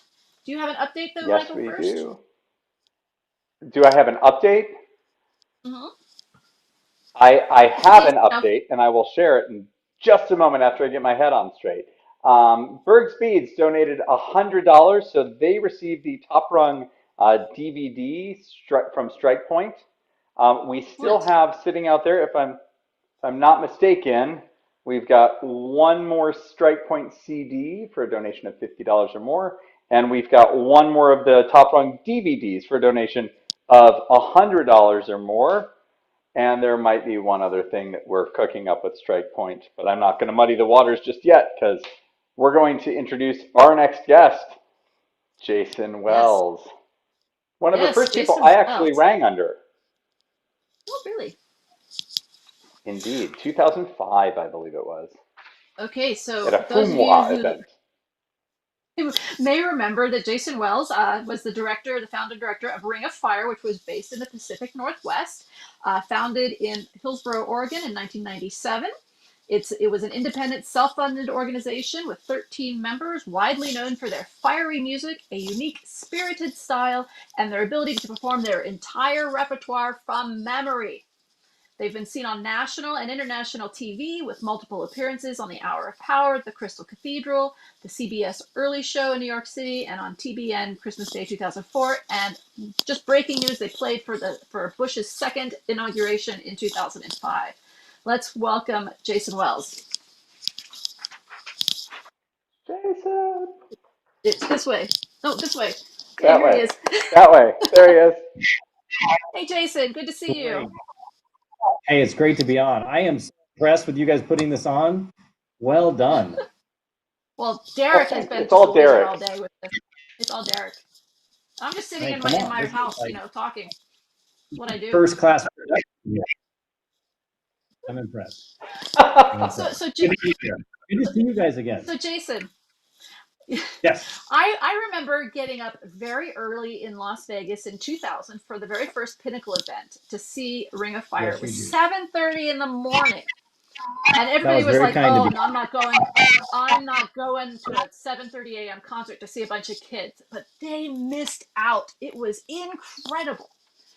What inspired you to have them memorize all of their music? Because you just floored all of us. Oh, I can't hear him. Can you hear me okay? Can you hear me? Yes, now I can. Go ahead. Okay, I'll speak loud. So Katsumi Kadama, no question. I remember coming across, I played in a handbell group in 7th, 8th, 9th, and 10th grade. And I think it was the Alive VHS tape. I think that was the title of it. And of course, his kids walked out on stage, did the entire concert from memory. And so we challenged ourselves to do Martha's William Tell is an encore, is a 7th grader to perform that from memory. And then once you knew you could do that, we started. So we got one or two pieces in the group that I was in Southern California.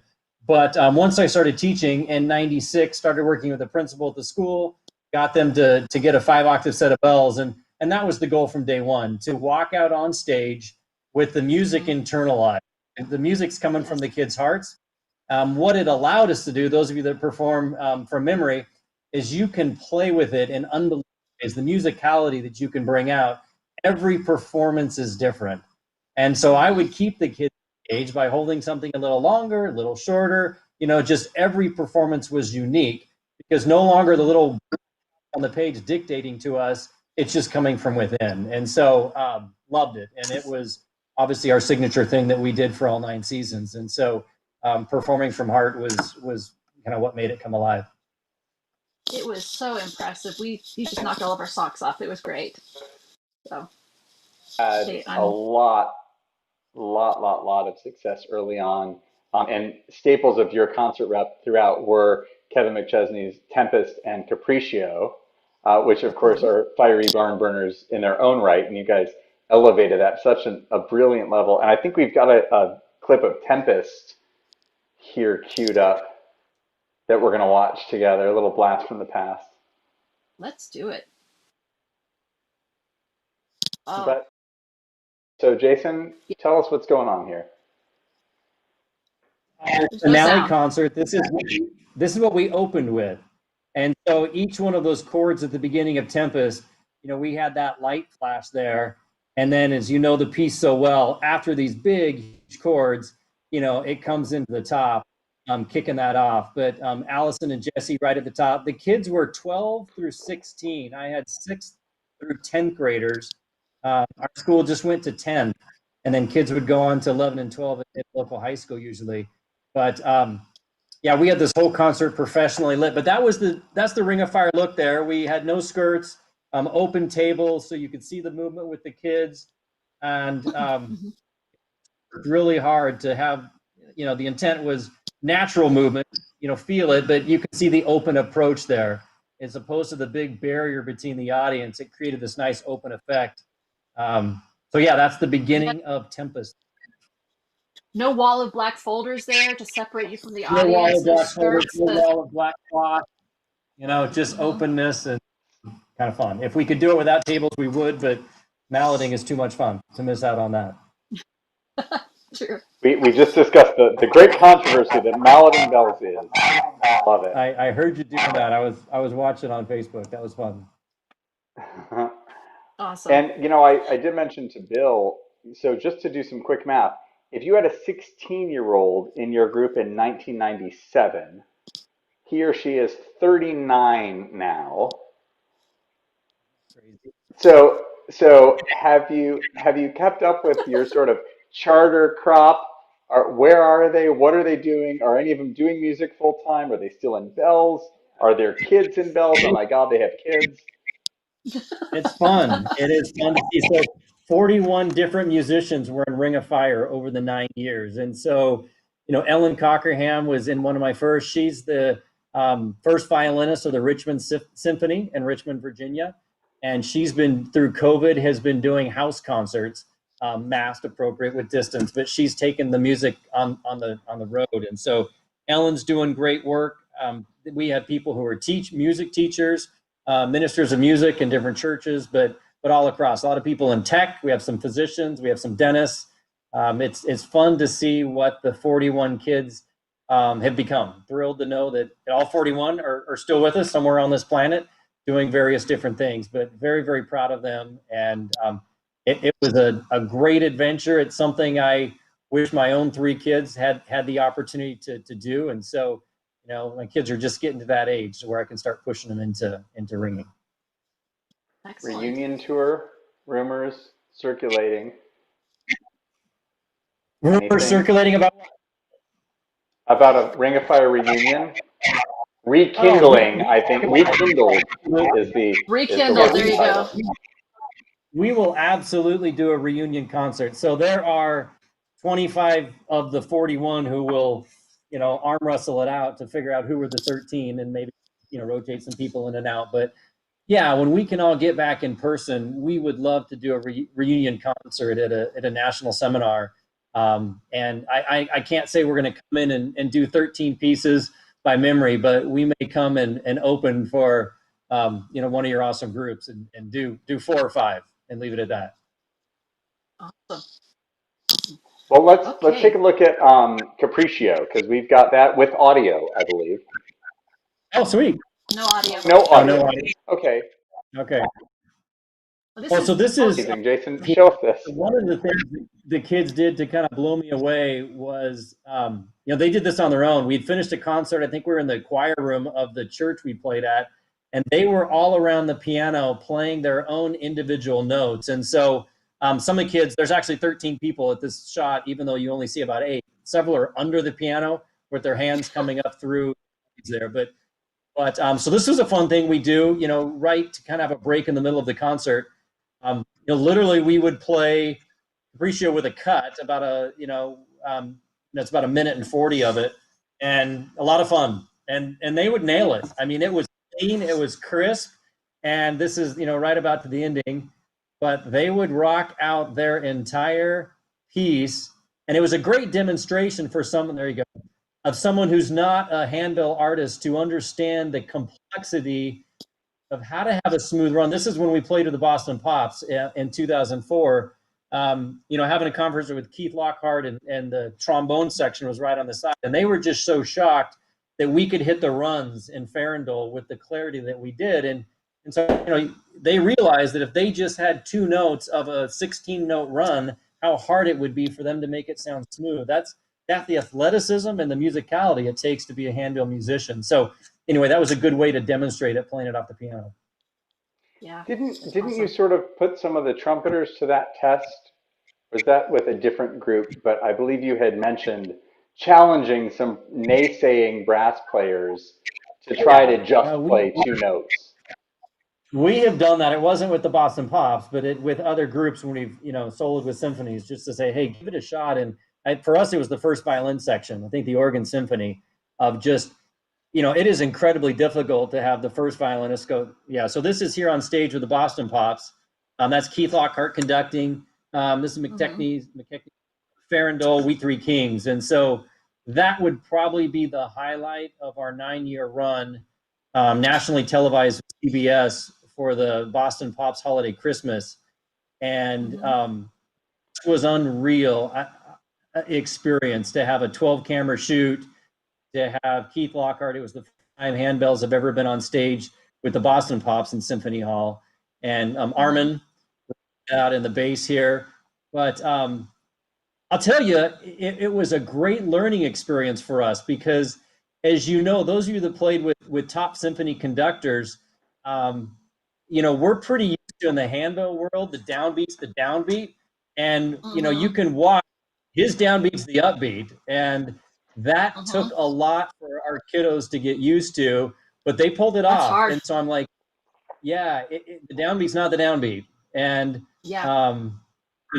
it's a whole different world, those of you who come from the orchestra world, but just really, this is one of the signature performances on the DVD, which we will be giving many away tonight with donations, but performed probably 6 or 7 pieces that night with the Boston Symphony Choir, with, of course, that piece, and then we soloed Capriccio on stage as well, and those are all on our finale DVD, which had the shot of Tempest there. Awesome. Well, since you mentioned the DVD, let me give you a quick update on some incentives. We did have Joy Toll Chandler got the last Strike Point CD, and we've still got another outstanding Strike Point DVD, but we also have, let's say, 6 copies of the Ring of Fire DVD for donations of $125 or more. So you've got some options. I'm jotting these things down so that I don't lose track of stuff, even though it's technically not my job to keep track. That's the type A part of me that I just can't break away from. It's a sickness. No lies and it's detected. late, so all my meds have worn off. But oh, no. Very generous of you guys. I'm sorry, Michèle? Hey, I just say, and let's keep going. I mean, if we can do more than 6, you guys, let's keep it going. Let's get to that 15,000. Let's do it. Well, we are at $12,930 right now, and we got $2,000 to go, guys, for our revised awesome goal, and I know we can do it. So keep the donations rolling. Ed's keeping track of that and texting me updates here. Jason, tell us the one thing that you're fairly sure nobody knows about Ring of Fire. Because you guys have been like wide open. Nobody knows about Ring of Fire. There's a story I don't think I've ever told publicly of we were on tour. Excellent. We would do these, ridiculous 16 concert tours. We'd fly in, and this was a Midwest tour. So we started at Wheaton University, flew in, anchored a holiday concert there. And then we started, 16 concerts over about 12 days. And many of you know what those days were like. And I think we were getting towards the end. Kids were tired. We'd had an afternoon concert, and this was an evening concert. And I made the mistake of succumbing to the kids saying, we want Monster drinks. This is just when that drink had just come out as like these big, ridiculous. You didn't. I didn't know much about it. And so I'm like, sure, let's go get a bunch of these things. And so these guys literally just chugged these things backstage before we walked out. And it was horrific. I mean, they played I knew I loved well, you but guys.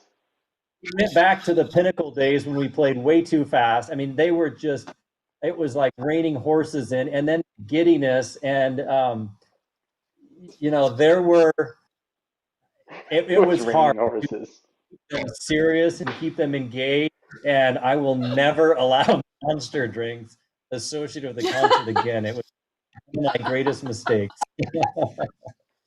That's awesome. I've never heard the expression raining horses, and I'm writing it down.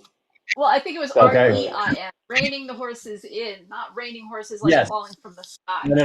Either But way. yeah, it could have been. Either way. Either way. I mean, if it's not cats and dogs, it's horses. Look out. We were trying to hold back the horses. Yep. Yeah. As soon as you Something said that monster isn't- drinks, I was thinking, oh gosh, they already go so fast. Yeah. You Something one that's other not thing that quite before as crazy. We Yeah. we don't have the audio again. We've been having some glitches with this, but we do have an excerpt of Celtic Farewell, which is not a cat and dog very and cool. horse raining thing. Oh, this is beautiful. Linda, ma'am, we got to, Singing and bell. this was you with Ring of Fire here. So this was how we ended the finale concert. So for many of these guys, this was their last kind of gig with us, and very emotional moment. You can imagine for an athlete, their last game at senior year or whatever. But this was it for this crew. These are guys that have played at Bush's 05 inauguration. We had been at the 01 inauguration. Only two of them did both inaugurations. But so yeah, just a gorgeous arrangement. You know, we brought the cases out. We just sat in front of the tables, and it was kind of this pretty emotional last hurrah here on the finale DVD. And so that would be just my challenge to any group: is this is definitely a memorizable piece, and consider ending a concert this way. Gorgeous melody line, and stepping away from the tables and kind of having this little goodbye moment. It was a neat spot. It's lovely. You know, that kind of evokes to me that what we were talking about with the Shall We Gather at the River closing that Sonos did at Ryman, that there's a sense of intimacy that you hit the nail on the head. And we've talked about this all night, that there's this bond that we as handbell musicians have, both musically and emotionally, that nothing else compares to making music with people. And when you've been at it together, it doesn't take long to really form a deep bond. And I guarantee there's, these kids from 97, 98, 2001 who are no longer anywhere close to being youth age, have kids of their own, and still are best of friends. And that's to the credit of the group, and that's fantastic. So, as you both know, the bond that it creates, and Michèle, as you've been touring through Japan and other places, you can't. Yes, you could do it alone. We could all be soloists, but in the ensemble setting, when we're trying to play the full music, where just a wall of sound is blowing the audience and moving them, it takes everybody, and everybody's got to do their part. So there's a bond and a commitment more so than any athletic team. Even in a symphony setting, the third violin cannot play, and no one's going to know the difference. But everyone is so important, and so I think it creates a bond and a trust on each other that is deeper than most arts, most athletic, anything. So I am so proud of the art, how far we've come and how far we have yet to still go. And it's neat to see things continuing to thrive. And like I said, this is a tremendous event. I'm pretty impressed, guys. The technology, Derek, hats off to you, and both Michèle and Michael. This is good work. Thanks. Thank you for being here. We're not going to let you go without putting you through speed round, though. Okay, speed round. Easy on me. 5 questions. Don't think about it. Just answer. Yeah. Have you heard any of them yet? I did hear Bill's. That's not one of the 5 questions. Okay, that's all right. What piece have you always wanted to play on bells, Jason, but haven't yet played? What piece have I always wanted to play on bells? Oh my goodness. Piece I've always wanted to play on bells. Something incredibly moving. So like something Hans Zimmer, a movie theme, and we got to do Pirates. but just anything epic. You could take something from The Mission. You could take, I'll go with Lamy one. I'll go with Carmina Burana. I mean, how fun would that be? But if you could get that intensity, something like that would just, move people. All right, question number 2. What is the piece you show someone when you're introducing them to handbells? The piece I show someone when I'm introducing them, I would think it's going to be, Traypock used to be a go-to way back in the day because of the energy and the fun, and it's something accessible and people have heard that. So I'll go with that. Traypock, just a great introduction to that. It was the arrival piece for so long. If you could play this, you had arrived. Exactly. And we keep pushing, which is so awesome. I was careful to use that because I know that there's a narrative around Traypock too. Not necessarily thinking about handbells, but just in general, what is your least favorite holiday song? I've got to go that with time of year. Frost roasting on an open fire, or chestnuts, or I hate that song. The Christmas song? The Christmas song. Yes, No, favorite Christmas song. Chestnuts. We have Scrooge, ladies and gentlemen. All right, so should you end a minor piece on a major chord? Why or why not? Should you end a minor piece on a major chord? Wow, right. Like I said, if the composer called for it, but man, I feel like when you're going minor, you got to stay minor. I mean, that just takes away the, keep it in the core and don't try to put a smiley face on a real story, because sometimes they don't end a smiley face. And finally, all right, thinking about the smiliest of smiley things, you've been all over the place and rung with and directed and mentored and seen and met a whole bunch of people in the bell world, but what current bell person or group do you find yourself still fanboying over? Current bell person or group do I still find myself? So, oh my goodness, there are so many people who have paved the way in so many ways. I think a dream for me, I think it was 2000, Michèle, I feel like you might have been there. It was Yakima, Washington. I got to share the stage with Davidson. But, so that was a dream. I've got to go, I heard you say Bill, it's got to be someone present. I'm going to go with Fred. I have watched him walk up and lead all of his pieces at a festival completely by memory, and I had to follow him, and I was ready like that. And I was like, you know what? For the guy that insists all of his kids do everything by memory, for me not to be that prepared to be able to do this with no score, shame on me, because he rocked it. So I have a man crush on Fred. Absolutely. Excellent. Fred Grayman, ladies and gentlemen. Not Flintstone. Yeah. Yep. Awesome. Jason, you've been such a great sport tonight, and thank you for being with us and coming out of bell seclusion to join us tonight. We hope to see you around more.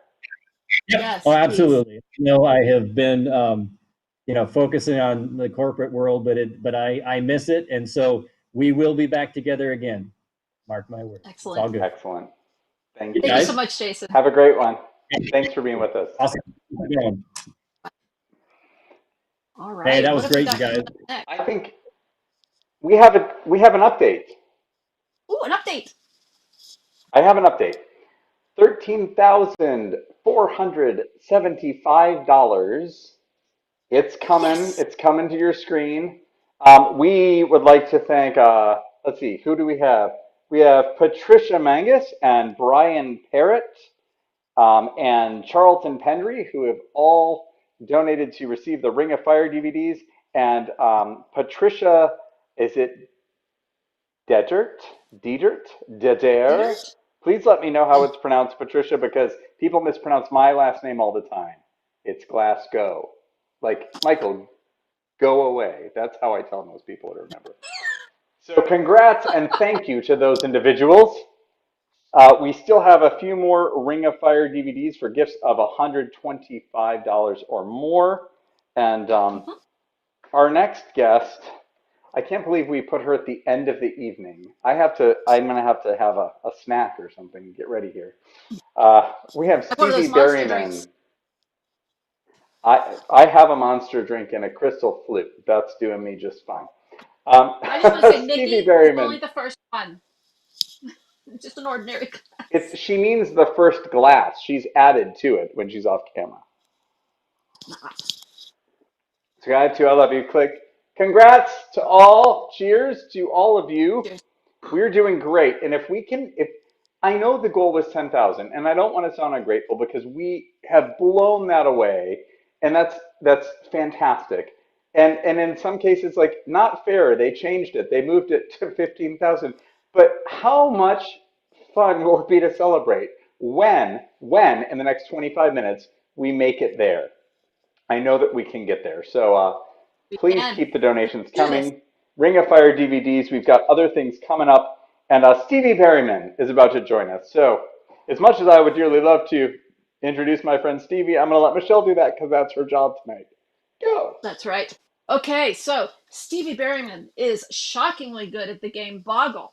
And she can fold a fitted sheet so it looks like it came right out of the package. Likewise, her skills as music director and teacher have also been acquired through long hours of arduous and dedicated practice. For much of her career, Stevie has directed 7 or more ensembles each week, meaning she has, 98 years of experience in dog years. Her effusive energy and wild creativity found a perfect setting in 2013 when she became the artistic director of the Houston Chamber Ringers, which has let her smash together her love for music, laughter, and tacos in a truly remarkable way. So here is Stevie Berryman, and let's welcome her onto the screen. Stevie. Hey, Stevie. Good to see you. You have a tiara! This is in honor of $10,000 being broken. That's amazing. Wow. So yeah, I had to break. We have out the amazing crown people. Excellent. Oh my gosh, I don't even know where to begin. Should we go straight to a video? I feel we need to get a video to center ourselves into the Stevie verse. Y'all are. I'm terrified. I think we have one of them. We've got Ring Out Solstice Bells by Ian Anderson, arranged by Linda Boatwright. Do we have that queued up, Derek? The Jethro Tull song. All right, let's watch this. Yes, Jethro Tull. Love Jethro Tull.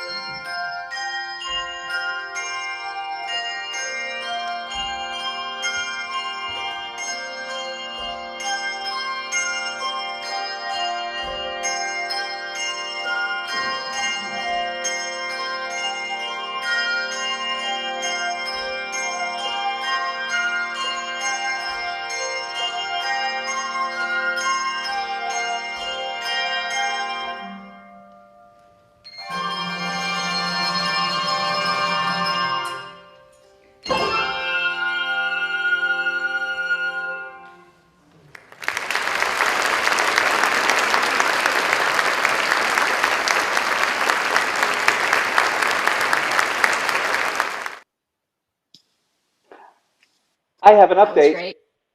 Yay! I Go for it, want to Michael. celebrate all the awesome things HDR is doing. I don't think I've ever had more fun at a Bell concert than I did at the Houston Chamber Ringers concert the first time I saw them. I mean, when people are literally out of their chairs dancing with reckless abandon, it was a party. Joe.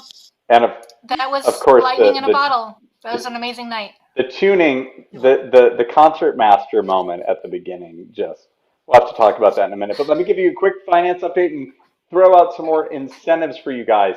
We are at $13,480, which is from 99 different contributors. Now, there's 138 people watching right now. So I'm assuming then, and a lot of you have been with us for the last 5 hours and 42 minutes, and God bless you. And it's just proof that when we don't have rehearsals, Bell people have no other lives. So here we are. You're watching us say stuff, and you're awesome. If the other, 40 or so people could make a donation, that would be helpful. If you can't, that's okay. We appreciate everybody anyways. And the $300 million gift that is forthcoming, I cannot wait to get my kickback for that. Anyway, here's where we are. We have the following incentives for your donations to get us to our goal of $15,000 in the next 15, 16, 17 minutes. We have a goodie bag. Now get ready with your donations, because the first person to donate $30 or more is going to get a goodie bag from Strike Point that has a hat, some Strike Point branded Post-it notes, and a Strike Point pizza cutter. This is something special from what I understand. So if you make homemade pizza, or you find that your local pizza place just never cuts it properly, this is the gift for you. So only $30 gets you that goodie bag. We have a few more of the Ring of Fire finale DVDs for donations of $125 or more. And Stevie is about to tell us about some of the fabulous games that she and her husband Paul do. So why don't you give us a little glimpse into the games, and then I'll share the incentive here for the people with the deep pockets. So my husband and I have a little company called Truly Horrible Things, and we make snarky, sarcastic products for music lovers and music teachers, and we're starting to branch out. Our next product is actually going to be a game about podcasting called Niche, the Podcast Experience.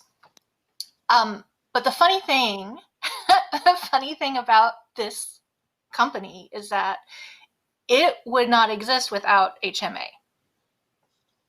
Because what started all of this is the game Crimes Against Handbells. And that was in 2017. I hadn't ever donated anything to the silent auction before. And I wanted something that was unique that people would actually bid on, because I couldn't afford to make a giant donation myself, but I thought, what can I do that will bring in some money? And my family loves card games. We play apples to apples. We make up our own rules. Everything we play is Calvin Ball. We smash together different games all the time. So we started thinking, wouldn't it be funny if we had a version of this kind of card game that we like to play, but it was just handbell jokes? Like, wouldn't that be great? And so we would just start writing these ideas down just for fun. And it was a couple of weeks before National Seminar, and I thought, wonder if I can actually make a game. Do people just do that? Is that a thing that people can do? Paul got online, found a place where we could actually print a card game, and I wrote it in a couple of days, and we sent it off to be printed, and we sent it shipped express directly to the hotel in California, because we were going to leave before it got there. We had our fingers crossed that it would arrive. We printed 2 copies, one to put in the silent auction, and then one to take to the bar so we could play it, so that people would know what it was, because the one in, the auction wasn't open. And it was a riot. It was super fun. It was far. I realized playing it that first night that people are far more funny than I am. They came up with stuff that just knocked me over. I was laughing so hard, and it was not anything that I would have come up with. It was just combinations people made. But I love that feeling. I love the feeling of sharing something that you love in a really silly, fun way with the people that also love it. I think that's a wonderful thing.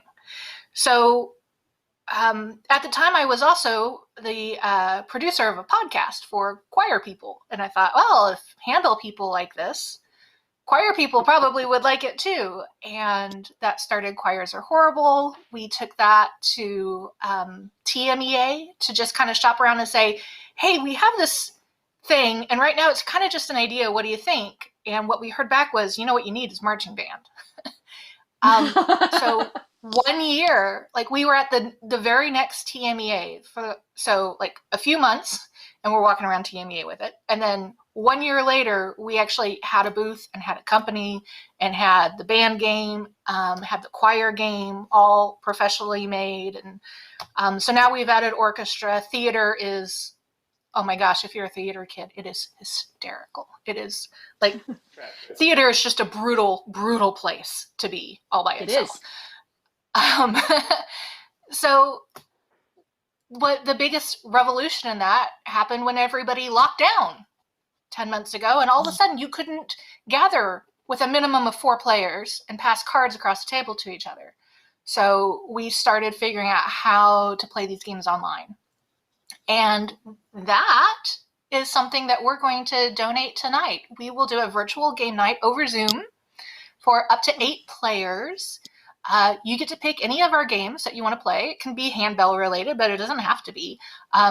You can pick the explicit language level, and you can also put in some your own personalized cards. So if you want to make sure that the people who are playing are actually answers in the game, we can customize it for you. So you get a customized Zoom game night for 8 players. And so what donation level is this for? Right, so this is going to be for a donation, the next donation we get of $300 or more. Let me just explain this to you as someone who owns all of the games, including the prototype Bell one from the silent auction. Yes. And there's so much fun. But Paul and Stevie have honed this process whereby you and your 7 friends via Zoom doing this game. You get your cards digitally, and they're offering, as you heard Stevie said, you can play Crimes Against Handbells, Choirs Are Horrible, Orchestras Are Awful, Theater is Tragic, Bands Are Bad. Horrible. They're horrible. Bands are horrible as well. Bands are horrible. Bah, I don't like that title. Or the brand new podcast game, Niche. We're still trying to figure out how to pronounce it. But they will come into your home via virtual means and host this game night. It's a trip. It's so much fun. Next donation of $300 or more, and we'll get you hooked up on that. We also have those 3 more Ring of Fire DVDs for donations of $125 or more. And congratulations to David Harris, who won the Strike Point goodie bag. Dave lives about 2 miles from me, so I will be looking forward to the invitation to come over for a socially distanced pizza dinner at some point in time with your new pizza cutter. Can't wait for that. Stevie, I feel like we could talk forever because we usually do, but I'll shut up and just let Michèle ask interviewish questions or ask you what you want to talk about. Steve. Oh yes, we have a video. We've got a video. Sure. We have another video. A video. What's the story, Stevie? What's the story? So this is what do the bells say? And this was cool because this was such a neat collaboration that like music people, we get to do the coolest things. We get to be Harold and the Purple Crayon, where we have this idea, and when we do something, and all of a sudden it becomes this real thing in life, and that's amazing. Not everybody gets that blessing and privilege. Was actually in Rochester. So once again, HMA is responsible, really, for this occurring. This is why you should donate.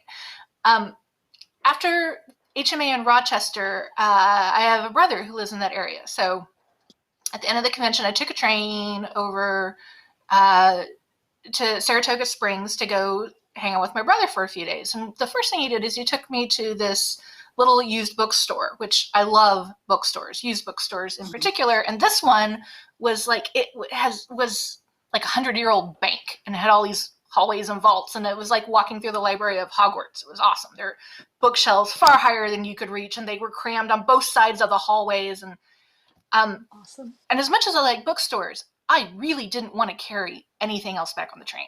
It did not. I was done carrying and schlepping stuff. I had just come from seminar. My bags were full.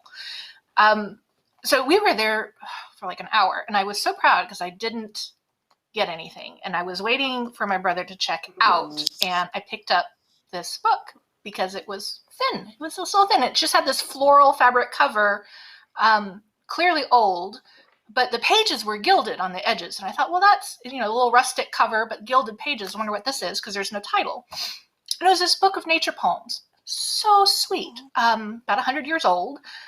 Just lovely little poems, but nothing, that I was going to spend that much money on until I flipped the page and there was this little poem called What Do the Bells Say? And it read like a Christmas carol that had never been put to music.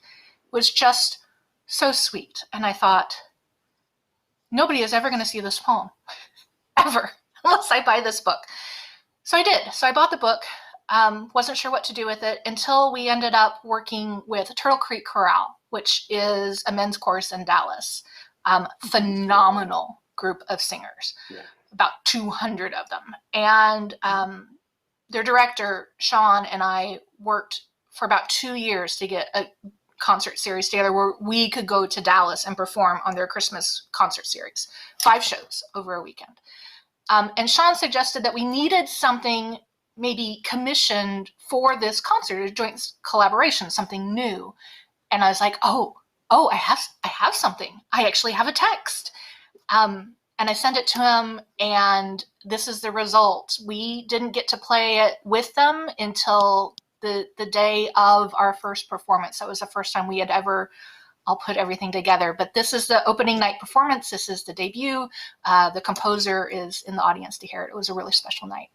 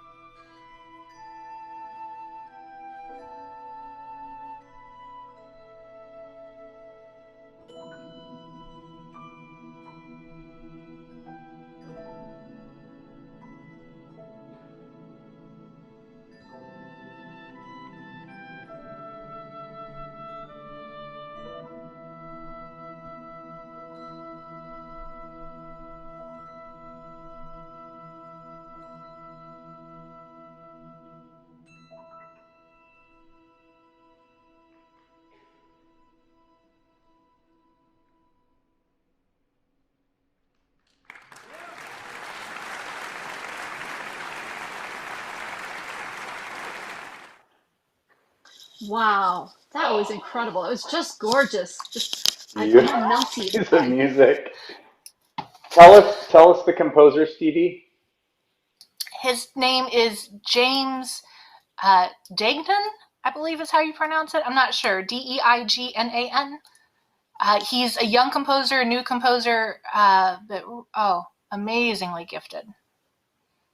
Sounds like it. Such an emotional Absolutely. piece. Yeah.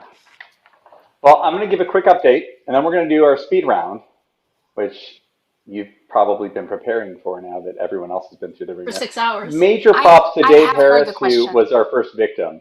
I mean, our first person we did this with. We have had 105 donations totaling $13,955. It's right at 11 o'clock. We're going to wrap up in the next couple of minutes, and we thank you all for sticking with us. Raise your hand in the chat if you've been here the whole 6 hours, and God love you for it. Thank you so much. Yes, we can all raise our hands. But we've got these couple more incentives, and I think if someone will just push us over 14, we might see that last 1,000 fly in the door. And wouldn't that be rewarding before we say goodnight in the next few minutes?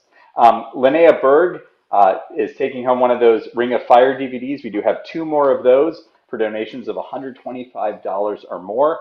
And still this amazing virtual game night with Stevie and Paul. They host it. They send you the info. You don't have to know technological things.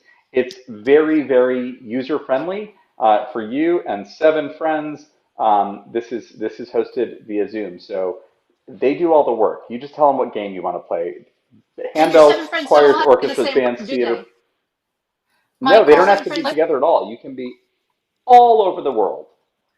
Let me just sweeten that a little bit. I will actually send whoever wins this tonight, I will actually send them a physical copy of whichever game they want to play, including Crimes Against Handbells, which has been sold out everywhere for over a year, except that, yes, there is like one more unopened one up in my cabinet that I will. All right, guys, this is. I feel like we should raise the stakes, but this is amazing. No. It's a steal at $300. But it's the only way to get the game. So somebody, look at all those hands. Jenny, Michael, Linda, Tintab, Josh, Bob, Jillian, Diane, Susan. You got, thank you. I don't want to miss anybody. I'm sorry if I did. Speed round. Stevie, you've probably heard the rules. I just want to say, it is a game night for 8 people. You each put in $20, like spread that around. Well, there's people that I'm sure they're like texting. I'm ready for the speed round.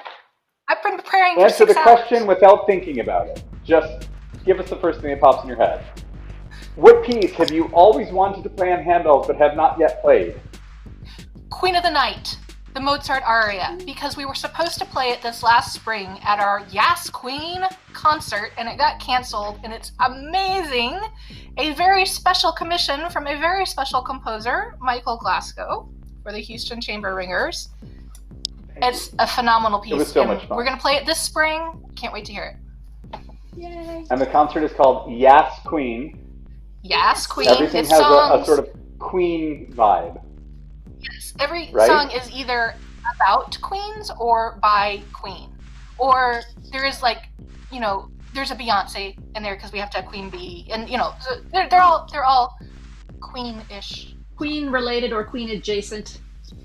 Yes.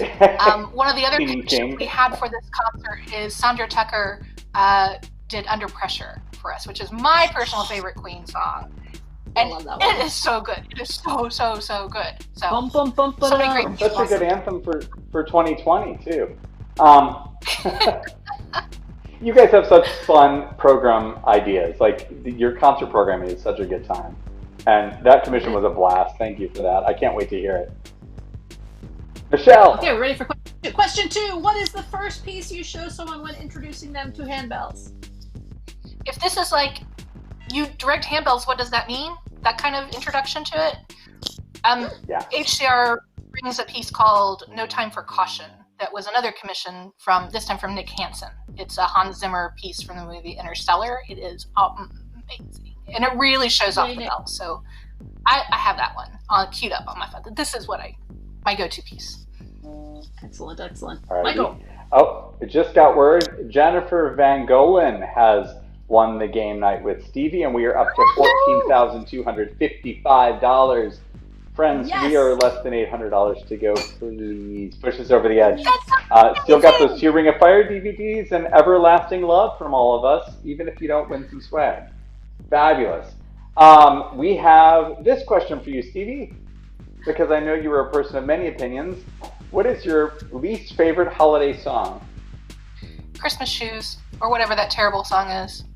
Is that the name of it? You know what I'm talking about, right? It's called Christmas Shoes. Oh, my mom is dying. She needs some shoes. What is that song? Okay, it's a happy night. It's awful. But I'm kind of with you. Okay. Okay, so what should you end a minor piece on a major chord? Why or why not? Minor piece, major chord, yes or no? Why? Whose stupid question was this? What a ridiculous premise. Get out of here with your rules. You tell me to do it one way, I will just do it the other way because I can. You know why? Because I'm a musician and I make musical choices. No lies detected. Hashtag artistic interpretation. So Stevie, you may be the first person actually that introduced me to the term fanboy. You were telling me I was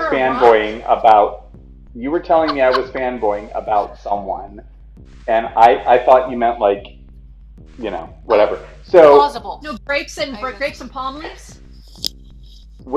Something. Whatever. It's 11 o'clock. My time. So what handbell person or group, current handbell person or group, do you find yourself still fangirling over? Michael Glasgow and Michèle Sharik. Oh. Good answer. Good old M&M's, I have had right? 6 hours to prepare for these questions, guys. Wait a minute. Wait. People are taking away their donations. Hang on. We are at $14,505. Stevie, wow! Thank you so much for pushing us and thank having you. so much fun. As always, a fabulous shot of energy and great humor and entertainment. Thank you for spending some time with us tonight. Thank you so much for having me here. We've got some cool stuff coming up. I don't have time to plug it all here, and I will not take away from the HMA amazing Ring-a-Thon. But yeah, if you follow us on social media, we got some things coming out of the gate that you've never seen before. It'll be Tell us your quick social media website, contact info. Go. We're everywhere. Houston Chamber Ringers. Are you on Houston Twitter? Chamber Ringers. We're everywhere. The www. You can find them. www.houstonchamberringers.org. Just look at Houston Chamber Ringers. There's one of us. Use the Googles, as my grandmother would say. Use the Googles. Thank you, Stevie. Thank you for being with us. Love the tiara. You're wearing that for Yas Queen, right? Oh, I hope. Well, the response is Yas Queen. My concert is Yes Queen, but there's a very specific dress code for a very specific reason that I can't give away. Okay. But I may not be wearing this tiara. It depends. We're recognizing all kinds of queens in our concert, not just the tiara wearing ones. So. Okay, that sounds wild and wonderful. There's plans. All right. With that cliffhanger, we will say goodnight to Stevie and move into our wrap-up mode. Good night, Thank Stevie. you again. I don't want to feel ungrateful, but we've got $495 to go. I mean, someone come on. You mean we're up?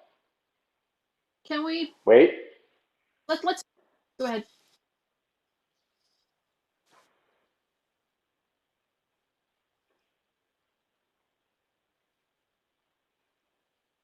I don't even know that song. Yeah, bring them in. Ed and Derek are coming in right now. Here they are. Woo! Michèle.